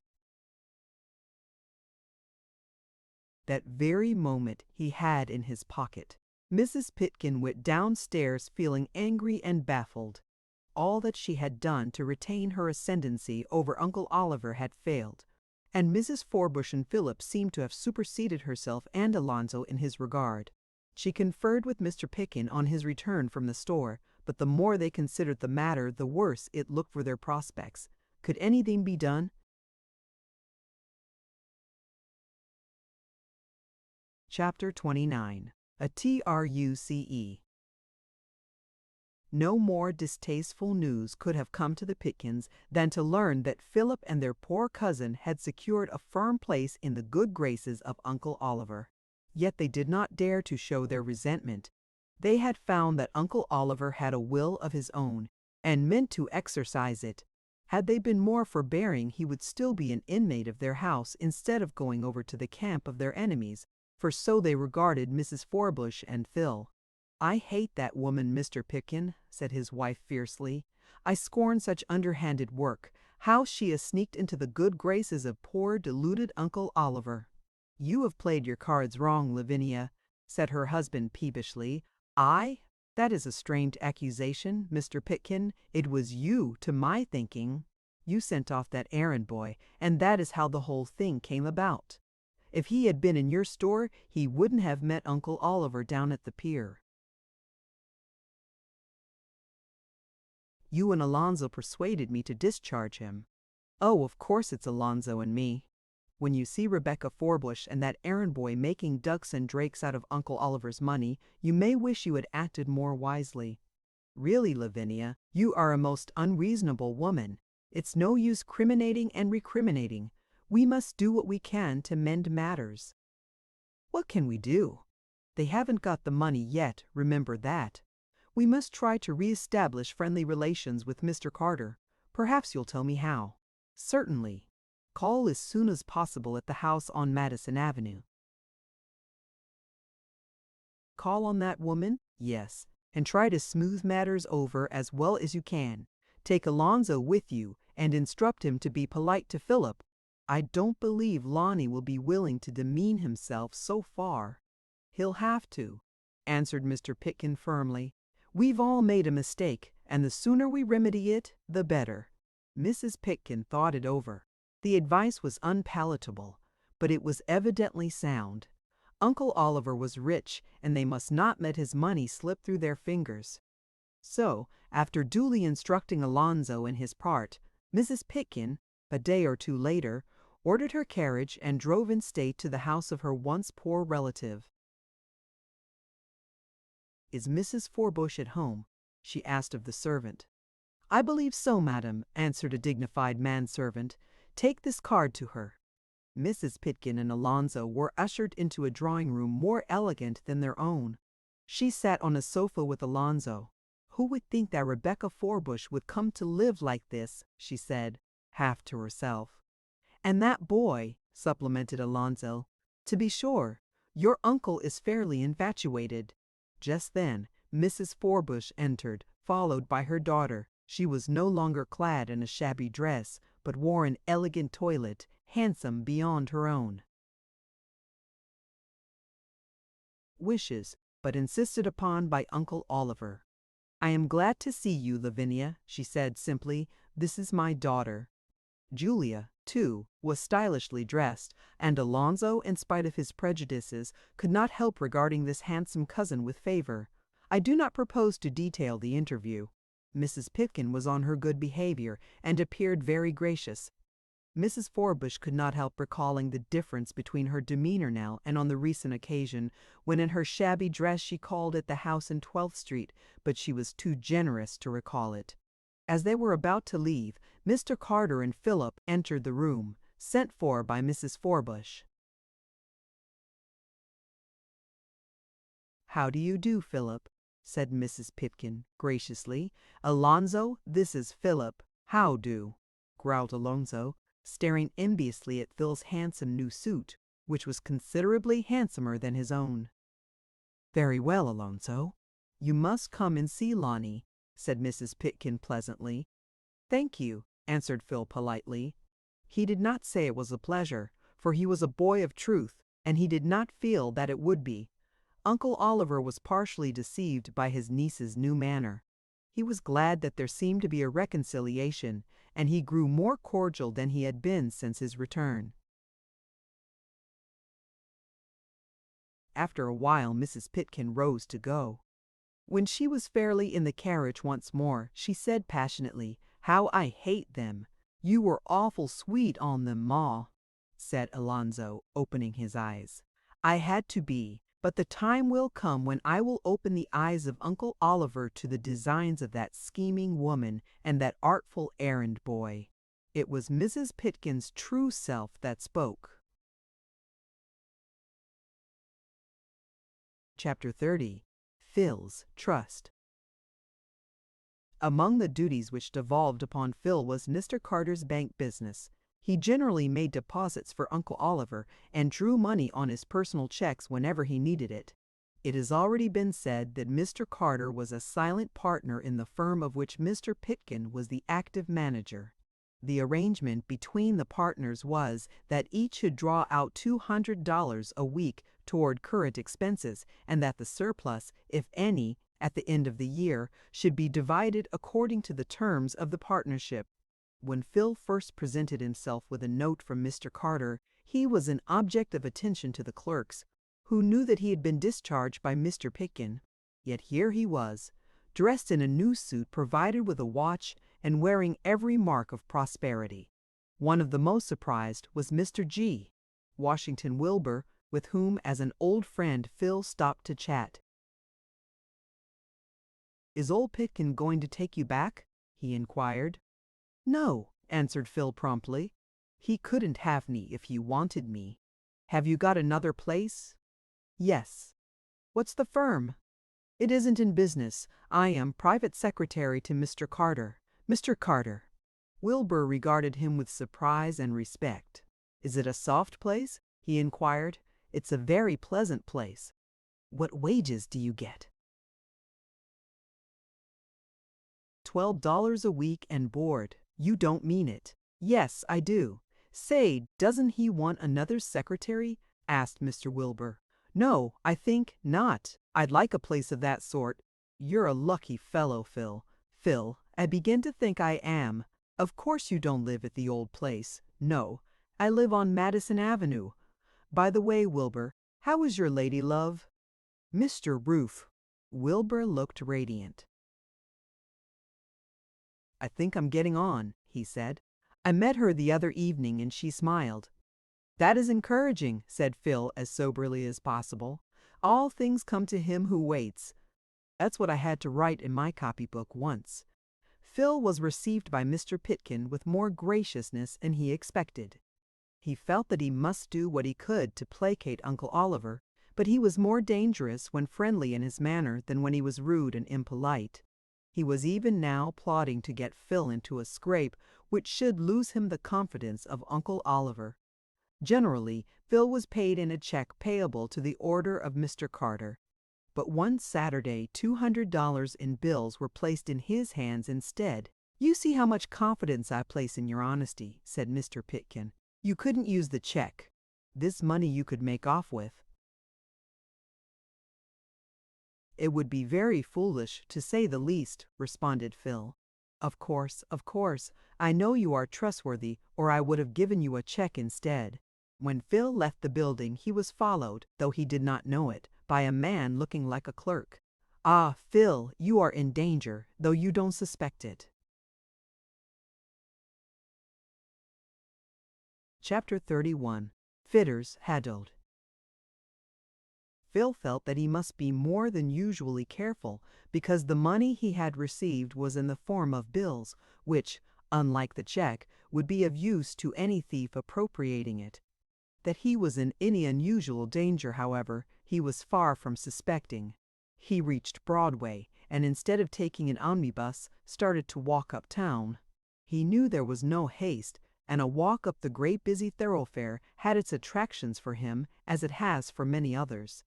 Behind him, preserving a distance of from 15 to 20 feet, walked a dark-complexioned man of not far from 40 years of age. Of course, Phil was not likely to notice him.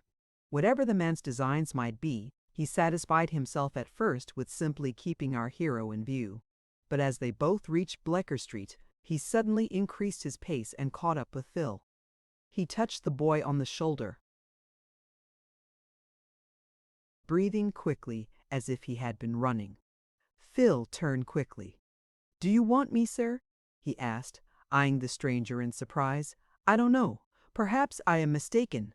Are you in the employ of Mr. Oliver Carter?" "Yes, sir." "Ah, then you are the boy I want. I have bad news for you." "Bad news for you? Bad news," repeated Phil, alarmed. "What is it? Mr. Floppy!" "Carter was seized with a fit in the street half an hour since." "Is he dead?" asked Phil in dismay. No, I think he will come out all right." "Where is he?" "In my house. I didn't, of course, know who he was, but I found in his pocket a letter directed to Oliver Carter, Madison Avenue. There was also a business card. He is connected in business with Mr. Pitkin, is he not?" "Yes, sir," answered Phil. "Where is your house?" "In Bleecker Street, nearby." "Mr. Carter is lying on the bed. He is unconscious, but my wife heard him say, 'Call Philip.' I suppose that is you." "Yes, sir. My name is Philip. I went around to his place of business and was told that you had just left there. I was given a description of you and hurried to find you. Will you come to the house and see Mr. Carter?" "Yes, sir," answered Phil, forgetting everything except that his kind and generous employer was sick, perhaps dangerously. "Thank you. I shall feel relieved. Of course you can communicate with his friends and arrange to have him carried home." "Yes, sir. I live at his house." That is well. They had turned down Bleecker Street when it occurred to Phil to say, I don't understand how Mr. Carter should be in this neighborhood. That is something I can't explain, as I know nothing about his affairs, said the stranger pleasantly. Perhaps he may have property on the street. I don't think so. I attend to much of his business, and he would have sent me if there had been anything of that kind to attend to. I dare say you are right, said his companion. Of course I know nothing about it. I only formed a conjecture. Has a physician been sent for? Asked Phil. Do you know of any we can call in? My wife agreed to send for one on 6th Avenue, said the stranger. I didn't wait for him to come, but set out for the store. Nothing could be more ready or plausible than the answers of his new acquaintance, and Phil was by no means of a suspicious temperament. Had he lived longer in the city, it might have occurred to him that there was something rather unusual in the circumstances, but he knew that Mr. Carter had spoken of leaving the house at the breakfast table, indeed had left it before he himself had set out for the store. For the time being, the thought of the sum of money which he carried with him had escaped his memory, but it was destined very soon to be recalled to his mind. They had nearly reached 6th Avenue when his guide stopped in front of a shabby brick house. This is where I live, he said. We will go in. He produced a key, opened the door, and Phil accompanied him up a shabby staircase to the 3rd floor. He opened the door of a rear room and made a sign to Phil to enter. Chapter 32. Phil's is R.O. by bed. When he was fairly in the room, Phil looked about him expecting to see Mr. Carter, but the room appeared unoccupied. He turned to his companion, a look of surprise on his face, but he was destined to be still more surprised, and that not in a pleasant way. His guide had locked the door from the inside and put the key in his pocket. What does that mean? Asked Phil with sudden apprehension. What do you refer to? Asked his guide with an unpleasant smile. Why do you lock the door? I thought it might be safest, was the significant answer. I don't believe Mr. Carter is in the house at all, said Phil quickly. I don't believe he is either, youngster. Why did you tell me he was here? Demanded Phil with rising indignation. I thought you wouldn't come if I didn't, replied his companion nonchalantly. Answer me one thing, is Mr. Carter sick at all? Not that I know of. Then I am trapped. Precisely. You may as well know the truth now. Phil had already conjectured the reason why he had been enticed to this poor dwelling. The $200 which he had in his pocket made him feel very uncomfortable. I think I may say truly that if the money had been his own, he would have been less disturbed. But he thought with a sinking heart that if the money should be taken from him, he would himself fall under suspicion, and he could not bear to have Mr. Carter think that he had repaid his kindness with such black ingratitude. He might be mistaken. The man before him might not know he had such a sum of money in his possession, and of course he was not going to give him the information. I am glad Mr. Carter is all right, said Phil. Now tell me why you have taken such pains to get me here. Why, as to that, said his companion, there were at least 200 good reasons. Phil turned pale, for he understood now that in some way his secret was known. What do you mean? He asked, not wholly able to conceal his perturbed feelings. You know well enough, boy, said the other significantly. You've got $200 in your pocket. I want it. Are you a thief, then? Said Phil with perhaps imprudent boldness. Just take care what you say. I won't be insulted by such a whippersnapper as you. You'd better not call names. Hand over that money. How do you know I have any money? Phil asked, trying to gain a little time for deliberation. No matter. Hand it over, I say. Don't take it, said Phil, agitated. It isn't mine. Then you needn't mind giving it up. It belongs to Mr. Carter. He has plenty more, but he will think I took it. He will think I am dishonest. That is nothing to me.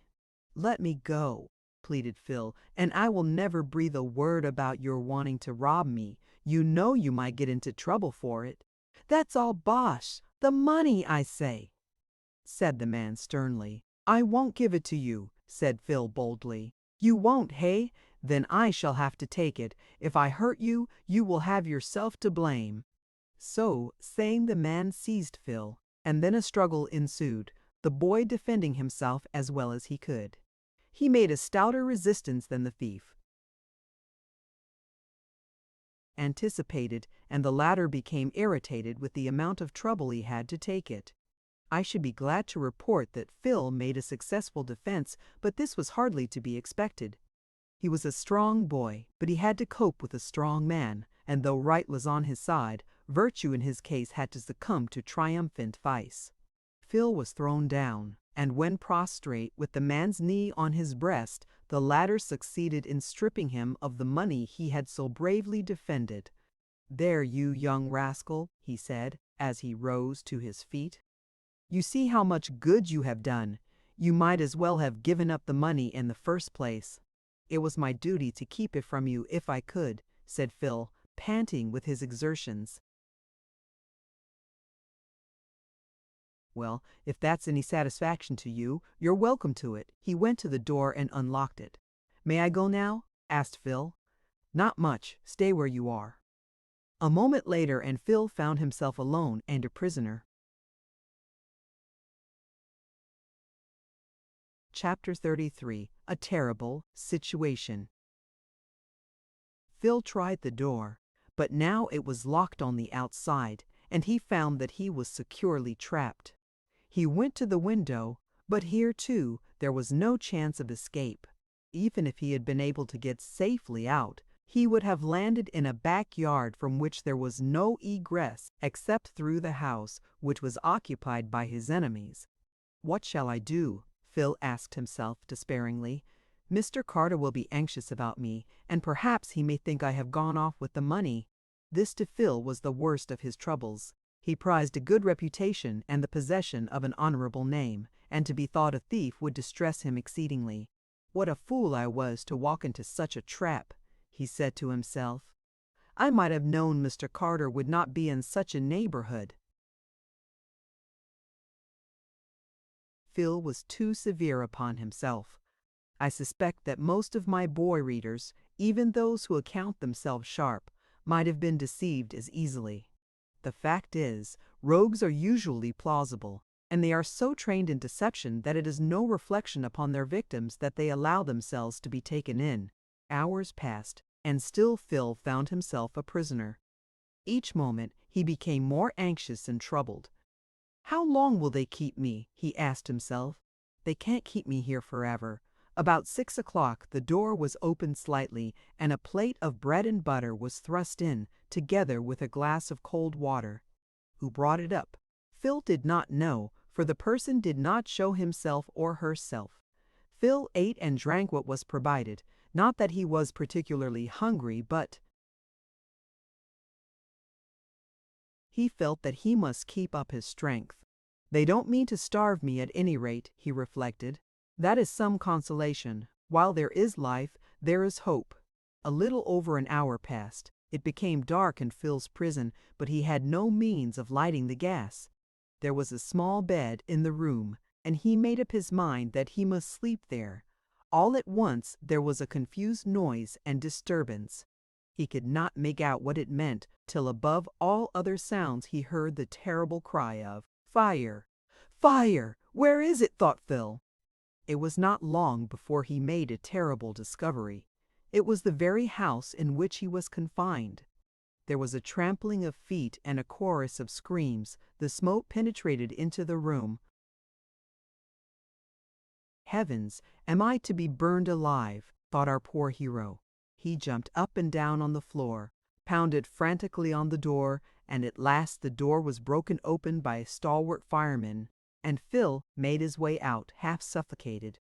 Once in the street, he made his way as fast as possible homeward. Chapter 34. Phil's Friends and His Enemies. Meanwhile, Phil's long absence had excited anxiety and alarm. "What can have become of Philip?" said Mr. Carter when supper time came and he did not arrive. "I can't think. answered Mrs. Forbush. "He is generally very prompt. That is what makes me feel anxious. I am afraid something must have happened to him." "Did you send him anywhere, Uncle Oliver?" "Yes. He called as usual to get my check from Mr. Pitkin. And he ought to have been here earlier?" "Certainly. He wouldn't have to wait for that." "Philip is very careful. I can't think that he has met with an accident. Even the most prudent and careful get into trouble sometimes." They were finally obliged to sit down to supper alone. None of the three enjoyed it. Not only Mr. Carter and Mrs. Forbush, but Julia was anxious and troubled. "I didn't know I cared so much for the boy," said Uncle Oliver. "He has endeared himself to me. I care nothing for the loss of the money if he will only return safe." It was about 7:45 when the doorbell rang, and the servant ushered in Mr. and Mrs. Pitkin and Alonzo. After the usual greetings were interchanged, Mrs. Pitkin said, looking about her, "Where is Philip? We are very much concerned about him," said Mr. Carter, his face showing his trouble. "He has not been home since morning. Did he call at your store, Pitkin?" "Hasn't he been home since?" asked Pitkin in a tone unpleasantly significant. "No. At what time did he leave the store?" "Hours since." I am not sure, but I may be able to throw some light on his failure to return." "Do so, if you can," said Uncle Oliver. "In place of giving him a check, I gave the boy $200 in bills." "Well?" "Don't you see? The temptation has proved too strong for him. I think, Uncle Oliver, you won't see him back in a hurry." "Do you mean to say the boy would steal?" demanded the old gentleman indignantly. "I think it more than likely that he has appropriated the money." "I am sure he has not," said Mrs. Forbush. "And so am I," chimed in Julia. Mr. Pitkin shrugged his shoulders. "So you think," he answered, "but I don't agree with you." "Nor I," said Mrs. Pitkin, nodding her head vigorously. "I never had any confidence in the boy. I don't mind telling you now that I have warned Alonzo not to get too intimate with him. You remember it, Lonnie?" "Yes'm," responded Lonnie. "Then you think the boy capable of appropriating the money?" asked Mr. Carter quietly. "Yes, I do." "Well, I don't," said Uncle Oliver emphatically. "You are very easily deceived," said Mrs. Pitkin. "Don't be too sure of that," returned Mr. Carter with a significant glance that made his niece feel uncomfortable. "I suspect you will have to admit it," said Mr. Pitkin. "If, contrary to my anticipation, the boy returns and brings the money with him, I will own myself mistaken." Just then the front door was heard to open. There was the sound of steps in the hall, and Phil came hurriedly into the room. Mr. and Mrs. Pitkin exchanged looks of surprise and dismay, but Mrs. Forbush, her daughter, and Uncle Oliver looked delighted. Chapter 35. The Pitkins Retreat in Disgust. "Where have you been, Philip?" asked Mr. Carter, breaking the silence. "We were getting anxious about you." "I have bad news for you, sir," returned Phil, saying what stood first in his mind. "I have lost the $200 Mr. Pitkin paid me this morning." "So you lost it?" observed Mr. Pitkin with a sneer, emphasizing the word lost to show his incredulity. "Yes, sir, I lost it," answered Phil, looking him fearlessly in the eye. "Or, rather, it was stolen from me." "Oh, now it is stolen, is it?" repeated Pitkin. "Really, Uncle Oliver, this is getting interesting." "I believe I am the proper person to question Philip," said Mr. Carter coldly. "It was my money, I take it." "Yes, it was yours, as I made the payment. I cannot, of course, be responsible for its not reaching you. You will pardon my saying that it would have been wiser to employ a different messenger." "Why?" demanded Uncle Oliver, looking displeased. "Why, really, Uncle Oliver," said Mr. Pitkin, "I should think the result might convince you of that." "We had better let Philip tell his story," said Mr. Carter quietly. "How did it happen, Philip?" Thereupon Philip told the story already familiar to the reader Upon my word, quite a romantic story, commented Mr. Pitkin, unable to repress a sneer. So you were tracked by a rascal, lured into a den of thieves, robbed of your money, or rather Mr. Carter's, and only released by the house catching fire? That is exactly what happened to me, sir, said Philip, coloring with indignation, for he saw that Mr. Pitkin was doing his best to discredit him. It quite does credit to your imagination. By the way, boy, have you been in the habit of reading dime novels? I never read one in my life, sir. Then I think you would succeed in writing them.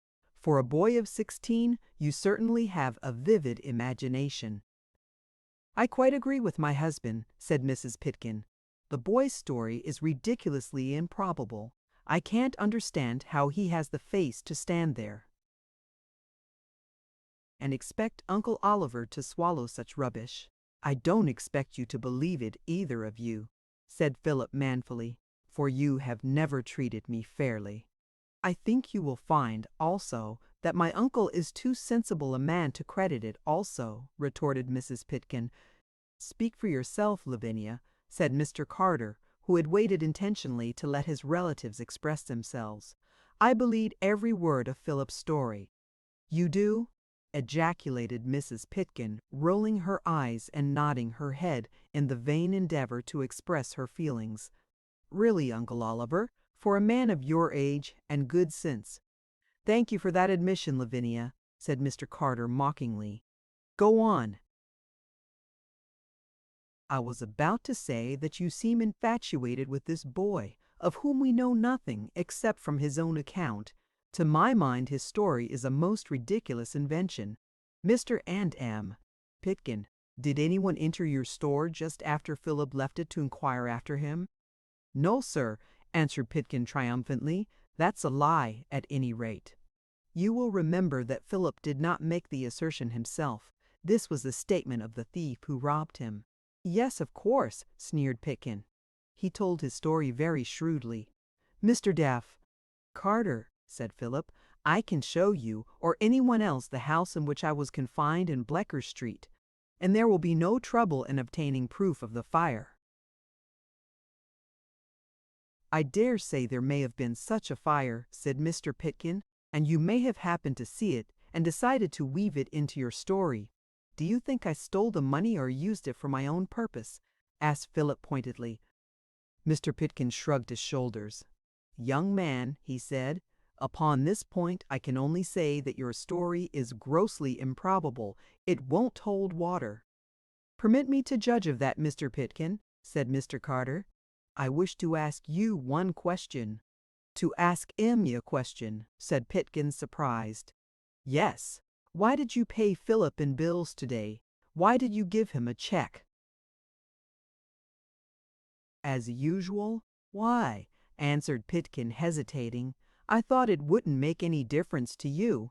I thought you would be able to use it more readily. Did you suppose I would specially need to use money instead of a check this week?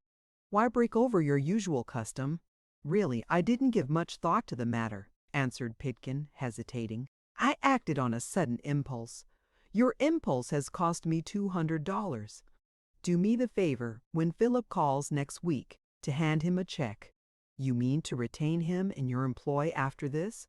Asked Mrs. Pitkin sharply. Yes, I do. Why shouldn't I? You are very trustful, observed the lady, tossing her head. If this had happened to Lonnie here, we should never have heard the last of it. Perhaps not, responded the old gentleman dryly. When a young gentleman is trusted with a letter to mail containing money, and that letter never reaches its destination, it may at least be inferred that he is careless. It will be remembered that this was the first knowledge Mrs. Pitkin or her husband had of the transaction referred to.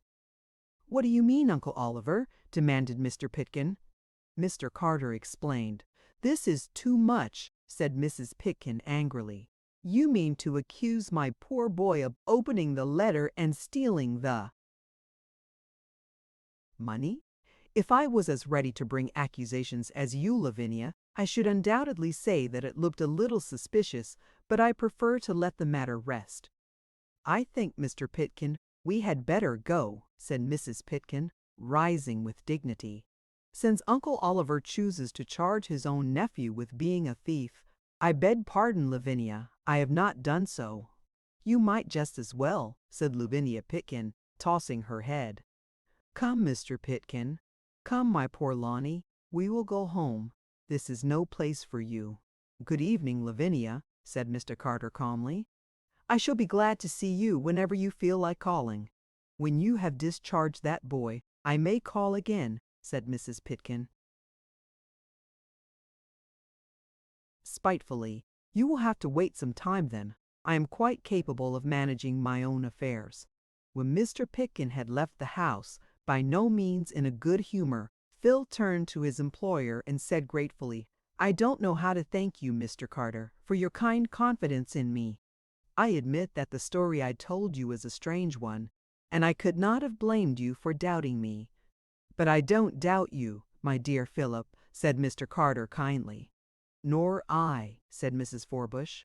"I feel provoked with Lavinia and her husband for trying to throw discredit upon your statement." "In fact," said Mr. Carter humorously, "the only one of us that suspected you was Julia." "Oh, Uncle Oliver!" exclaimed Julia in dismay. "I never dreamed of doubting Phil." "Then," said Mr. Carter, "it appears that you have 3 friends, at least. If," said Phil, "you would allow me to make up part of the loss by surrendering a part of my salary." "Couldn't be thought of, Philip," said Uncle Oliver resolutely. "I don't care for the money, but I should like to know how the thief happened to know that today you received money instead of a check." Without saying a word to Phil, Uncle Oliver called the next day on a noted detective and set him to work ferreting out the secret. Chapter 36. The False Here. In the suburbs of Chicago, perhaps a dozen miles from the great city, stands a fine country house in the midst of a fine natural park. From the cupola which surmounts the roof can be seen in the distance the waters of Lake Michigan, stretching for many miles from north to south and from east to west, like a vast inland sea. The level lawns, the greenhouses, the garden with rare plants and flowers show clearly that this is the abode of a rich man. My readers will be specially interested to know that this is the luxurious and stately home of Mr. Granville, whose son's fortunes we have been following. This too is the home of Mrs. Brent and Jonas, who, under false representations, have gained a foothold in the home of the Western millionaire. Surely it is a great change for one brought up like Jonas to be the recognized heir and supposed son of so rich a man. It is a change, too, for his mother, who, though she dare not avow the relationship, is permitted to share the luxury of her son. Mrs. Brent has for her own use 2 of the best rooms in the mansion, and so far as money can bring happiness, she has every right to consider herself happy. Is she? Not as happy as she anticipated. To begin with, she is always dreading that some untoward circumstance will reveal the imposition she has practiced upon Mr. Granville. In that case, what can she expect but to be ejected in disgrace from her luxurious home? To be sure, she will have her husband's property left, but it would be a sad downfall in descent in the social scale. Besides, she finds cause for anxiety in Jonas and the change which his sudden and undeserved elevation has wrought in him. It requires a strong mind to withstand the allurements and temptations of prosperity, and Jonas is far from possessing a strong mind. He is, indeed, if I may be allowed the expression, a vulgar little snob, utterly selfish and intent solely upon his own gratification. He has a love for drink, and against the protests of his mother and the positive command of Mr. Granville, indulges his taste whenever he thinks he can do so without fear of detection. To the servants he makes himself very offensive by assuming consequential airs and a lordly bearing which excites their hearty dislike. He is making his way across the lawn at this moment. He is dressed in clothes of the finest material and the most fashionable cut. A thick gold chain is displayed across his waistcoat, attached to an expensive gold watch bought for him by his supposed father. He carries in his hand a natty cane and struts along with head aloft and nose in the air. 2 under-gardeners are at work upon a flower-bed as he passes. "What time is it, Master Philip?" says one, a boy about a year older than Jonas. "My good boy," said Jonas haughtily, "I don't carry a watch for your benefit." The gardener bit his lip and surveyed the air with unequivocal disgust. "Very well," he retorted. "I'll wait till a gentleman comes this way." A flush of anger was visible on the cheek of Jonas despite his freckles. "Do you mean to say I'm not a gentleman?" he demanded angrily. "You don't act like one," returned Dan. "You'd better not be impertinent to me," exclaimed Jonas, his small gray eyes flashing with indignation. "Take that back." "I won't, for it's true," said Dan undauntedly. "Take that then." Jonas raised his cane and brought it down smartly on the young gardener's shoulder. He soon learned that he had acted imprudently. Dan dropped his rake, sprang forward, and seizing the cane, wrenched it from the hands of the young heir, after which he proceeded to break it across his knee. "There's your cane," he said contemptuously as he threw the pieces on the ground. "What did you do that for?" demanded Jonas, outraged. "Because you insulted me. That's why." "How can I insult you? You're only a poor working boy." "I wouldn't change places with you," said Dan. "I'd like well enough to be rich, but I wouldn't be willing to be as mean as you are. You'll suffer for this," said Jonas, his little bead-like eyes glowing with anger. "I'll have you turned off this very day, or as soon as my father gets home." "If he says I'm to go, I'll go," said Dan. "He's a gentleman." Jonas made his way to his mother's room. She noticed his perturbed look. "What's the matter, my dear boy?" she asked. "What's the matter, Jonas?" "I wish you'd stop calling me your dear boy," said Jonas angrily. "I forget sometimes," said Mrs. Brent with a half sigh. "Then you ought not to forget. Do you want to spoil everything?" "We are alone now, Jonas, and I cannot forget that I am your mother." "You'd better if you know what's best for both of us," said Jonas. Mrs. Brent was far from being a kind-hearted woman. Indeed, she was very cold, but Jonas was her only son, and to him she was as much attached as it was possible for her to be to anyone. Formerly he had returned her affection in a slight degree, but since he had figured as a rich man's son and heir he had begun, incredible as it may appear, to look down upon his own mother. She was not wholly ignorant of this change in his feelings, and it made her unhappy. He was all she had to live for, but for him she would not have stooped to take part in the conspiracy in which she was now a participant. It seemed hard that her only son, for whom she had sinned, should prove so ungrateful. "My boy," she said, "I would not on any account harm you or injure your prospects, but when we are alone there can be no harm in my treating you as my son." "It can't do any good," grumbled Jonas, "and we might be overheard." "I will be cautious. You may be sure of that. But why do you look so annoyed?" "Why? Reason enough. That boy Dan, the under-gardener, has been impudent to me." "He has?" said Mrs. Brent quickly. "What has he done?" Jonas rehearsed the story. He found in his mother a sympathetic listener. "He is bold," she said, compressing her lips. "Yes, he is. When I told him I would have him turned off, he coolly turned round and said that my father was a gentleman and wouldn't send him away. Ma, will you do me a favor?" "What is it, Jonas?" "Send him off before the governor gets home. You can make it all right with him." Mrs. Brent hesitated. "Mr. Granville might think I was taking a liberty." "Oh, you can make it all right with him. Say that he was very impudent to me. After what has happened, if he stays, he'll think he can treat me just as he pleases." Again, Mrs. Brett hesitated, but her own inclination prompted her to do as her son desired. "You may tell Dan to come here. I wish to speak to him," she said. Jonas went out and did the errand. Mrs. Brent wants to see me, said Dan.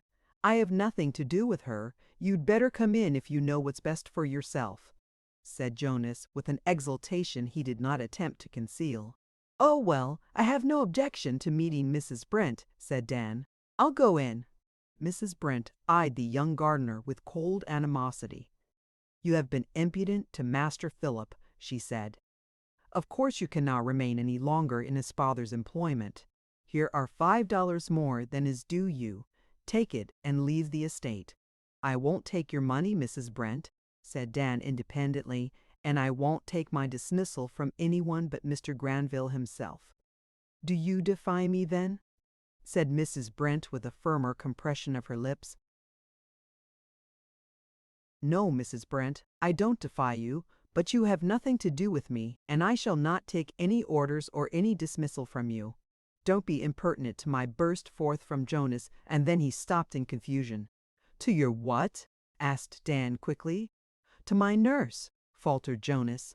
Dan looked suspiciously from one to the other. There's something between those two, he said to himself. Something we don't know of. Chapter 37. MRS. Brent's Panic. The chambermaid in the Granville household was a cousin of Dan, older by 3 years. She took a warm interest in Dan's welfare, though there was nothing but cousinly affection between them. Fresh from his interview with Mrs. Brent, Dan made his way to the kitchen. Well, Aggie, he said, I may have to say goodbye soon. What, Dan, you're not for leaving, are you? Asked Aggie in surprise. Mrs. Price. Brent has just given me notice, answered Dan. Mrs. Brent, what business is it of hers, and how did it happen anyway? She thinks it's her business, and it's all on account of that stuck-up Philip. Tell me about it, Cousin Dan. Dan did so, and wound up by repeating his young master's unfinished sentence. It's my belief, he said, that there's something between those two. If there wasn't, why is Mrs. Brent here? Why indeed, Dan, chimed in Aggie. Perhaps I can guess something. What is it? Never you mind. I'll only say I overheard Mrs. Brent one day speaking to Master Philip, but she didn't call him Philip. What then? Jonas! I'm ready to take my oath she called him Jonas. Perhaps that is his real name. He may have it for his middle name. I don't believe it. Dan, I've an idea. I'm going to see Mrs. Brent and make her think I know something. You see? Do as you think best, Aggie. I told her I wouldn't take a dismissal from her. Mrs. Brent was in her own room. She was not a woman who easily forgave, and she was provoked with Dan, who had defied her authority. She knew very well that in dismissing him she had wholly exceeded her authority, but this, as may readily be supposed, did not make her feel any more friendly to the young gardener. Jonas artfully led her indignation. Dan doesn't have much respect for you, Mother, he said. He doesn't mind you any more than he does a kitchen girl. He may find he has made a mistake, said Mrs. Brent, a bright red spot in each cheek, indicating her anger. He may find he has made a mistake in defying my authority. I wouldn't stand it if I was you, Ma. I won't, said Mrs. Brent decidedly, nodding vigorously and compressing her lips more firmly. Soon after, a knock was heard at Mrs. Brent's door. Come in, she said in a sharp, incisive voice. The door was opened, and Aggie entered. What do you want of me, Aggie? Asked Mrs. Brent in some surprise. I hear you've been telling Dan he'll have to go, said the chambermaid.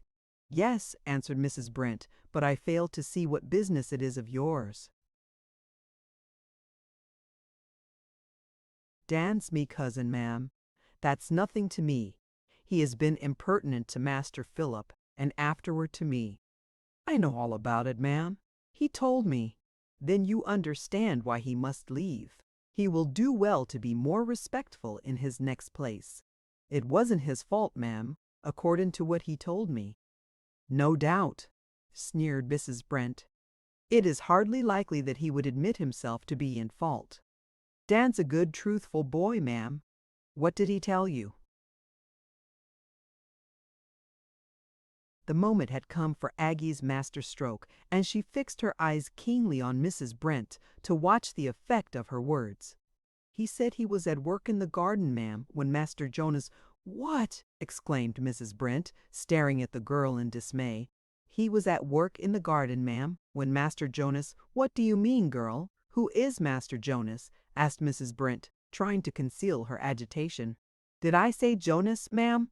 La, what could I be thinking of? Of course I mean Master Philip." "What should have put the name of Jonas into your head?" demanded Mrs. Brent nervously. "I must have heard it somewhere," said Aggie, with a quick, shrewd look out of the corner of her eyes. "Well, Dan just asked the young master a civil question, and Master Philip he snapped him up rude-like." "Mrs. Brent, I think you'd better not make any fuss about Dan. It wasn't so much his fault as the fault of Master Jonas. Oh dear, I beg pardon, I mean Master Philip." "Don't repeat that ridiculous name again, Aggie," said Mrs. Brent. "Your young master has nothing to do with it. You ought to know that his name is Philip." "I should say so," broke in Jonas. "I ain't going to be called out of my name. As to Dan," proceeded Mrs. Brent, "I am willing to overlook his impertinence this time. I won't say a word to Mr. Granville, but he must be more careful hereafter." "I'm sure I'm obliged to you, ma'am," said Aggie demurely. When she was out of the room, she nodded to herself triumphantly. "Sure, I'd got the old lady under me thumb, but divil a bit I know how. It's all in the word Jonas. When I want a favor, all I've got to do is to say that word. I wonder what it means now, anyhow." However, Aggie communicated to Dan the welcome intelligence that he would have no trouble with Mrs. Brent or Philip, but as to the way in which she had managed, she kept that to herself. "I want to think it over," she said. "There's a secret, and it's about Jonas. I'll wait patiently, and maybe I'll hear some more about it." As for Mrs. Brent, she was panic-stricken. Uncertain how much Aggie knew, she feared that she knew all. But how could she have discovered it? And was it come to this that she and Jonas were in the power of an Irish chambermaid? It was galling to her pride. She turned to her son when they were left alone. "How could she have found out?" she asked. "Found out what, mother?" "That your name is Jonas. She evidently knows it. I could see that in her eyes." "She must have heard you calling me so. I've told you more than once, Ma, that you must never call me anything but Philip. It is hard to have to keep silent always, never to speak to you as my own boy. I begin to think it is a dear price to pay, Jonas." "There you go again, mother," said Jonas peevishly. His mother had seated herself and spoke despondently. "I am afraid it will all come out some day," she said. "It will if you don't take better care, Ma. I tell you, it would be the best thing for you to go away. Mr. Granville will give you a good income. If I was left alone, there'd be no fear of its leaking out." "Oh, Jonas, would you really have me leave you? Would you really have me live by myself, separated from my only child?" Cold as she was, her heart was keenly wounded, for, looking at the boy, she saw that he was in earnest, and that he would prefer to have her go, since thereby he would be safer in the position he had usurped. Chapter 38. An Important Discovery. "Mr. Carter, can you spare me a couple of days?" asked Philip. "Certainly, Phil," answered the old gentleman. "May I ask how you wish to dispose of the time?" "I would like to go to Planktown to see my friends there. It is now some months since I left the village, and I would like to see my old friends." "The desire is a natural one. Your home is broken up, is it not?" "Yes, but I can stay at the house of Tommy Kavanagh. I know he will be glad to have me." "It is strange that your stepmother and her son have left no trace behind them," said Mr. Carter thoughtfully. "It looks suspicious, as if they had some good reason for their disappearance." "I can't understand why they should have left Planktown," said Philip, appearing puzzled. "Is the house occupied?" "Yes, I hear that a cousin of Mrs. Brent occupies it." I shall call and inquire after her. Very well, Philip, go when you please. You may be sure of a welcome when you return. In Planktown, though his home relations latterly had not been pleasant, Philip had many friends, and when he appeared on the street, he met everywhere glances of friendly welcome. One of the first to meet him was Tommy Kavanagh. "Where did you come from, Phil?" he asked. "I am glad enough to see you. Where are you staying?" "Nowhere, Tommy, at present. If your mother can take me in, I will stay at your house." "Take you?" "Yes, and we'll be glad enough to have you stay with us. You know we live in a small house, but if you don't mind, what do you take me for, Tommy? Whatever is good enough for you and your mother will be good enough for me." "What are you doing, Phil? You don't look as if you had hard work making a living." "I am well fixed now, but I have had some anxious days. But all's well that ends well. I am private secretary to a rich man and live in a fine brownstone house on Madison Avenue." "Good for you, Phil. I knew you'd succeed. Where's Mrs. Brent? Has anything been heard from her?" "I don't think anybody in the village knows where she is, that is, except her cousin, who lives in your old house." "What is his name?" "Hugh Rayner." "What sort of a man is he?" "The people in the village don't like him. He lives alone, and I hear that he cooks for himself. He is not at all social, and no one feels very much acquainted with him. I shall call upon him and inquire after Mrs. Brent." "Then, Phil, you had better go alone, for he doesn't like callers, and he will be more ready to receive one than two." Philip enjoyed his visit, and was busied making calls on his old acquaintances. He was much pleased with the cordiality with which he had been received. It was not till the afternoon of the second day that he turned his steps toward the house which had been his home for so long a time. We will precede him and explain matters which made his visit very seasonable. In the sitting room sat Hugh Rayner, the present occupant of the house. He was a small, dark-complexioned man with a large Roman nose, and his face was at this moment expressive of discontent. This seemed to be connected with a letter which he had just been reading. Not to keep the reader in suspense, it was mailed at Chicago and was written by Mrs. Brent. We will quote a paragraph. "You seem to me very unreasonable in expecting me not only to give you the house rent free, but also to give you a salary. I would like to know what you do to merit a salary. You merely take care of the house. As for that, there are plenty who would be glad to take charge of so good a house and pay me a fair rent. Indeed, I am thinking that it will be best for me to make some such arrangement, especially as you do not seem satisfied with your sinecure position. You represent me as rolling in wealth. Jonas and I are living very comfortably, and we have nothing to complain of, but that is no reason for my squandering the small fortune left me by my husband. I advise you to be a little more reasonable in your demands, or I shall request you to leave my house." "Selfish as ever," muttered Mr. Rayner, after reading this letter over again. "Cousin Jane never was willing that anyone else should prosper. But she has made a mistake in thinking she can treat me meanly. I am in a position to turn the tables upon her. This paper, if she dreamed I had found it, she would yield to all my demands." He laid his hand upon a paper, folded lengthwise, and presenting the appearance of a legal document. He opened the paper and read aloud, "To the boy generally known as Philip Brent and supposed, though incorrectly, to be my son, I bequeath the sum of $5,000 and direct the same to be paid over to anyone whom he may select as guardian, to hold in trust for him until he attains the age of 21. This will Mrs. Brent carefully concealed," continued Mr. Rayner, "in order to save the money for herself and Jonas. I wonder she was not prudent enough to burn it, or at any rate to take it with her when she left Planktown. It is a damaging secret, but I hold it, and I mean to use it too. Let me see, what is it best to do?" Mr. Rayner spent some time in quiet thought.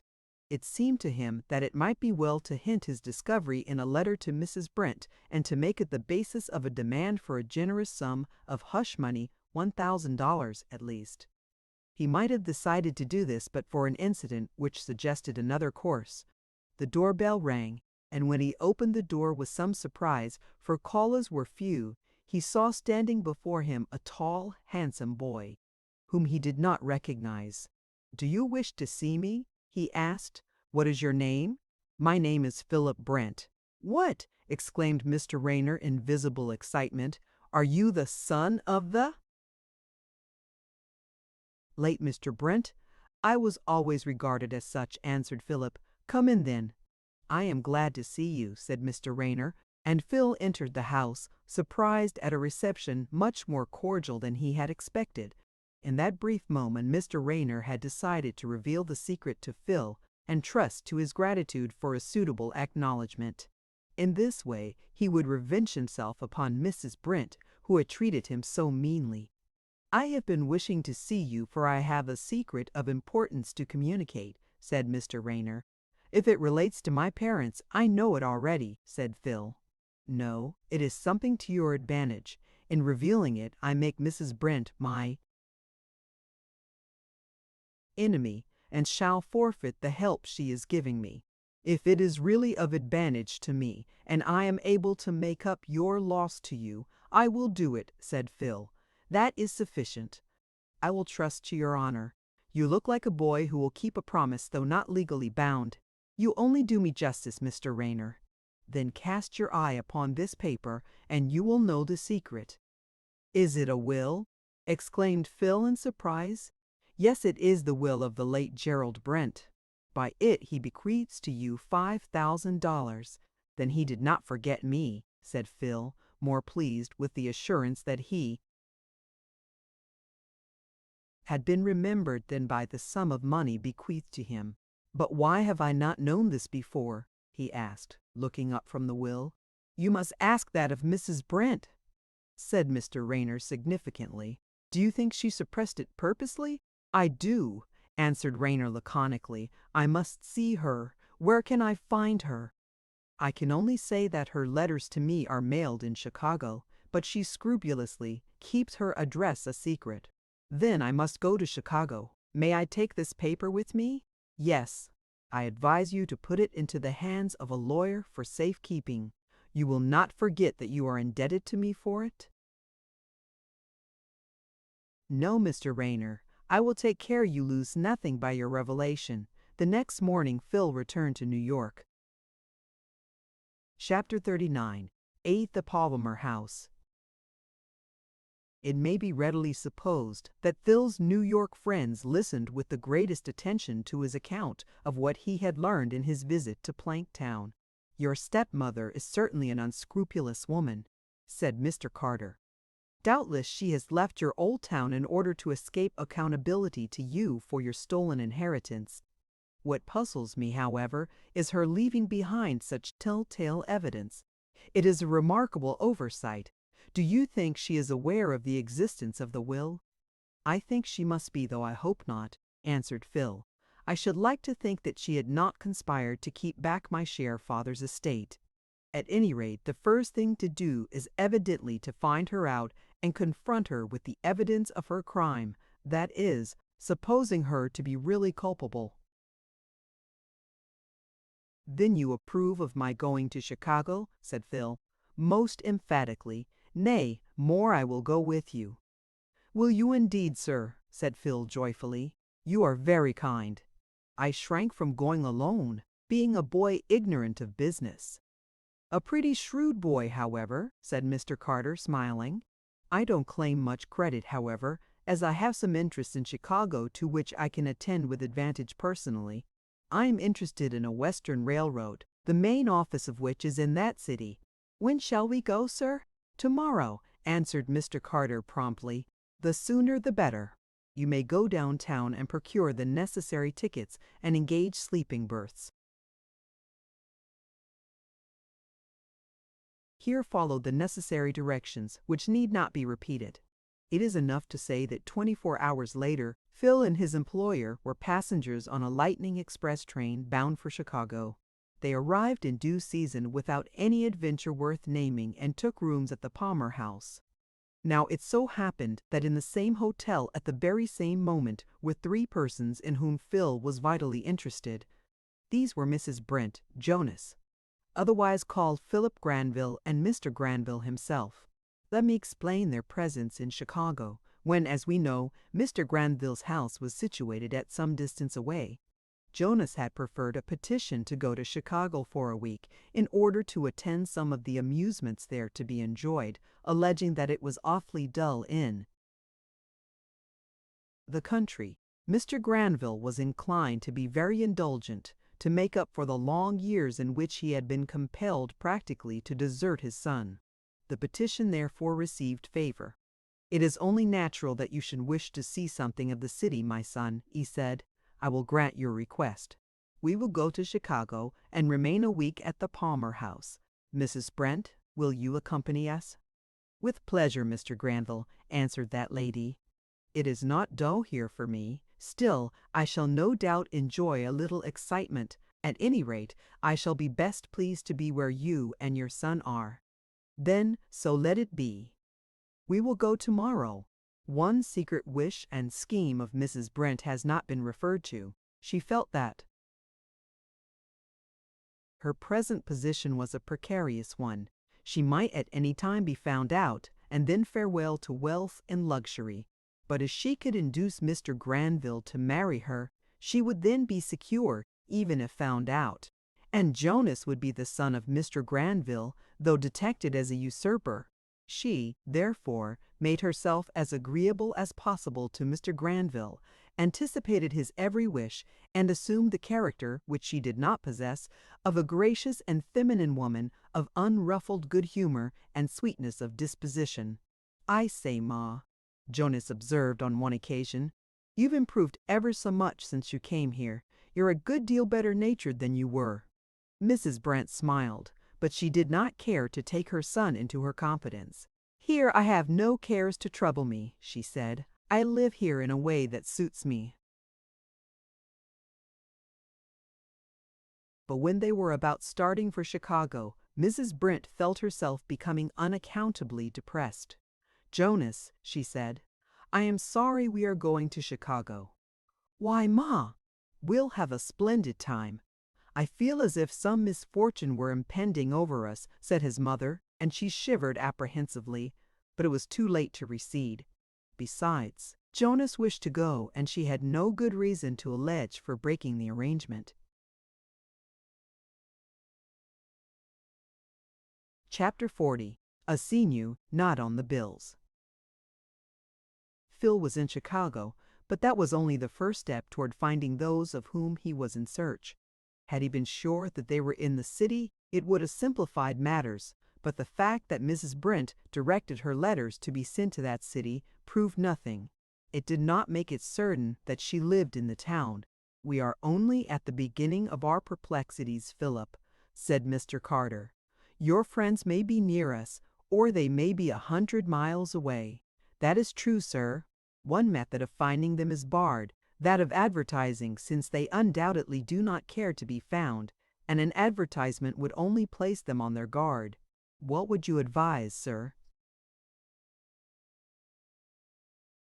"We might employ a detective to watch the post office, but here again there might be disappointment. Mrs. Brett might employ a third person to call for her letters. However, I have faith to believe that sooner or later we shall find her. Time and patience accomplishes much." "Were you ever a detective, sir?" asked Phil, smiling. "No, Philip, but I have had occasion to employ them. Now how would you like to go to the theater this evening?" "Very much, sir." "There is a good play running at McVicker's Theater. We will go there." "Anywhere will suit me, Mr. Carter. Young people are easily satisfied," he said. "When they get older, they get more fastidious. However, there is generally something attractive at McVicker's." It so happened that Philip and his employer took a late dinner and did not reach the theater till 10 minutes after the hour. They had seats in the 7th row of orchestra chairs, a very eligible portion of the house. the curtain had risen, and Philip's attention was given to the stage till the end of the first act. Then he began to look around him. Suddenly he started and half rose from his seat. "What is the matter, Philip?" asked Mr. Carter. "There, sir, look there," said the boy in excitement, pointing to two persons in the fourth row in front. "Do you recognize acquaintances, Philip?" "It is my stepmother and Jonas," answered Philip eagerly. "It is indeed wonderful," said Mr. Carter, sharing the boy's excitement. "You are confident, are you?" "Oh, sir, I couldn't be mistaken about that." Just then Mrs. Brent turned to a gentleman at her side and spoke. "It was Mr. Granville. Who is that gentleman?" said Mr. Carter reflectively. "Do you think Mrs. Brent is married again?" "I don't know what to think," said Philip, bewildered. "I will tell you what to do. You cannot allow these people to elude you. Go to the hotel, ask a direction to the nearest detective office. Have a man detailed to come here directly, and let him find, if necessary, where your stepmother and her son are living." Philip did so, and it was the close of the second act before he returned. With him was a small, quiet gentleman of unpretending appearance, but skilled as a detective. "Now," continued Mr. Carter, "you may venture at any time to go forward and speak to your friends, if they can be called such." "I don't think they can, sir." "I won't go till the last intermission." Phil was forestalled, however. At the close of the fourth act, Jonas happened to look back, and his glance fell upon Philip. A scared, dismayed look was on his face as he clutched his mother's arm and whispered, "Ma, Philip is sitting just back of us." Mrs. Brent's heart almost ceased to beat. She saw that the moment of exposure was probably at hand. With pale face she whispered, "Has he seen us? He is looking right at us." She had time to say no more. Philip left his seat, and coming forward, approached the seat of his stepmother. "How do you do, Mrs. Brent?" he said. She stared at him, but did not speak. "How are you, Jonas?" continued our hero. "My name isn't Jonas," muttered the boy addressed. Mr. Granville, meanwhile, had been eagerly looking at Philip. There appeared to be something in his appearance which riveted the attention of the beholder. Was it the voice of nature which spoke from the striking face of the boy? "You have made a mistake, boy," said Mrs. Brent, summoning all her nerve. "I am not the lady you mention, and this boy does not bear the name of Jonas." "What is his name, then?" demanded Philip. "My name is Philip Granville," answered Jonas quickly. "Is it? Then it has changed suddenly," answered Phil in a sarcastic voice. "6 months ago, when we were all living at Planktown, your name was Jonas Webb." "You must be a lunatic," said Mrs. Brent with audacious falsehood. "My own name is Philip, as you very well know." "Your name, Philip?" exclaimed Mr. Granville with an excitement which he found it hard to control. "Yes, sir. The lady is my stepmother, and this boy is her son Jonas. And you, whose son are you?" gasped Mr. Granville. "I don't know, sir. I was left at an early age at a hotel kept by this lady's husband, by my father, who never returned." "Then you must be my son," said Mr. Granville. "You and not this boy. You, sir? Did you leave me?" "I left my son with Mr. Brent. This lady led me to believe that the boy at my side was my son." Here, then, was a sudden and startling occurrence. Mrs. Brent fainted. The strain had been too much for her nerves, strong as they were. "Of course she must be attended to. Come with me. I cannot lose sight of you now, my son," said Mr. Granville. "Where are you staying?" "At the Palmer House." "So am I. Will you be kind enough to order a carriage?" Mrs. Brent was conveyed to the hotel, and Jonas followed sullenly. Of course, Philip, Mr. Granville and Mr. Carter left the theater. Later, the last three held a conference in the parlor. It took little to convince Mr. Granville that Philip was his son. "I am overjoyed," he said. "I have never been able to feel toward the boy whom you call Jonas as a father should. He was very distasteful to me. "It was an extraordinary deception on the part of Mrs. Brent," said Mr. Carter thoughtfully.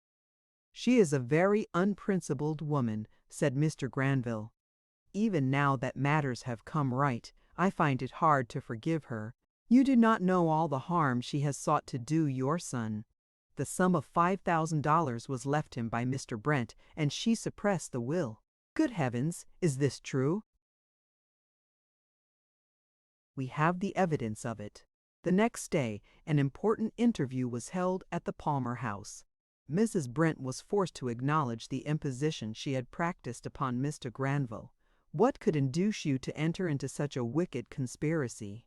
asked Mr. Granville, shocked. "The temptation was strong. I wished to make my son rich. Besides, I hated Philip. It is well your wicked plan has been defeated. It might have marred my happiness forever." "What are you going to do with me?" she asked coolly, but not without anxiety. It was finally settled that the matter should be hushed up. Philip wished to give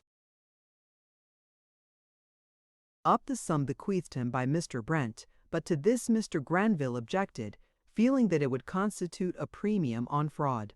Besides, Mrs. Brent would have the residue of the estate, amounting to nearly $10,000.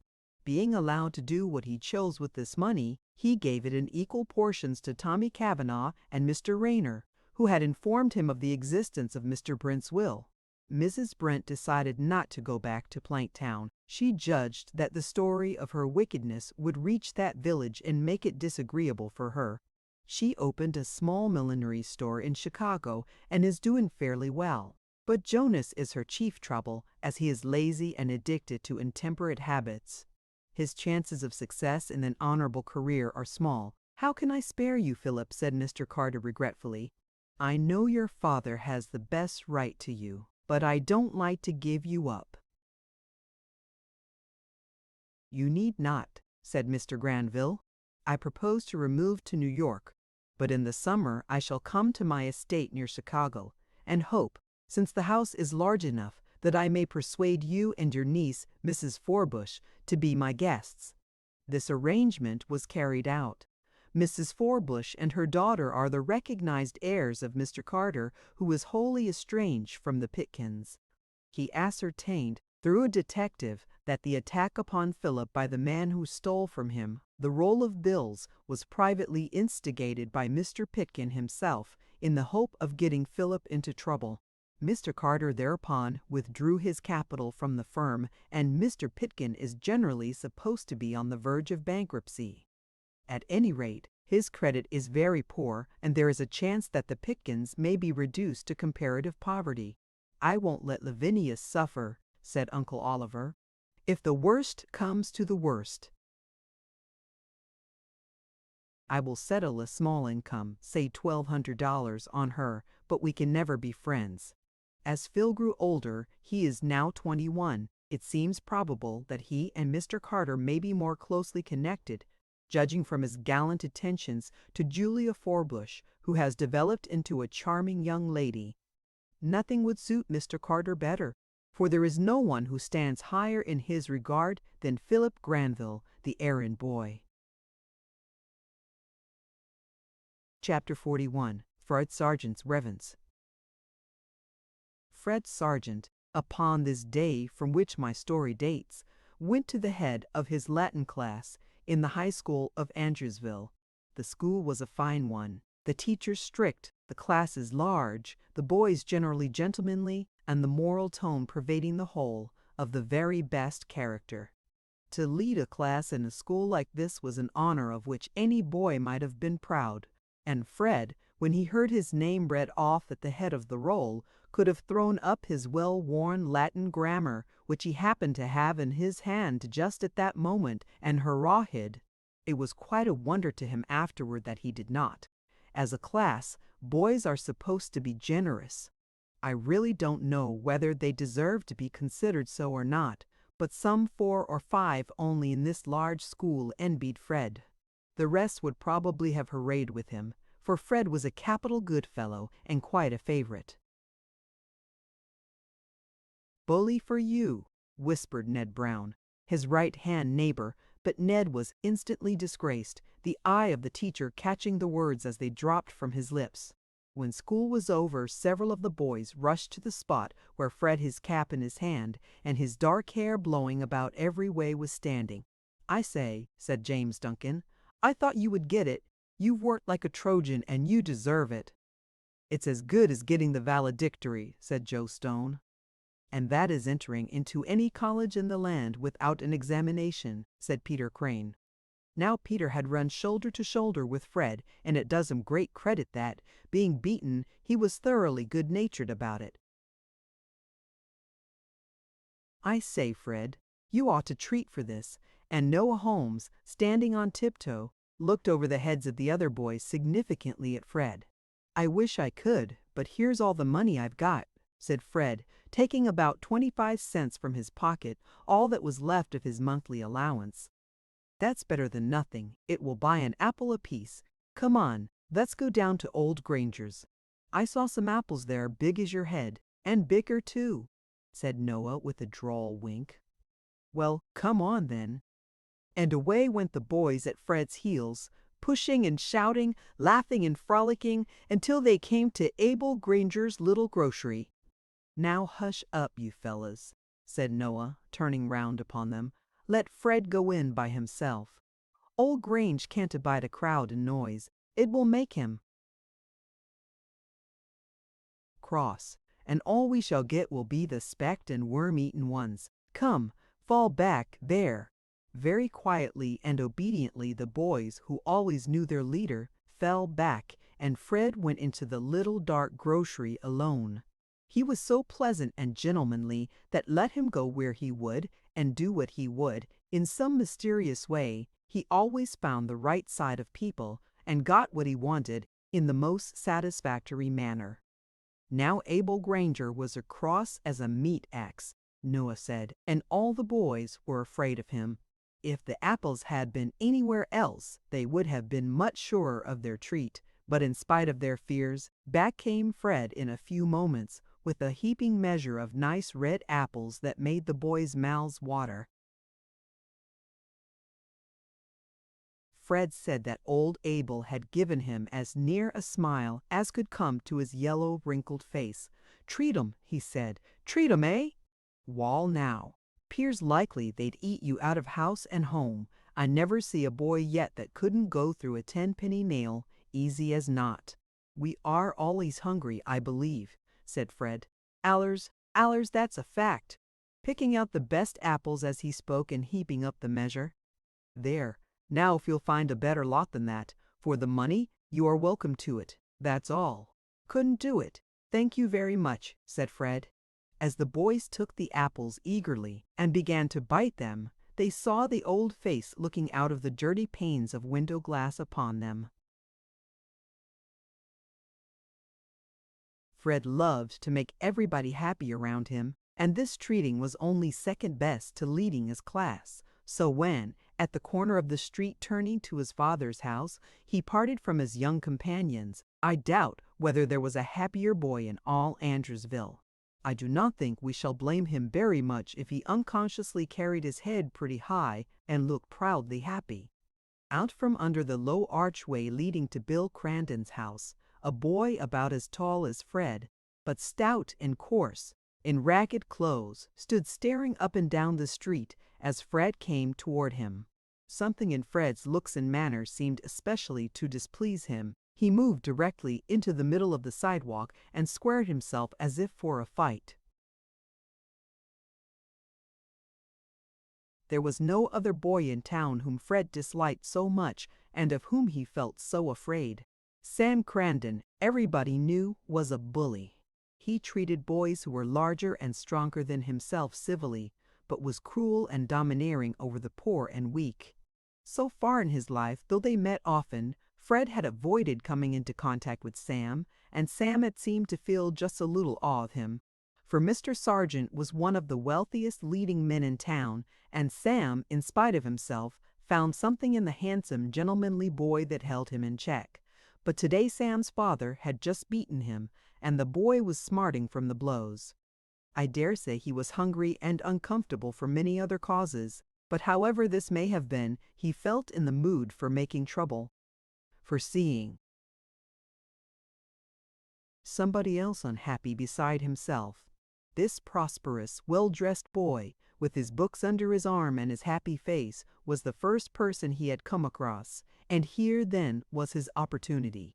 Fred saw him assume the attitude of a prize fighter and knew what it meant. Sam had a cut, red and swollen across one cheek, and this helped to make his unpleasant face more ugly and lowering than usual. What was to be done? To turn and run never occurred to Fred. To meet him and fight it out was equally impossible. So Fred stopped and looked at him irresolutely. "You're afraid of a licking?" asked Sam, grinning ominously. "I don't want to fight," said Fred quietly. "No more you don't, but you got to." Fred's blood began to rise. The words and looks of the rough boy were a little too much for his temper. "Move out of the way," he said, walking directly up to him. Sam hesitated for a moment. The steady, honest, bold look in Fred's eyes was far more effective than a blow would have been. But as soon as Fred had passed him, he turned and struck him a quick, stinging blow between his shoulders.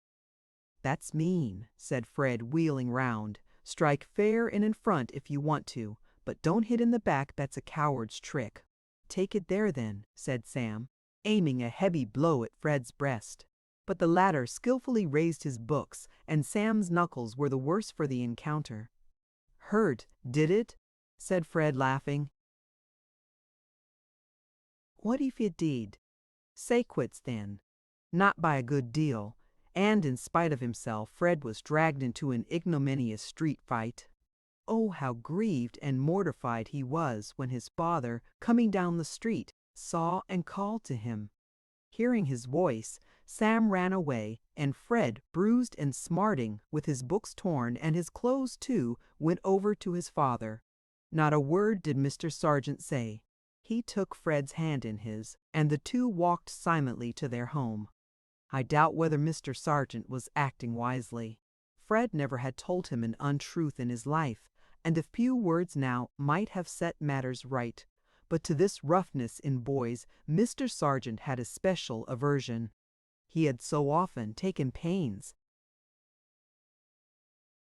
to instill its impropriety and vulgarity into Fred's mind that he could not now imagine an excuse.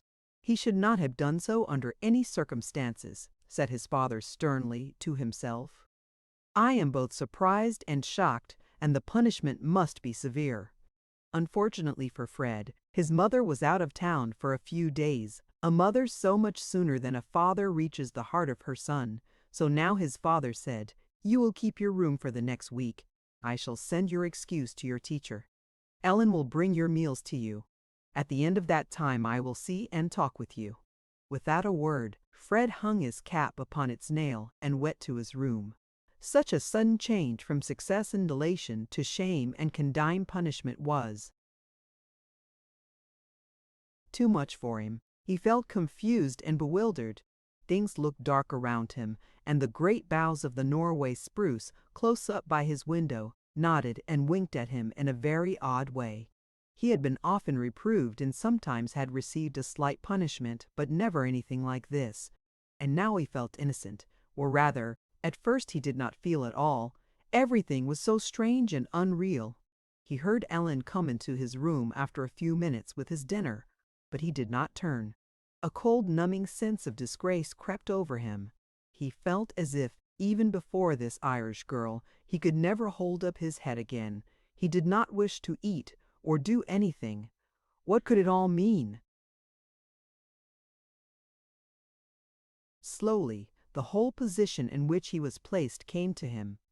The boys gathering at school, the surprise with which his absence would be noted, the lost honor, so lately won, his father's sad, grave face, his sister's unhappiness, his mother's sorrow, and even Sam's face, so ugly in its triumph, all were there. What an afternoon that was! How slowly the long hours dragged themselves away, and yet until dusk Fred bore up bravely. Then he leaned his head on his hands. Tired, hungry, worn out with sorrow, He burst into tears and cried like a baby. Don't blame him. I think any one of us would have done the same. "Oh, mother, mother!" said Fred aloud to himself. "Do come home, do come home." Ellen looked very sympathizing when she came in with his tea and found his dinner untouched. "Eat your tea, Master Fred," she said gently. "The like of ye can't go without your victuals, no way. I don't know what you've done, but I ain't afeard there is any great harm in it, though your collar is on crooked and there's a tear in your jacket, to say nothing of a black and blue place under your left eye. But eat your tea. Here's some fruit cake Biddy sent a purpose." Somebody did think of and feel sorry for him. Fred felt comforted on the instant by Ellen's kind words and Biddy's plum cake, and I must say ate a hearty, hungry boy's supper, then went to bed and slept soundly until late the next morning. We have not space to follow Fred through the tediousness of the following week. His father strictly carried out the punishment to the letter. No one came near him but Ellen, though he heard the voices of his sisters and the usual happy home sounds constantly about him. Had Fred really been guilty, even in the matter of a street fight, he would have been the unhappiest boy living during this time. But we know he was not, so we shall be glad to hear that, with his books and the usual medley of playthings with which a boy's room is piled, he contrived to make the time pass without being very wretched. It was the disgrace of being punished, the lost position in school, and above all, the triumph which it would be to Sam, which made him the most miserable. The very injustice of the thing was its balm in this case. May it be so, my young readers, with any punishment which may ever happen to you. All these things, however, were opening the way to make Fred's revenge, when it came, the more complete. Fred Sargent, of course, had lost his place and was subjected to a great many curious inquiries when he returned to school. He had done his best, in his room, to keep up with his class, but his books, studied in prison, as he had learned to call it, and in the sitting room, with his sister Nellie and his mother to help him, were very different things. Still, doing your best always brings its reward, and let me say in passing, before the close of the month Fred had won his place again. This was more easily done than satisfying the kind inquiries of the boys.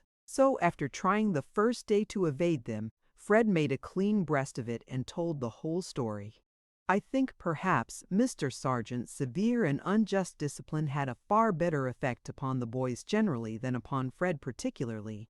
They did not know how entirely Fred had acted on the defensive, and so they received a lesson which most of them never forgot on the importance which a kind, genial man, with a smile and a cheery word for every child in town, attached to brawling. After all, the worst effect of this punishment came upon Sam Cranton himself. Very much disliked as his wicked ways had made him before, he was now considered as a town nuisance. Everybody avoided him, and when forced to speak to him did so in the coldest and often in the most unkind manner.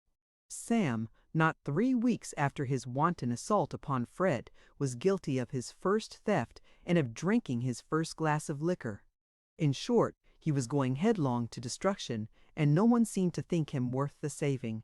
Skulking by day, prowling by night, hungry, dirty, beaten, and sworn at, no wonder that he seemed God-forsaken as well as man-forsaken. Mr. Sargent had a large store in Rutgers Street. He was a wholesale dealer in ironware, and Andrewsville was such an honest, quiet town ordinary means were not taken to keep the goods from the hands of thieves. Back doors, side doors, and front doors stood open all the day, and no one went in or out but those who had dealings with the firm. Suddenly, however, articles began to be missed: a package of knives, a bolt, a hatchet, an axe, a pair of skates, flat irons, knives, and forks. Indeed, hardly a day passed without a new thing being taken, and though every clerk in the store was on the alert and very watchful, still the thief or thieves remained undetected. At last, matters grew very serious. It was not so much the pecuniary value of the losses that was never large, but the uncertainty into which it threw Mr. Sargent. The dishonest person might be one of his own trusted clerks. Such things had happened, and sad to say, probably would again. "Fred," said his father one Saturday afternoon, "I should like to have you come down to the store and watch in one of the rooms. There is a great run of business today, and the clerks have their hands more than full. I must find out, if possible, who it is that is stealing so freely. Yesterday I lost 6 pearl-handled knives worth, $2 apiece. Can you come?" "Yes, sir," said Fred promptly. "I will be there at 1 to a minute, and if I catch him, let him look out sharp, that is all." This acting as police officer was new business to Fred and made him feel very important, so when the town clock was on the stroke of 1, he entered the store and began his patrol. It was fun for the first hour, and he was so much on the alert that old Mr. Stone, from his high stool before the desk, had frequently to put his pen behind his ear and watch him. It was quite a scene in a play to see how Fred would start at the least sound. A mouse nibbling behind a box of iron chains made him beside himself until he had scared the little gray thing from its hole and saw it scamper away out of the shop. But after the first hour, the watching for nothing became a little tedious. There was a splendid game of baseball, too, come off on the public green that afternoon, and after that the boys were going to the Shawl scene for a swim. Then there was to be a picnic on the Indian Ridge, and well, Fred had thought of all these losses when he so pleasantly assented to his father's request, and he was not going to complain now. He sat down on a box and commenced drumming tunes with his heels on its sides. This disturbed Mr. Stone. He looked at him sharply, so he stopped and sauntered out into a corner of the back store where there was a trapdoor leading down into the water. A small river ran by under the end of the store, also by the depot, which was near at hand, and his father used to have some of his goods brought down in boats and hoisted up through this door. It was always one of the most interesting places in the store to Fred. He liked to sit with his feet hanging down over the water, watching it as it came in and dashed against the cellar walls. Today it was high, and a smart breeze drove it in with unusual force. Bending down as far as he could safely to look under the store, Fred saw the end of a hatchet sticking out from the corner of one of the abutments that projected from the cellar to support the end of the store in which the trapdoor was. "What a curious place this is for a hatchet," thought Fred as he stooped a little further, holding on very tight to the floor above. What he saw made him almost lose his hold and drop into the water below. There, stretched along on a beam, was Sam Crandon, with some stolen packages near him. For a moment, Fred's astonishment was too great to allow him to speak, and Sam glared at him like a wild beast brought suddenly to bay. "Oh, Sam, Sam," said Fred at length, "how could you?" Sam caught up a hatchet and looked as if he was going to aim it at him, then suddenly dropped it into the water. Fred's heart beat fast, and the blood came and went from his cheeks. He caught his breath heavily, and the water, the abutment, and even Sam with his wicked, ugly face were for a moment darkened. Then, recovering himself, he said, "Was it you, Sam? I'm sorry for you." "Don't lie," said Sam, glowering back. "You know you're glad." "Glad? Why should I be glad to have you steal? 'Cause I licked you and you caught it." "So I did, but I am sorry for all that. You lie." Fred had thought very fast while this conversation was going on. He had only to lift his head and call his father, then the boat would be immediately pushed in under the store. Sam secured and his punishment certain. There were stolen goods enough to convict him, and his mode of ingress into the store was now certain. This trapdoor was never locked. Very often it was left open, the water being considered the most effectual bolt and bar that could be used. But Sam, a good swimmer and climber, had come in without difficulty and had quite a store of his own hidden away there for future use. Discourse was very plain. but for some reason, which Fred could not explain even to himself, he did not feel inclined to take it, so he sat looking steadily in Sam's face until he said, "Look here, Sam, I want to show you I mean what I say. I'm sorry you have turned thief, and if I can help you to be a better boy, I should be glad to." Again Fred's honest, kindly face had the same effect upon Sam that it had at the commencement of their street fight. He respected and trusted it unconsciously. "Here," said he, crawling along on the beam and handing back the package of knives, the last theft of which his father had complained. "Yes, that is right," said Fred, leaning down and taking it. "Give them all back if you can. That is what my father calls making restitution, and then you won't be a thief any longer." Something in the boy's tone touched Sam's heart still more, so he handed back one thing after another as rapidly as he could until nearly everything was restored. "Bravo for you, Sam. I won't tell who took them, and there is a chance for you. Here, give me your hand now, honor bright. You'll never come here again to steal if I don't tell my father." Sam looked at him a moment as if he would read his very soul. Then he said sulkily, "You'll tell. I know you will, 'cause I licked you when you didn't want me to. But you've got 'em all back, and I suppose it won't go very hard." "What won't go very hard?" "The prison. You shan't go to prison at all. Here, give me your hand. I promise not to tell if you will promise not to steal any more."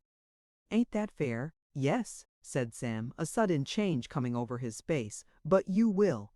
Try me and see." Sam slowly and really at a great deal of peril, considering his situation, put his rough, grimed hand into Fred's, a dishonest hand it was, and that more than the other thing made Fred recoil a little as he touched it.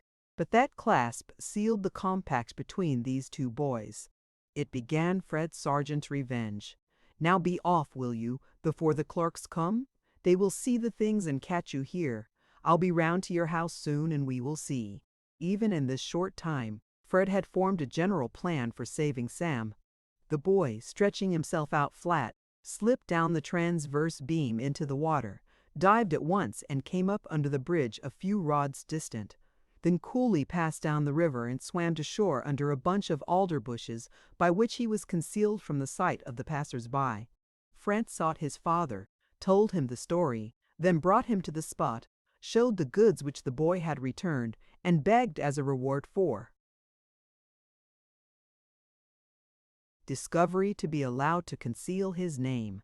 His father, of course, hesitated at so unusual a proposition, but there was something so very much in earnest in all Fred did and said that he became convinced it was best, for the present at least, to allow him to have his own way, and this he was very glad he had done when a few days after Fred asked him to do something for Sam Crandon. "Sam Crandon?" he asked in surprise. "Is not that the very boy I found you fighting in the street with?" "Yes, sir," said Fred, hanging his head. "But he promises to do well if he can only find work, honest work. You see, sir, he is so bad nobody helps him." Mr. Sargent smiled. "A strange recommendation, Fred," he said, "but I will try what can be done. A boy who wants to reform should have a helping hand." "He does want to. He wants to heartily. He says he does. Father, if you only will." Fred, as he stood there, his whole face lit up with the glow of this generous, noble emotion, never was dearer to his father's heart. Indeed, his father's eyes were dim, and his voice a little husky, as he said again, "I will look after him, Fred, for your sake." And so he did, but where and how I have not space now to tell my readers. Perhaps at some future time I may finish this story. For the present, let me say there is a new boy in Mr. Sargent's store. With rough, coarse face, voice, and manners, everybody wonders at seeing him there. Everybody prophesies future trouble, but nobody knows that this step up in Sam Crandon's life is Fred Sargent's revenge. The Smuggler's Trap. Hubert had accompanied his father on a visit to his uncle, who lived in a fine old country mansion on the shore of Carmarthen Bay. In front of the house spread a long beach, which terminated in precipitous cliffs and rocky ledges. On the afternoon of the day following his arrival, he declared his intention of exploring the beach. "Don't get caught in the smuggler's trap," said his uncle as he mentioned his plan. "The smuggler's trap?" "Yes, it's at the end of the beach where you see the cliffs. It's a hollow cave, which you can only walk at very low tide. You'd better not go in there." "Oh, never fear," said Hubert carelessly, and in a few minutes he was wandering over the beach, and after walking about 2 miles, reached the end of the beach at the base of the great cliffs. The precipice towered frowningly overhead, its base all worn and furrowed by the furious surges that for ages had dashed against it. All around lay a chaos of huge boulders covered with seaweed. The tide was now at the lowest ebb. The surf here was moderate, for the seaweed on the rocks interfered with the swell of the waters, and the waves broke outside at some distance. Between the base of the precipice and the edge of the water there was a space left dry by the ebb tide, about 2 yards in width, and Hubert walked forward over the space thus uncovered to see what lay before him. He soon found himself in a place which seemed like a fissure rent in a mountainside by some extraordinary convulsion of nature. All around rose black, precipitous cliffs.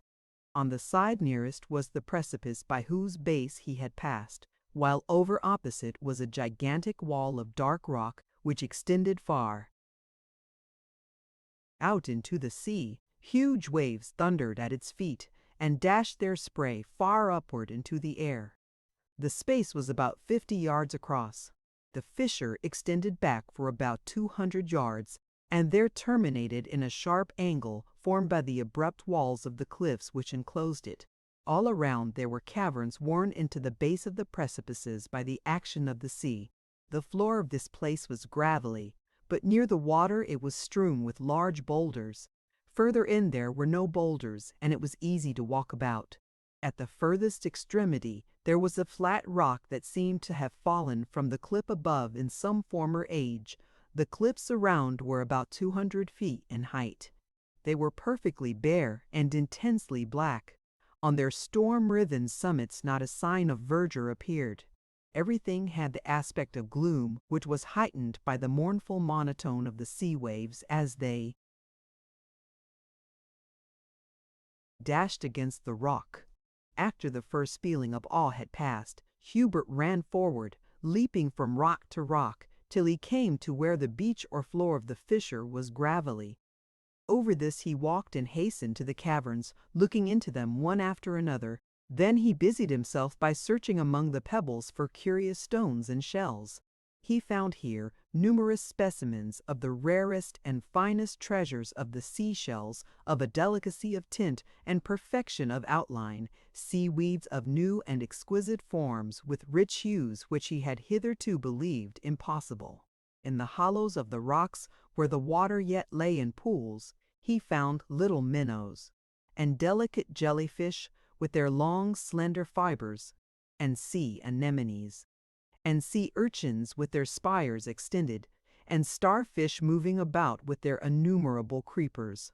It was a new world, a world which had thus far been only visible to him in the aquarium, and now as it stood before him he forgot all else. He did not feel the wind as it blew in fresh from the sea, the dread sou'wester, the terror of fishermen. He did not notice the waves that rolled in more furiously from without, and were now beginning to break in wrath upon the rocky ledges and boulders. He did not see that the water had crept on nearer to the cliff, and that a white line of foam now lay on that narrow belt of beach which he had traversed at the foot of the cliff. Suddenly a sound burst upon his ears that roused him, and sent all the blood back to his heart. It was his own name, called out in a voice of anguish and almost of despair by his father. He sprang to his feet, started forward, and rushed with the speed of the wind to the place by which he had entered the enclosure. What a barrier lay before him! The rolling waves were there, rushing in over the rocks, dashing against the cliff, tossing their white and quivering spray exulting in the air. At once, Hubert knew his danger. He was caught in the smuggler's trap, and the full meaning of his uncle's warning flashed upon his mind as in his terror he shrieked back to his father. Then there was silence for a time. While Hubert had been in the trap, his father and uncle had been walking along the beach, and the former heard for the first time the nature and danger of the smuggler's trap. He was at once filled with anxiety about his son, and had hurried to the place to call him back, when to his horror he found that the tide had already covered the only way by which the dangerous place might be approached. No sooner had he heard Hubert's answering cry than he rushed forward to try and save him, but the next moment a great wave came rolling in and dashed him upon the cliff. Terribly bruised, he clung to the cliff till the surf fell back, and then ran on again. He slipped over a rock and fell, but instantly regaining his feet he advanced further, and in his haste fell into a hollow which was filled with water. Before he could emerge, another wave was upon him. This one beat him down, and it was only by clinging to the seaweed that he escaped being sucked back by the retreating surge. Bold and frenzied though he was, he had to start back from the fury of such an assault as this. He rushed backward and waited. His eyes searched wildly around. He noticed that the surf grew more violent every moment, and every moment took away hope. But he would not yield. Once more he rushed forward. The waves rolled in, but he grasped the rocks and withstood the surf, and still advanced. Another followed. He bowed before it, and clinging to the rocks as before, came forth triumphant. Already he was nearly halfway. He sprang upon a rock that rose above the level of the seething flood, and stood for a moment panting and gasping. But now a great wave came rolling in upon him. He fell on his knees and clung to the seaweed. The wave struck. It hurled him from the rock. He rolled over and over. Blinded, bruised, and half drowned, he felt himself dashed against the cliff. He threw his arms wildly about, but found nothing which he could seize. The retreating waves sucked him back, but a rock stayed him. This he grasped and was saved. Then, hastily scrambling to his feet, he staggered back to the place from which he had started. Before he could get back, another wave threw him down, and this time he might have been drowned had not his brother plunged in and dragged him out. Of all this Hubert had seen nothing, and known nothing. He waited for some time in silence, and then called. There was no answer. He called again and again, but at that time his father was struggling with the waves and did not hear him. At last, after what seemed an interminable time, he heard once more his father's voice. He shouted back. "Don't be afraid," cried the voice. "I'll get you out. Wait." And then there were no more voices. It was about 2 o'clock when Hubert had entered the gorge. It was after 3 when his father had roused him and made his vain effort to save him. Hubert was now left alone with the rising tide, whose waters rolled forward with fearful rapidity. The beach inside was nearly level, and he saw that in an hour or so it would be covered with the waters. He tried to trust to his father's promise, but the precious moments passed, and he began to look with terror upon the Sonder. Increasing storm. For every moment the wind grew fiercer, and the surf rolled in with ever-increasing impetuosity. He looked all around for a place of refuge, and saw nothing except the rock which arose at the extremity of the place, at the foot of the overhanging cliffs. It was about 5 feet high, and was the only place that afforded anything like safety. Up this he clambered, and from this he could survey the scene, but only to perceive the full extent of his danger.